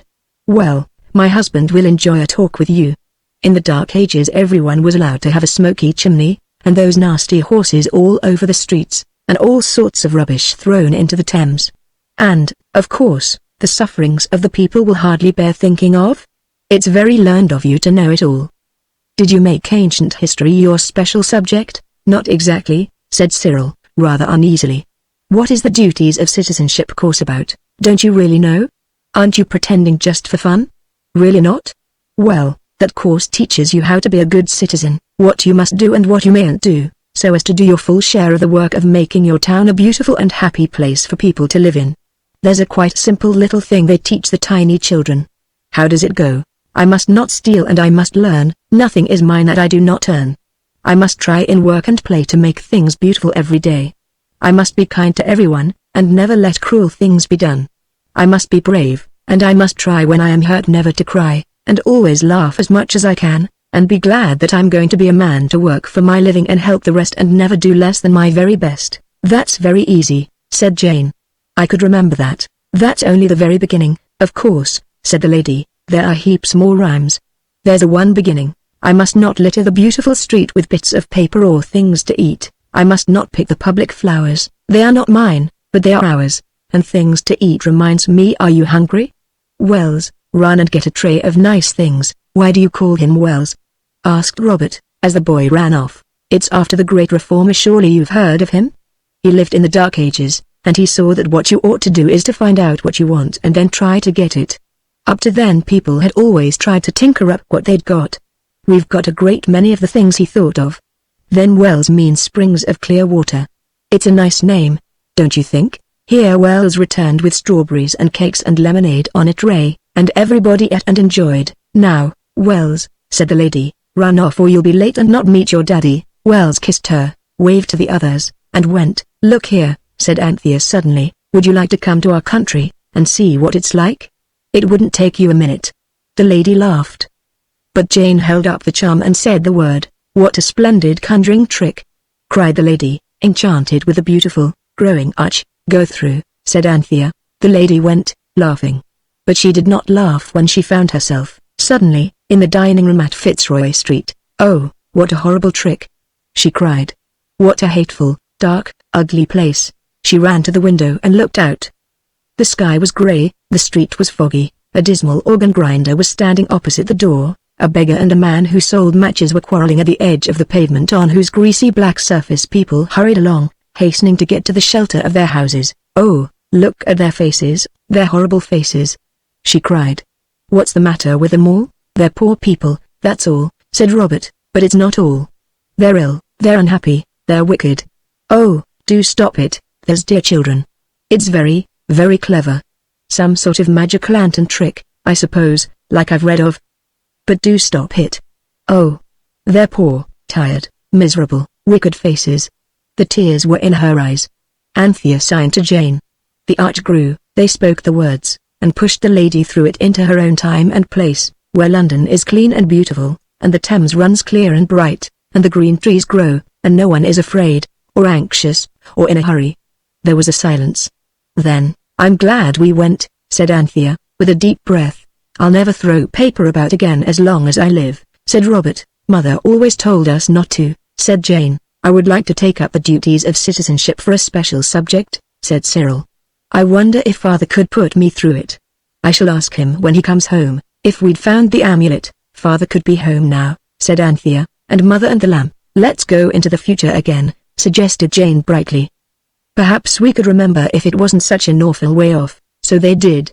This time they said, the future, where the amulet is, not so far away. And they went through the familiar arch into a large, light room with 3 windows. Facing them was the familiar mummy case. And at a table by the window sat the learned gentleman. They knew him at once, though his hair was white. He was one of the faces that do not change with age. In his hand was the amulet complete and perfect. He rubbed his other hand across his forehead in the way they were so used to, Dreams, dreams. He said, old age is full of them. You've been in dreams with us before now, said Robert. Don't you remember? I do, indeed, said he. The room had many more books than the Fitzroy Street room, and far more curious and wonderful Assyrian and Egyptian objects. The most wonderful dreams I ever had you in them. Where? Asked Cyril. Did you get that thing in your hand? If you weren't just a dream, he answered, smiling, you'd remember that you gave it to me, but where did we get it? Cyril asked eagerly. Ah, you never would tell me that, he said, you always had your little mysteries. You dear children. What a difference you made to that old Bloomsbury house. I wish I could dream you oftener. Now you're grown up, you're not like you used to be. Grown up? Said Anthea. The learned gentleman pointed to a frame with 4 photographs in it. The you are, he said. The children saw 4 grown-up people's portraits, 2 ladies, 2 gentlemen, and looked on them with loathing. Shall we grow up like that? Whispered Jane. How perfectly horrid. If we're ever like that, we shan't know it's horrid, I expect, Anthea with some insight whispered back. You see, you get used to yourself while you're changing. It's being so sudden makes it seem so frightful now. The learned gentleman was looking at them with wistful kindness. Don't let me undream you just yet, he said. There was a pause. Do you remember when we gave you that amulet? Cyril asked suddenly. You know, or you would if you weren't a dream, that it was on the 3rd of December, 1905. I shall never forget that day. Thank you, said Cyril, earnestly. Oh, thank you very much. You've got a new room, said Anthea, looking out of the window, and what a lovely garden. Yes, said he, I'm too old now to care even about being near the museum. This is a beautiful place. Do you know, I can hardly believe you're just a dream, you do look so exactly real. Do you know? His voice dropped. I can say it to you, though, of course, if I said it to anyone that wasn't a dream they'd call me mad. There was something about that amulet you gave me, something very mysterious. There was that, said Robert. Ah, I don't mean your pretty little childish mysteries about where you got it, but about the thing itself. First, the wonderful dreams I used to have, after you'd shown me the first half of it. Why, my book on Atlantis, that I did, was the beginning of my fame and my fortune, too. And I got it all out of a dream. And then, Britain at the time of the Roman invasion, that was only a pamphlet, but it explained a lot of things people hadn't understood. Yes, said Anthea, it would. That was the beginning. But after you'd given me the whole of the amulet, it was generous of you! Then, somehow, I didn't need to theorize. I seemed to know about the old Egyptian civilization. And they can't upset my theories. He rubbed his thin hands and laughed triumphantly. They can't, though they've tried. Theories, they call them, but they're more like, I don't know, more like memories. I know I'm right about the secret rites of the Temple of Amen. I'm so glad you're rich, said Anthea. You weren't, you know, at Fitzroy Street. Indeed I wasn't, said he, but I am now. This beautiful house and this lovely garden, I dig in it sometimes. You remember, you used to tell me to take more exercise? Well, I feel I owe it all to you and the amulet. I'm so glad, said Anthea, and kissed him. He started. That didn't feel like a dream, he said, and his voice trembled. It isn't exactly a dream, said Anthea softly. It's all part of the amulet. It's a sort of extra special, real dream, dear Jimmy. Ah, said he, when you call me that, I know I'm dreaming. My little sister, I dream of her sometimes. But it's not real like this. Do you remember the day I dreamed you brought me the Babylonish ring? We remember it all, said Robert. Did you leave Fitzroy Street because you were too rich for it? Oh, no, he said reproachfully. You know I should never have done such a thing as that. Of course, I left when your old nurse died. And what's the matter? Old nurse dead? Said Anthea. Oh, no, yes, it's the common lot. It's a long time ago now. Jane held up the amulet in a hand that twittered. Come, she cried. Oh, come home. She may be dead before we get there, and then he can't give it to her. Oh, come, don't let the dream end now, pleaded the learned gentleman. It must, said Anthea firmly, and kissed him again. When it comes to people dying, said Robert, goodbye. I'm so glad you're rich and famous and happy. Do come, cried Jane, stamping in her agony of impatience. And they went. Old nurse brought in tea almost as soon as they were back in Fitzroy Street. As she came in with the tray, the girls rushed at her and nearly upset her. And it, don't die, cried Jane. Oh, don't. And Anthea cried, dear, ducky, darling old nurse, don't die. Lord, love you, said nurse. I'm not a-going to die yet a while, please heaven. Whatever on earth's the matter with the chicks? Nothing. Only don't. She put the tray down and hugged the girls in turn. The boys thumped her on the back with heartfelt affection. I'm as well as ever I was in my life, she said. What nonsense about dying. You've been a-sitting too long in the dusk, that's what it is. Regular blind man's holiday. Leave go of me, while I light the gas. The yellow light illuminated 4 pale faces. We do love you so, Anthea went on, and we've made you a picture to show you how we love you. Get it out, squirrel. The glazed testimonial was dragged out from under the sofa and displayed. The glue's not dry yet, said Cyril. Look out, what a beauty, cried old nurse. Well, I never. And your pictures and the beautiful writing and all. Well, I always did say your hearts was in the right place, if a bit careless at times. Well, I never did. I don't know as I was ever pleased better in my life. She hugged them all, one after the other. And the boys did not mind it, somehow, that day. How is it we can remember all about the future, now? Anthea woke the Samed with laborious gentleness to put the question. How is it we can remember what we saw in the future, and yet, when we were in the future, we could not remember the bit of the future that was past then, the time of finding the amulet? Why, what a silly question, said the Samed. Of course you cannot remember what hasn't happened yet. But the future hasn't happened yet, Anthea persisted, and we remember that all right. Oh, that isn't what's happened, my good child, said the Samed, rather crossly. That's prophetic vision. And you remember dreams, don't you? So why not visions? You never do seem to understand the simplest thing. It went to sand again at once. Anthea crept down in her nightgown to give one last kiss to old nurse, and one last look at the beautiful testimonial hanging, by its tapes, its glue now firmly set, in glazed glory on the wall of the kitchen. Good night, bless your loving heart, said old nurse. If only you don't catch your death a cold. Chapter 13 The Shipwreck on the Tin Islands. Blue and red, said Jane softly, make purple. Not always they don't, said Cyril. It has to be crimson lake and Prussian blue. If you mix vermilion and indigo you get the most loathsome slate color. Sepia's the nastiest color in the box, I think, said Jane, sucking her brush. They were all painting. Nurse, in the flush of grateful emotion, excited by Robert's border of poppies, had presented each of the 4 with a shilling paint box, and had supplemented the gift with a pile of old copies of the Illustrated London News. Sepia, said Cyril instructively, is made out of beastly cuttlefish. Purple's made out of a fish, as well as out of red and blue, said Robert. Tyrian purple was, I know, out of lobsters? Said Jane dreamily. They're red when they're boiled, and blue when they aren't. If you mixed live and dead lobsters you'd get Tyrian purple. I shouldn't like to mix anything with a live lobster, said Anthea, shuddering. Well, there aren't any other red and blue fish, said Jane. You'd have to. I'd rather not have the purple, said Anthea. The Tyrian purple wasn't that color when it came out of the fish, nor yet afterwards. It wasn't, said Robert. It was scarlet really, and Roman emperors wore it. And it wasn't any nice color while the fish had it. It was a yellowish-white liquid of a creamy consistency. How do you know? Asked Cyril. I read it, said Robert, with the meek pride of superior knowledge. Where? Asked Cyril. In print, said Robert, still more proudly meek. You think everything's true if it's printed, said Cyril, naturally annoyed, but it isn't. Father said so.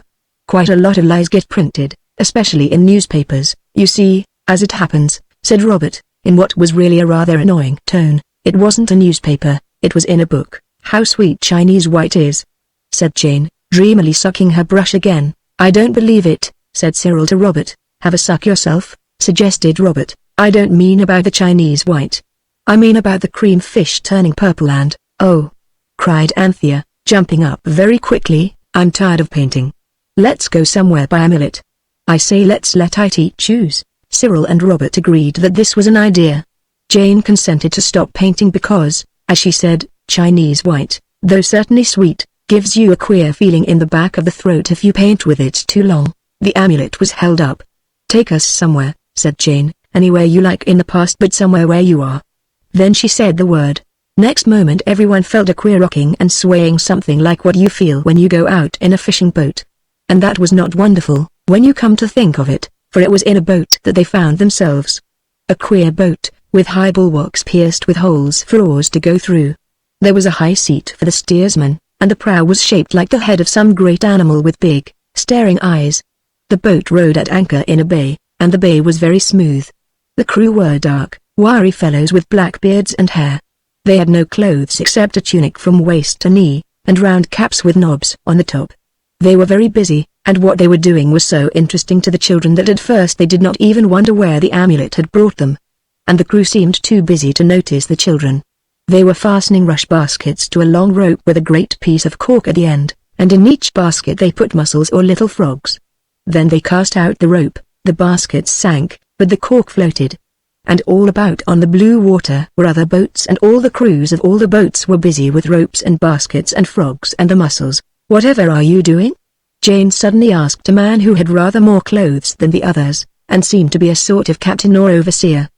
He started and stared at her, but he had seen too many strange lands to be very much surprised at these queerly dressed stowaways, setting lines for the dye shellfish. He said shortly, "How did you get here?" "A sort of magic," said Robert carelessly. The captain fingered an amulet that hung round his neck. "What is this place?"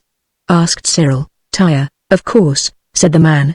Then he drew back and spoke in a low voice to one of the sailors. "Now we shall know about your precious green jugfish," said Cyril. "But we never said come to Tyre," said Jane. "The amulet heard us talking, I expect." "I think it's most obliging of it," said Anthea. "And the amulet's here too," said Robert. "We ought to be able to find it in a little ship like this. I wonder which of them's got it." "Oh look, look!" cried Anthea suddenly. On the bare breast of one of the sailors gleamed something red. It was the exact counterpart of their precious half-amulet. A silence, full of emotion, was broken by Jane. "Then we've found it," she said. "Oh, do let's take it and go home." "Easy to say take it," said Cyril. "He looks very strong." "He did, yet not so strong as the other sailors." "It's odd," said Anthea musingly. "I do believe I've seen that man somewhere before." "He's rather like our learned gentleman," said Robert, "but I'll tell you who he's much more like." At that moment that sailor looked up. His eyes met Robert's, and Robert and the others had no longer any doubt as to where they had seen him before.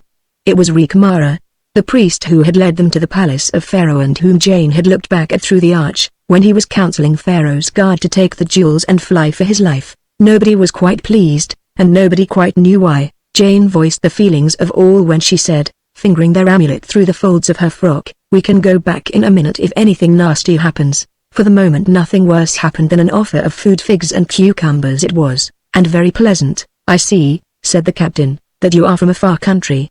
Since you have honored my boat by appearing on it, you must stay here till morning. Then I will lead you to one of our great ones. He loves strangers from far lands." "Let's go home," Jane whispered. "All the frogs are drowning now. I think the people here are cruel." But the boys wanted to stay and see the lines taken up in the morning. "It's just like eel pots and lobster pots," said Cyril. "The baskets only open from outside. I vote we stay." So they stayed. "That's Tyre over there," said the captain, who was evidently trying to be civil. He pointed to a great island rock that rose steeply from the sea, crowned with huge walls and towers. There was another city on the mainland. "That's part of Tyre, too," said the captain. "It's where the great merchants have their pleasure houses and gardens and farms." "Look, look!" Cyril cried suddenly. "What a lovely little ship!" A ship in full sail was passing swiftly through the fishing fleet. The captain's face changed. He frowned, and his eyes blazed with fury. "Insolent young barbarian!" he cried. "Do you call the ships of Tyre little? None greater sail the seas. That ship has been on a 3 years' voyage. She is known in all the great trading ports from here to the Tin Islands. She comes back rich and glorious. Her very anchor is of silver." "I'm sure we beg your pardon," said Anthea hastily. "In our country we say little for a pet name. Your wife might call you her dear little husband, you know." "I should like to catch her at it," growled the captain, but he stopped scowling. "It's rich trade," he went on. "The cloth once dipped, second best glass, and the rough images our young artists carve for practice. The barbarian king in Tessos lets us work the silver mines. We get so much silver that we leave them our iron anchors and come back with silver ones." "How splendid," said Robert. "Do go on. What's cloth once dipped?" "You must be barbarians from the outer darkness," said the captain scornfully. "All wealthy nations know that our finest stuffs are twice dyed to baptha. They're only for the robes of kings and priests and princes." "What do the rich merchants wear?" asked Jane, with interest. "In the pleasure houses. They wear the debaptha." "Our merchants are princes," scowled the skipper. "Oh, don't be cross, we do so like hearing about things." "We want to know all about the dyeing," said Anthea cordially. "Oh, you do you?" growled the man. So that's what you're here for? Well, you won't get the secrets of the dye trade out of me. He went away, and everyone felt snubbed and uncomfortable. And all the time the long, narrow eyes of the Egyptian were watching. They felt as though he was watching them through the darkness, when they lay down to sleep on a pile of cloaks. Next morning the baskets were drawn up full of what looked like whelk shells. The children were rather in the way, but they made themselves as small as they could. While the skipper was at the other end of the boat they did ask one question of a sailor, whose face was a little less unkind than the others. Yes, he answered, this is the dye fish. It's a sort of murex, and there's another kind that they catch at Sidon, and then, of course, there's the kind that's used for the debaptha. But that's quite different. It's, hold your tongue, shouted the skipper. And the man held it. The laden boat was rowed slowly round the end of the island, and was made fast in one of the two great harbors that lay inside a long breakwater. The harbor was full of all sorts of ships, so that Cyril and Robert enjoyed themselves much more than their sisters. The breakwater and the quays were heaped with bales and baskets, and crowded with slaves and sailors. Farther along some men were practicing diving. That's jolly good, said Robert, as a naked brown body cleft the water. I should think so, said the skipper. The pearl divers of Persia are not more skillful. Why, we've got a freshwater spring that comes out at the bottom of the sea. Our divers dive down and bring up the fresh water in skin bottles. Can your barbarian divers do as much? I suppose not, said Robert, and put away a wild desire to explain to the captain the English system of waterworks, pipes, taps, and the intricacies of the plumber's trade. As they neared the quay the skipper made a hasty toilet. He did his hair, combed his beard, put on a garment like a jersey with short sleeves, an embroidered belt, a necklace of beads, and a big signet ring. Now, said he, I'm fit to be seen. Come along. Where to? Said Jane cautiously. To Felice, the great sea captain, said the skipper, the man I told you of, who loves barbarians. Then Rikmara came forward, and, for the first time, spoke. I have known these children in another land, he said. You know my powers of magic. It was my magic that brought these barbarians to your boat. And you know how they will profit you. I read your thoughts.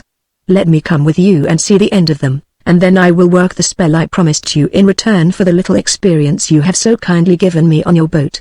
The skipper looked at the Egyptian with some disfavor. So it was your doing, he said. I might have guessed it. Well, come on. So he came, and the girls wished he hadn't. But Robert whispered, nonsense, as long as he's with us we've got some chance of the amulet. We can always fly if anything goes wrong. The morning was so fresh and bright, their breakfast had been so good and so unusual, they had actually seen the amulet round the Egyptian's neck. One or two, or all these things, suddenly raised the children's spirits. They went off quite cheerfully through the city gate. It was not arched, but roofed over with a great flat stone, and so through the street, which smelt horribly of fish and garlic and 1,000 other things even less agreeable. But far worse than the street scent was the scent of the factory, where the skipper called in to sell his night's catch. I wish I could tell you all about that factory, but I haven't time, and perhaps after all you aren't interested in dyeing works. I will only mention that Robert was triumphantly proved to be right. The dye was a yellowish-white liquid of a creamy consistency, and it smelt more strongly of garlic than garlic itself does. While the skipper was bargaining with the master of the dye works, the Egyptian came close to the children, and said, suddenly and softly, trust me, I wish we could, said Anthea. You feel, said the Egyptian, that I want your amulet. That makes you distrust me. Yes, said Cyril bluntly. But you want my amulet, and I am trusting you. There's something in that, said Robert. We have the two halves of the amulet, said the priest, but not yet the pin that joined them. Our only chance of getting that is to remain together. Once part of these two halves and they may never be found in the same time and place. Be wise. Our interests are the same. Before anyone could say more the skipper came back, and with him the dye master. His hair and beard were curled like the men's in Babylon, and he was dressed like the skipper, but with added grandeur of gold and embroidery. He had necklaces of beads and silver, and a glass amulet with a man's face, very like his own, set between two bulls' heads, as well as gold and silver bracelets and armlets. He looked keenly at the children. Then he said, my brother Felice has just come back from Tarshish. He's at his garden house unless he's hunting wild boar in the marshes. He gets frightfully bored on shore. Ah, said the skipper, he's a true-born Phoenician. Tyre forever. Oh, Tyre rules the waves. As the old song says. I'll go at once, and show him my young barbarians. I should, said the dye master. They are very rum, aren't they? What frightful clothes, and what a lot of them. Observe the covering of their feet. Hideous indeed. Robert could not help thinking how easy, and at the same time pleasant, it would be to catch hold of the dye master's feet and tip him backward into the great sunken vat just near him. But if he had, flight would have had to be the next move, so he restrained his impulse. There was something about this Tyrian adventure that was different from all the others.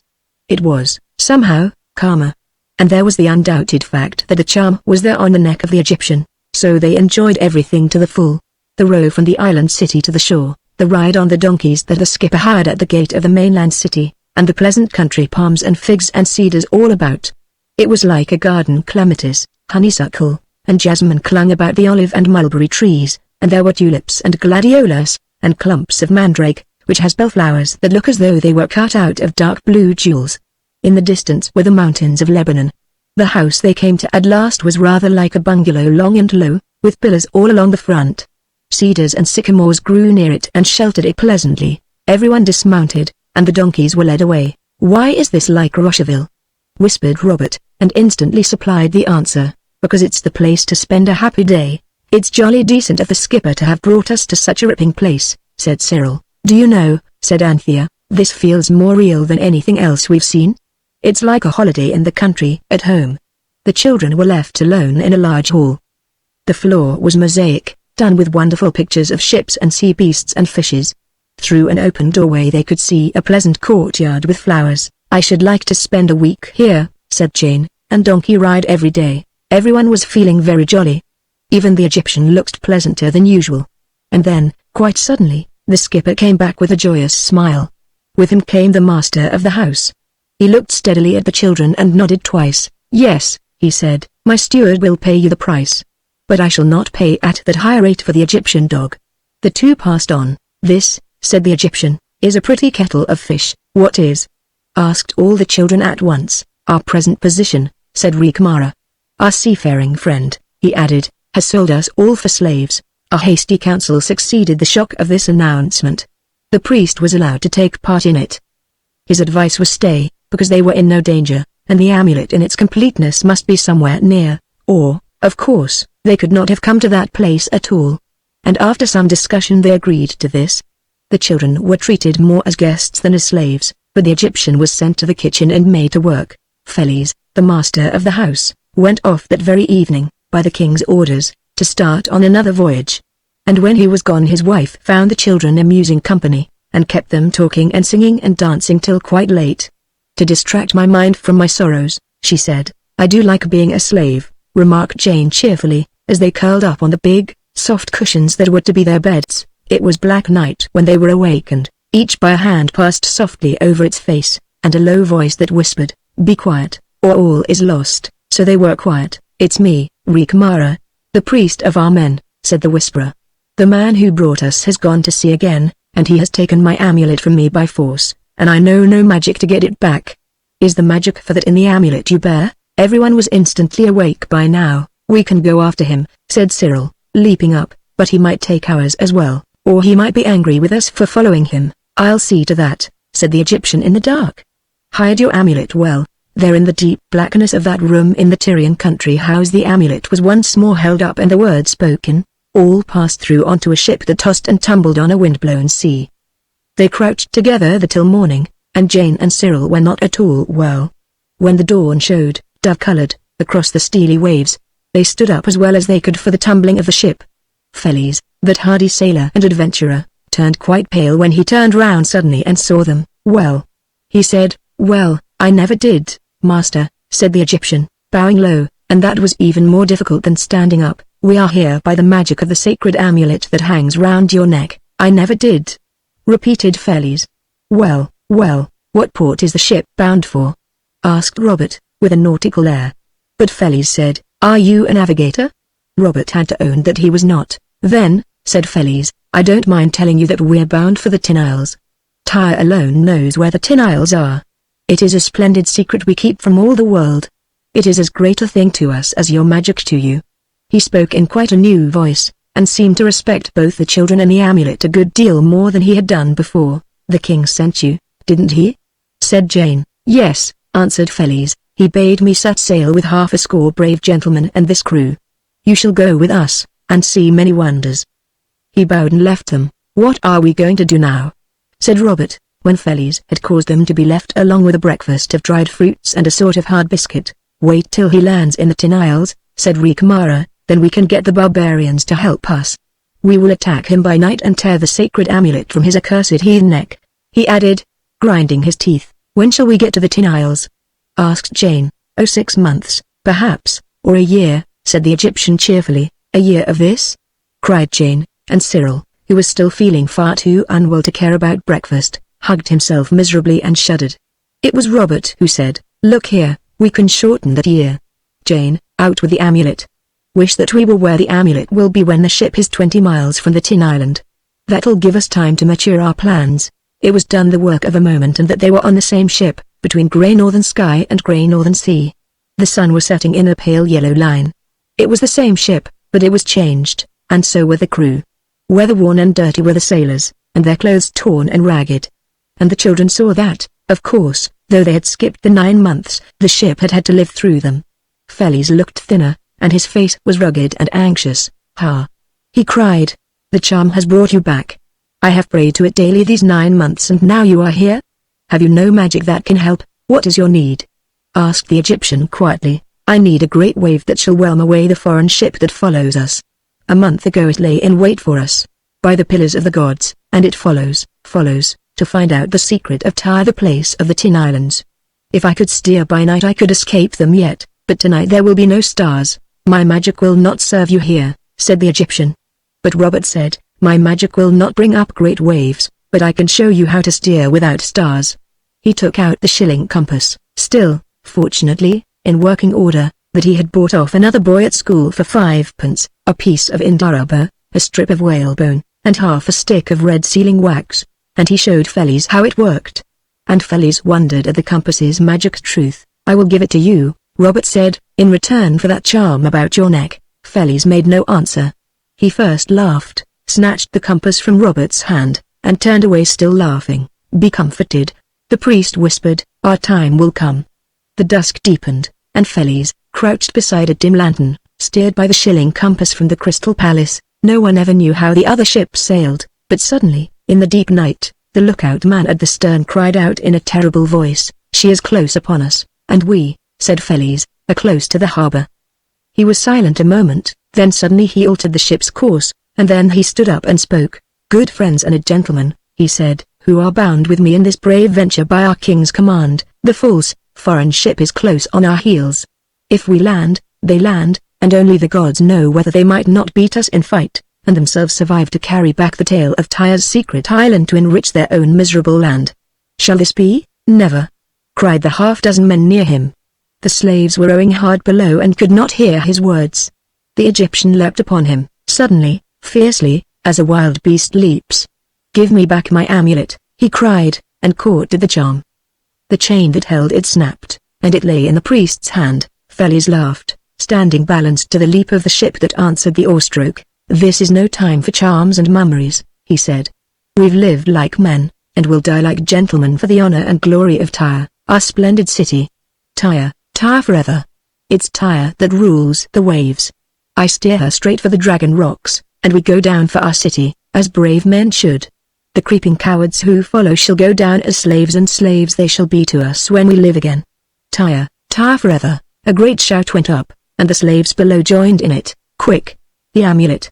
cried Anthea, and held it up. Rikmara held up the one he had snatched from Felice. The word was spoken, and the 2 great arches grew on a plunging ship in the shrieking wind under the dark sky. From each amulet a great and beautiful green light streamed and shone far out over the waves. It illuminated, too, the black faces and jagged teeth of the great rocks that lay not 2 ships' lengths from the boat's peaked nose. "Tyre, Tyre forever. It's Tyre that rules the waves." The voices of the doomed rose in a triumphant shout.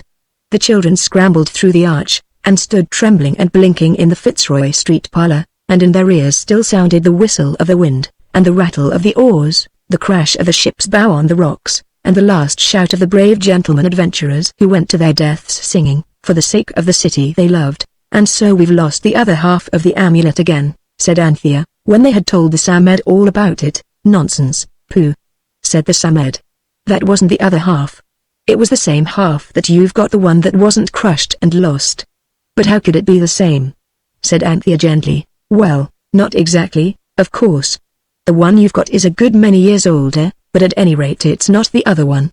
"What did you say when you wished?" "I forget," said Jane. "I don't," said the Samed.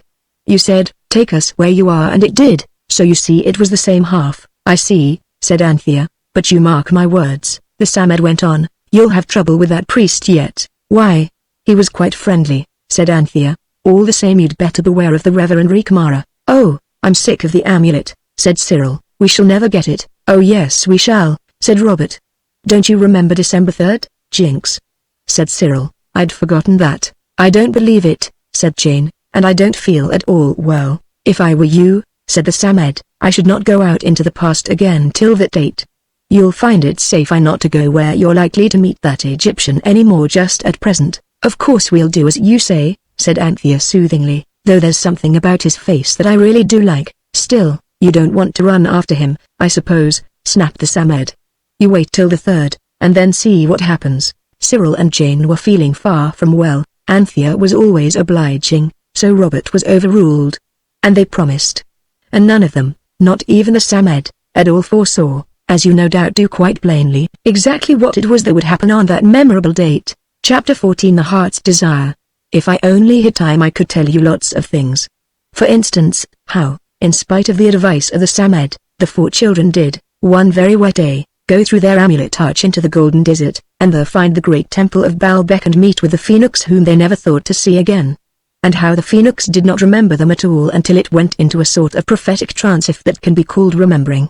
But, alas, I haven't time, so I must leave all that out, though it was a wonderfully thrilling adventure. I must leave out, too, all about the visit of the children to the Hippodrome with the Samed in its traveling bag, and about how the wishes of the people round about them were granted so suddenly and surprisingly that at last the Samed had to be taken hurriedly home by Anthea, who consequently missed half the performance. Then there was the time when, Nurse having gone to tea with a friend out Ivalunk way, they were playing devil in the dark, and in the midst of that most creepy pastime the postman's knock frightened Jane nearly out of her life. She took in the letters, however, and put them in the back of the hat-stand drawer, so that they should be safe. And safe they were, for she never thought of them again for weeks and weeks. One really good thing happened when they took the Samed to a magic lantern show and lecture at the boys' school at Camden Town. The lecture was all about our soldiers in South Africa. And the lecturer ended up by saying, "And I hope every boy in this room has in his heart the seeds of courage and heroism and self-sacrifice, and I wish that every one of you may grow up to be noble and brave and unselfish, worthy citizens of this great empire for whom our soldiers have freely given their lives." And, of course, this came true, which was a distinct score for Camden Town. As Anthea said, it was unlucky that the lecturer said boys, because now she and Jane would have to be noble and unselfish, if at all, without any outside help. But Jane said, "I dare say we are already because of our beautiful natures. It's only boys that have to be made brave by magic, which nearly led to a first-class row. And I dare say you would like to know all about the affair of the fishing rod, and the fishhooks, and the cook next door, which was amusing from some points of view, though not perhaps the cook's, but there really is no time even for that. The only thing that there's time to tell about is the adventure of Maskelyne and Cooks, and the unexpected apparition which is also the beginning of the end. It was Nurse who broke into the gloomy music of the autumn rain on the window panes by suggesting a visit to the Egyptian Hall, England's home of mystery. Though they had good, but private reasons to know that their own particular personal mystery was of a very different brand, the 4 all brightened at the idea. All children, as well as a good many grown-ups, love conjuring. "It's in Piccadilly," said old Nurse, carefully counting out the proper number of shillings into Cyril's hand, "not so very far down on the left from the circus. There's big pillars outside, something like Carter's Seed Place in Holborn, as used to be Day and Martin's Blacking when I was a girl. And something like Euston Station, only not so big." "Yes, I know," said everybody, so they started. But though they walked along the left-hand side of Piccadilly, they saw no pillared building that was at all like Carter's Seed Warehouse or Euston Station or England's home of mystery as they remembered it. At last they stopped a hurried lady, and asked her the way to Maskelyne and Cooks. "I don't know, I'm sure," she said, pushing past them. "I always shop at the stores."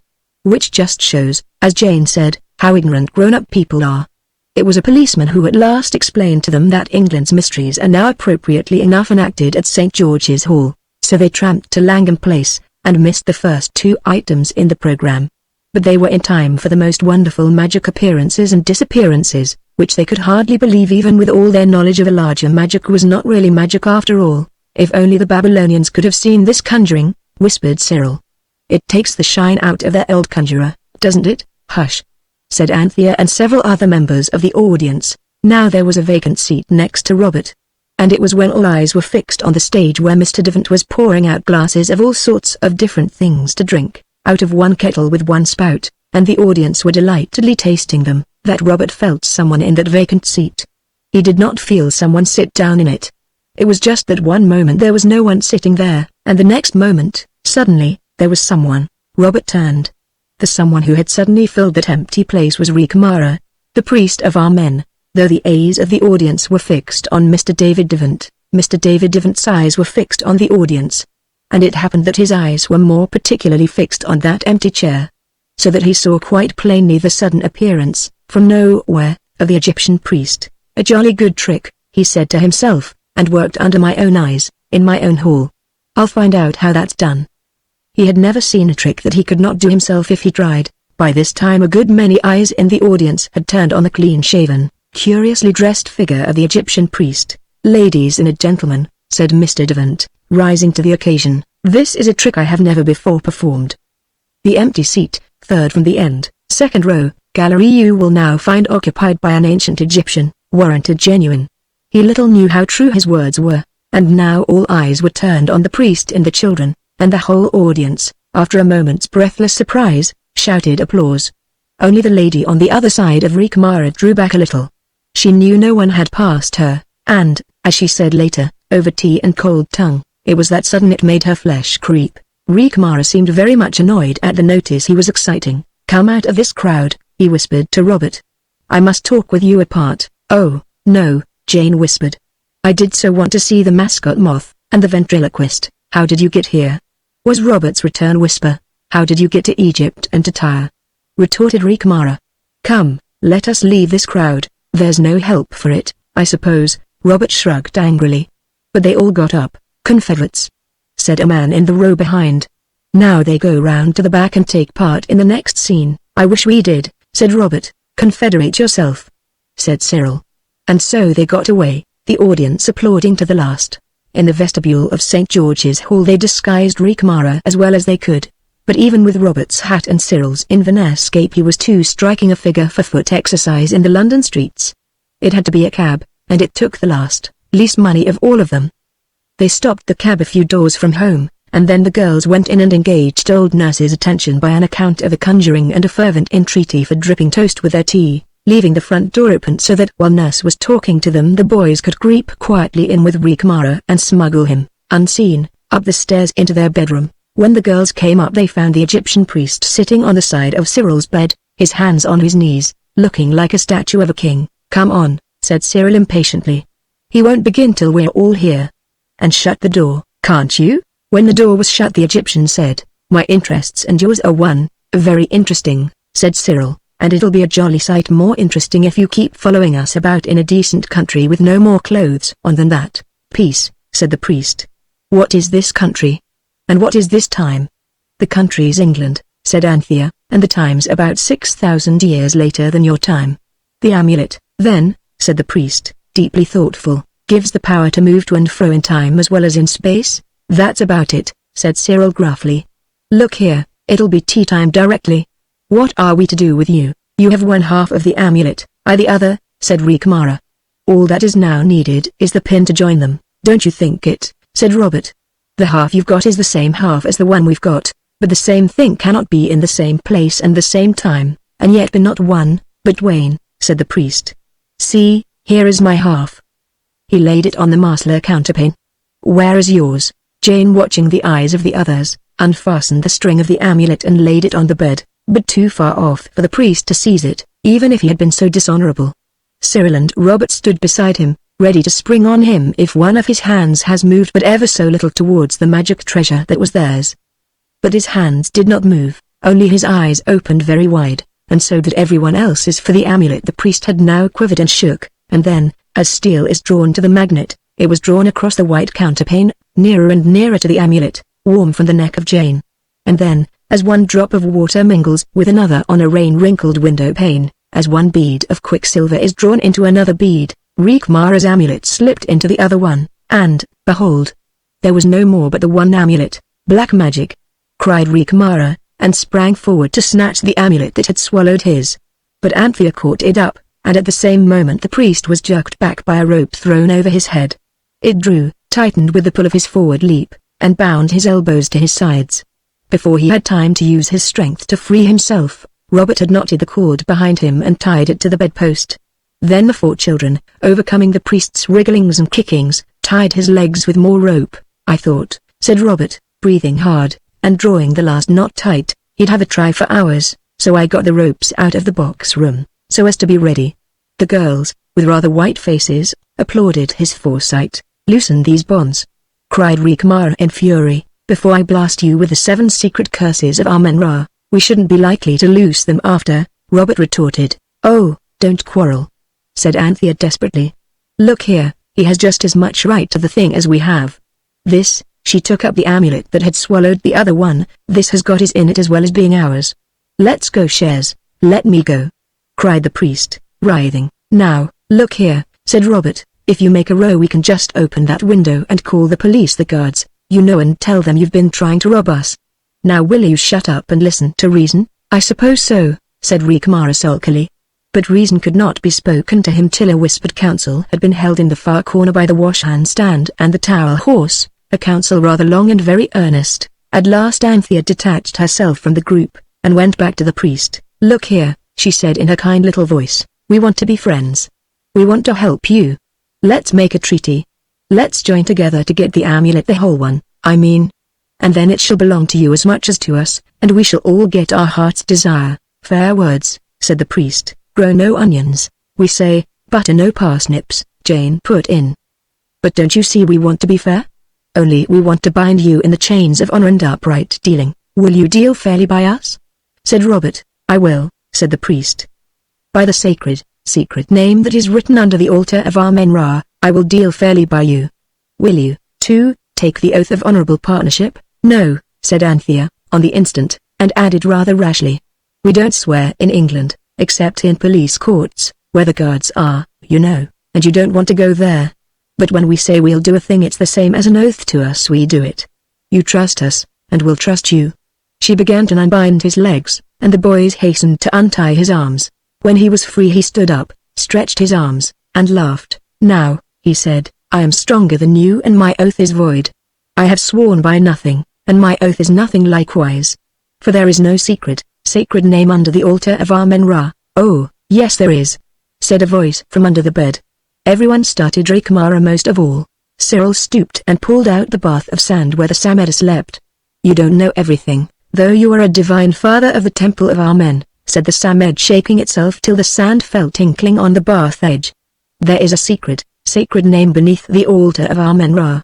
Shall I call on that name?" "No, no," cried the priest in terror. "No," said Jane, too. "Don't let's have any calling names." "Besides," said Rikmara, who had turned very white indeed under his natural brownness, "I was only going to say that though there isn't any name under." "There is," said the Samed threateningly. "Well, even if there wasn't, I will be bound by the wordless oath of your strangely upright land, and having said that I will be your friend, I will be it." "Then that's all right," said the Samed, "and there's the tea bell. What are you going to do with your distinguished partner? He can't go down to tea like that, you know." "You see we can't do anything till the 3rd of December, said Anthea. "That's when we are to find the whole charm." "What can we do with Rikmara till then?" "Box room," said Cyril briefly, "and smuggle up his meals. It will be rather fun, like a fleeing cavalier concealed from exasperated Roundheads," said Robert. Yes, so Rikmara was taken up to the box room and made as comfortable as possible in a snug nook between an old nursery fender and the wreck of a big four-poster. They gave him a big rag bag to sit on, and an old, moth-eaten fur coat off the nail on the door to keep him warm. And when they had had their own tea they took him some. He did not like the tea at all, but he liked the bread and butter, and cake that went with it. They took it in turns to sit with him during the evening, and left him fairly happy and quite settled for the night. But when they went up in the morning with a kipper, a quarter of which each of them had gone without at breakfast, Rikmara was gone. There was the cozy corner with the rag bag, and the moth-eaten fur coat, but the cozy corner was empty. Good riddance was naturally the first delightful thought in each mind.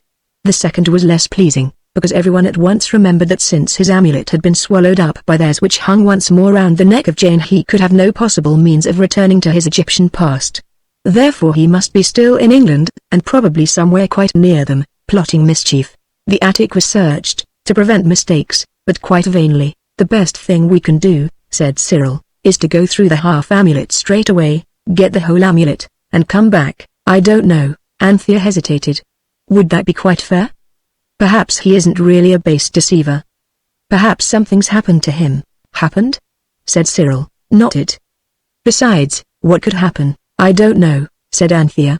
"Perhaps burglars came in the night, and accidentally killed him, and took away all that was mortal of him, to avoid discovery.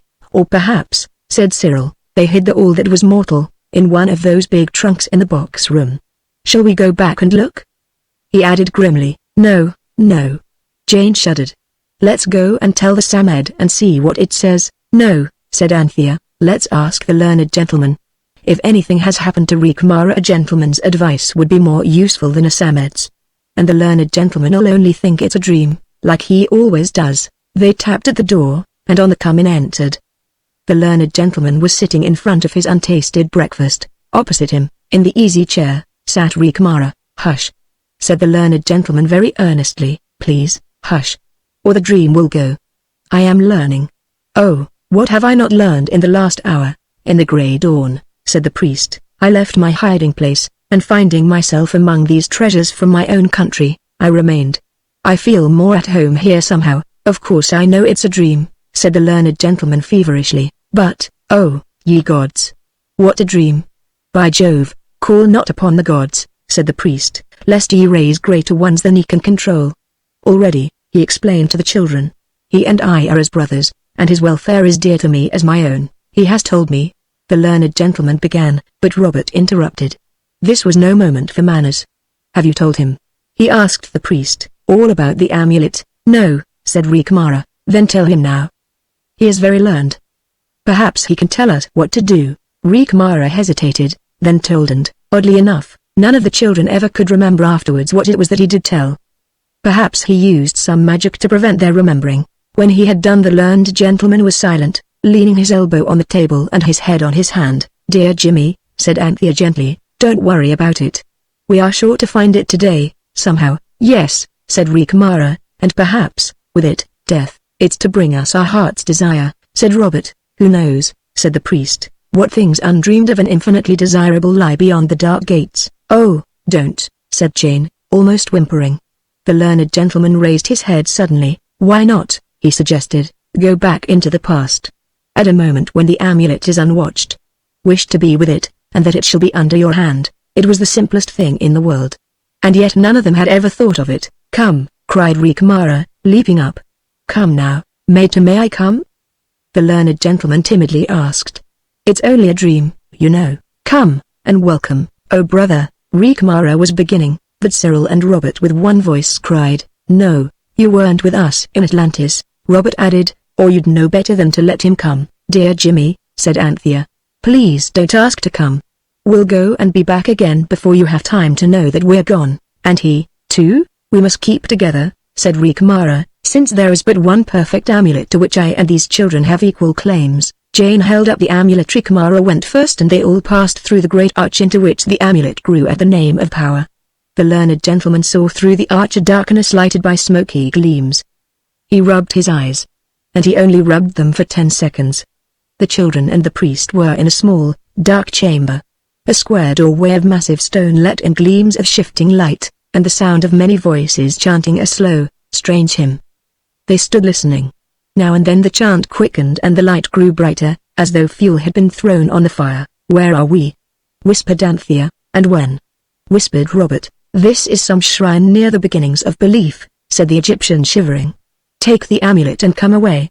It is cold here in the morning of the world." And then Jane felt that her hand was on a slab or table of stone, and, under her hand, something that felt like the charm that had so long hung round her neck, only it was thicker.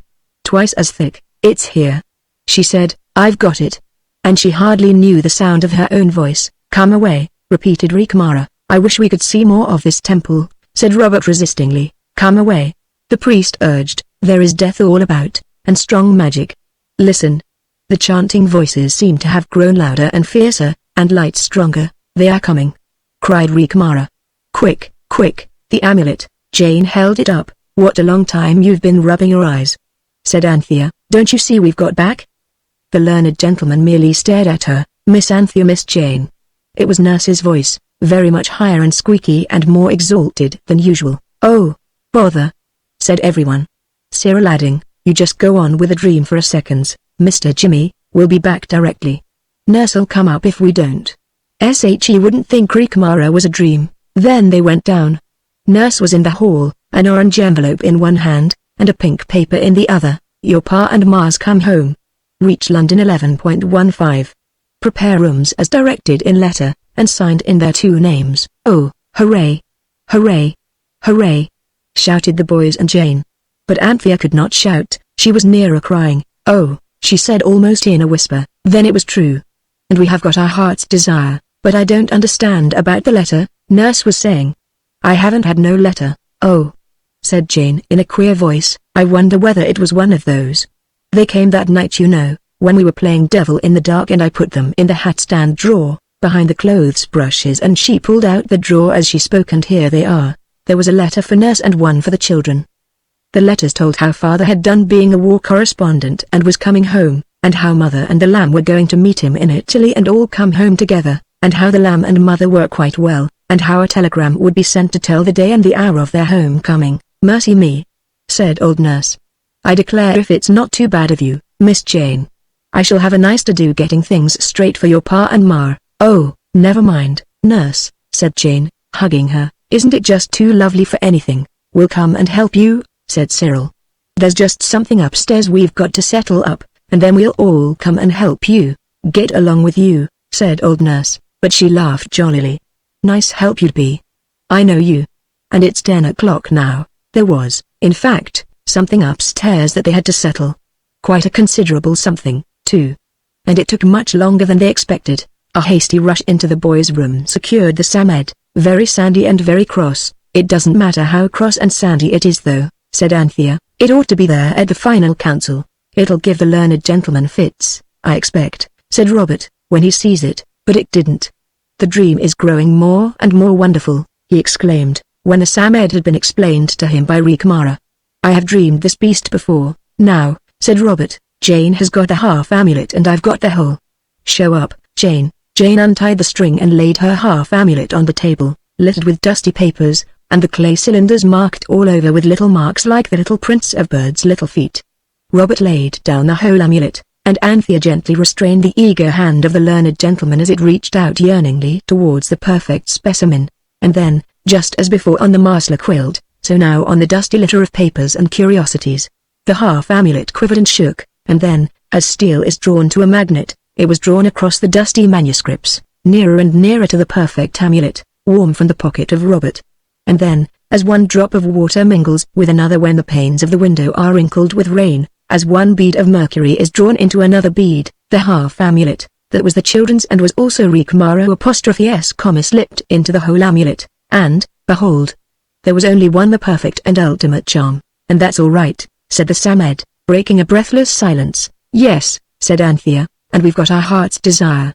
Father and Mother and the Lamb are coming home today, but what about me? Said Rikmara. What is your heart's desire? Anthea asked. Great and deep learning, said the priest, without a moment's hesitation. A learning greater and deeper than that of any man of my land and my time. But learning too great is useless. If I go back to my own land and my own age, who will believe my tales of what I have seen in the future?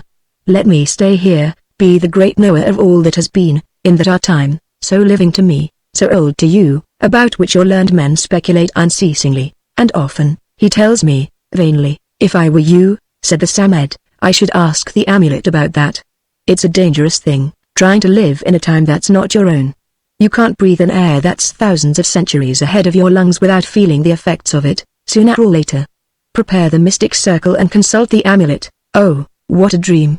Cried the learned gentleman.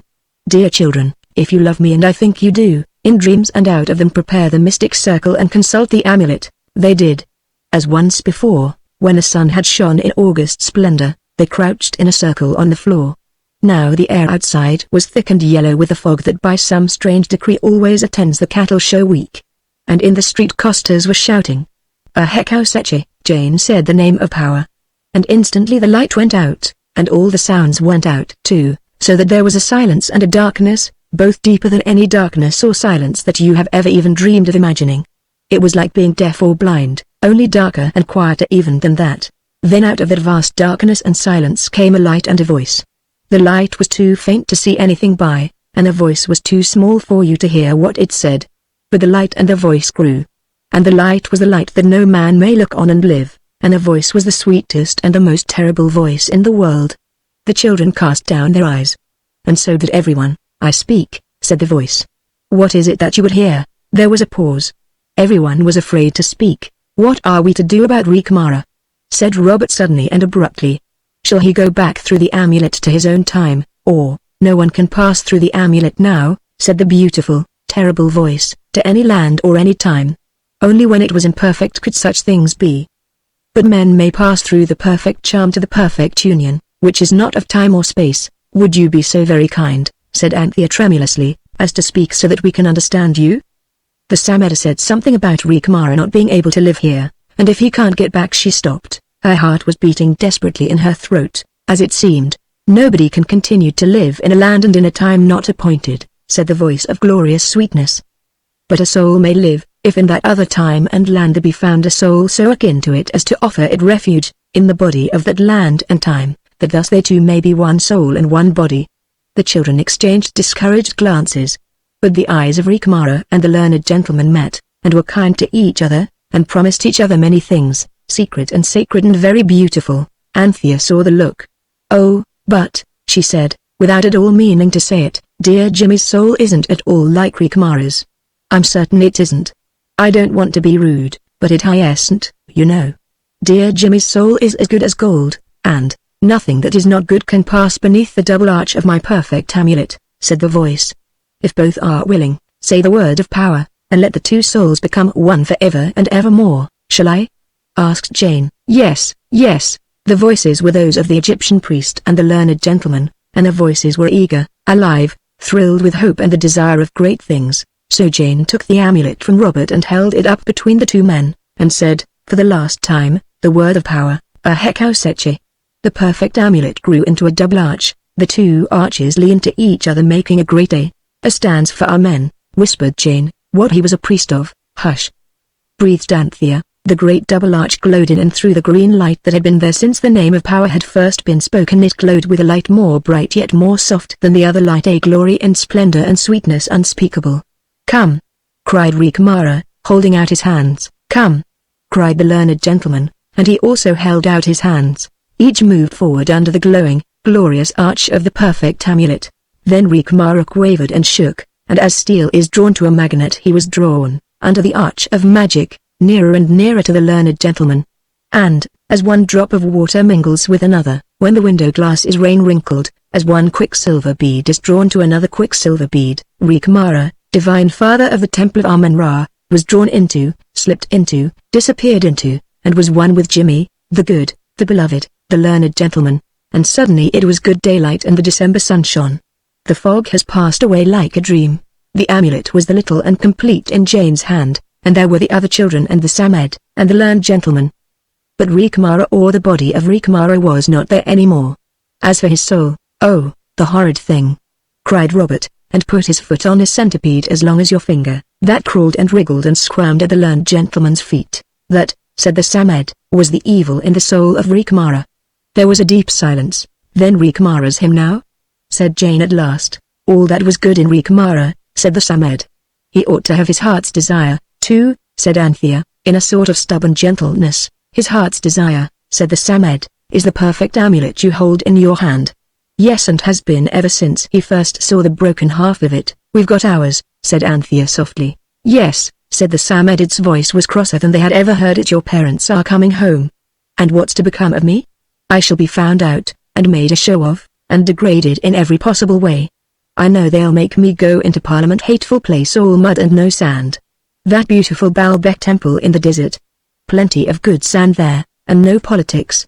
I wish I were there, safe in the past. That I do. I wish you were, said the learned gentleman absently, yet polite as ever. The Samed swelled itself up, turned its long snail's eyes in one last lingering look at Anthea, a loving look, she always said, and thought, and vanished. Well, said Anthea, after a silence, I suppose it's happy.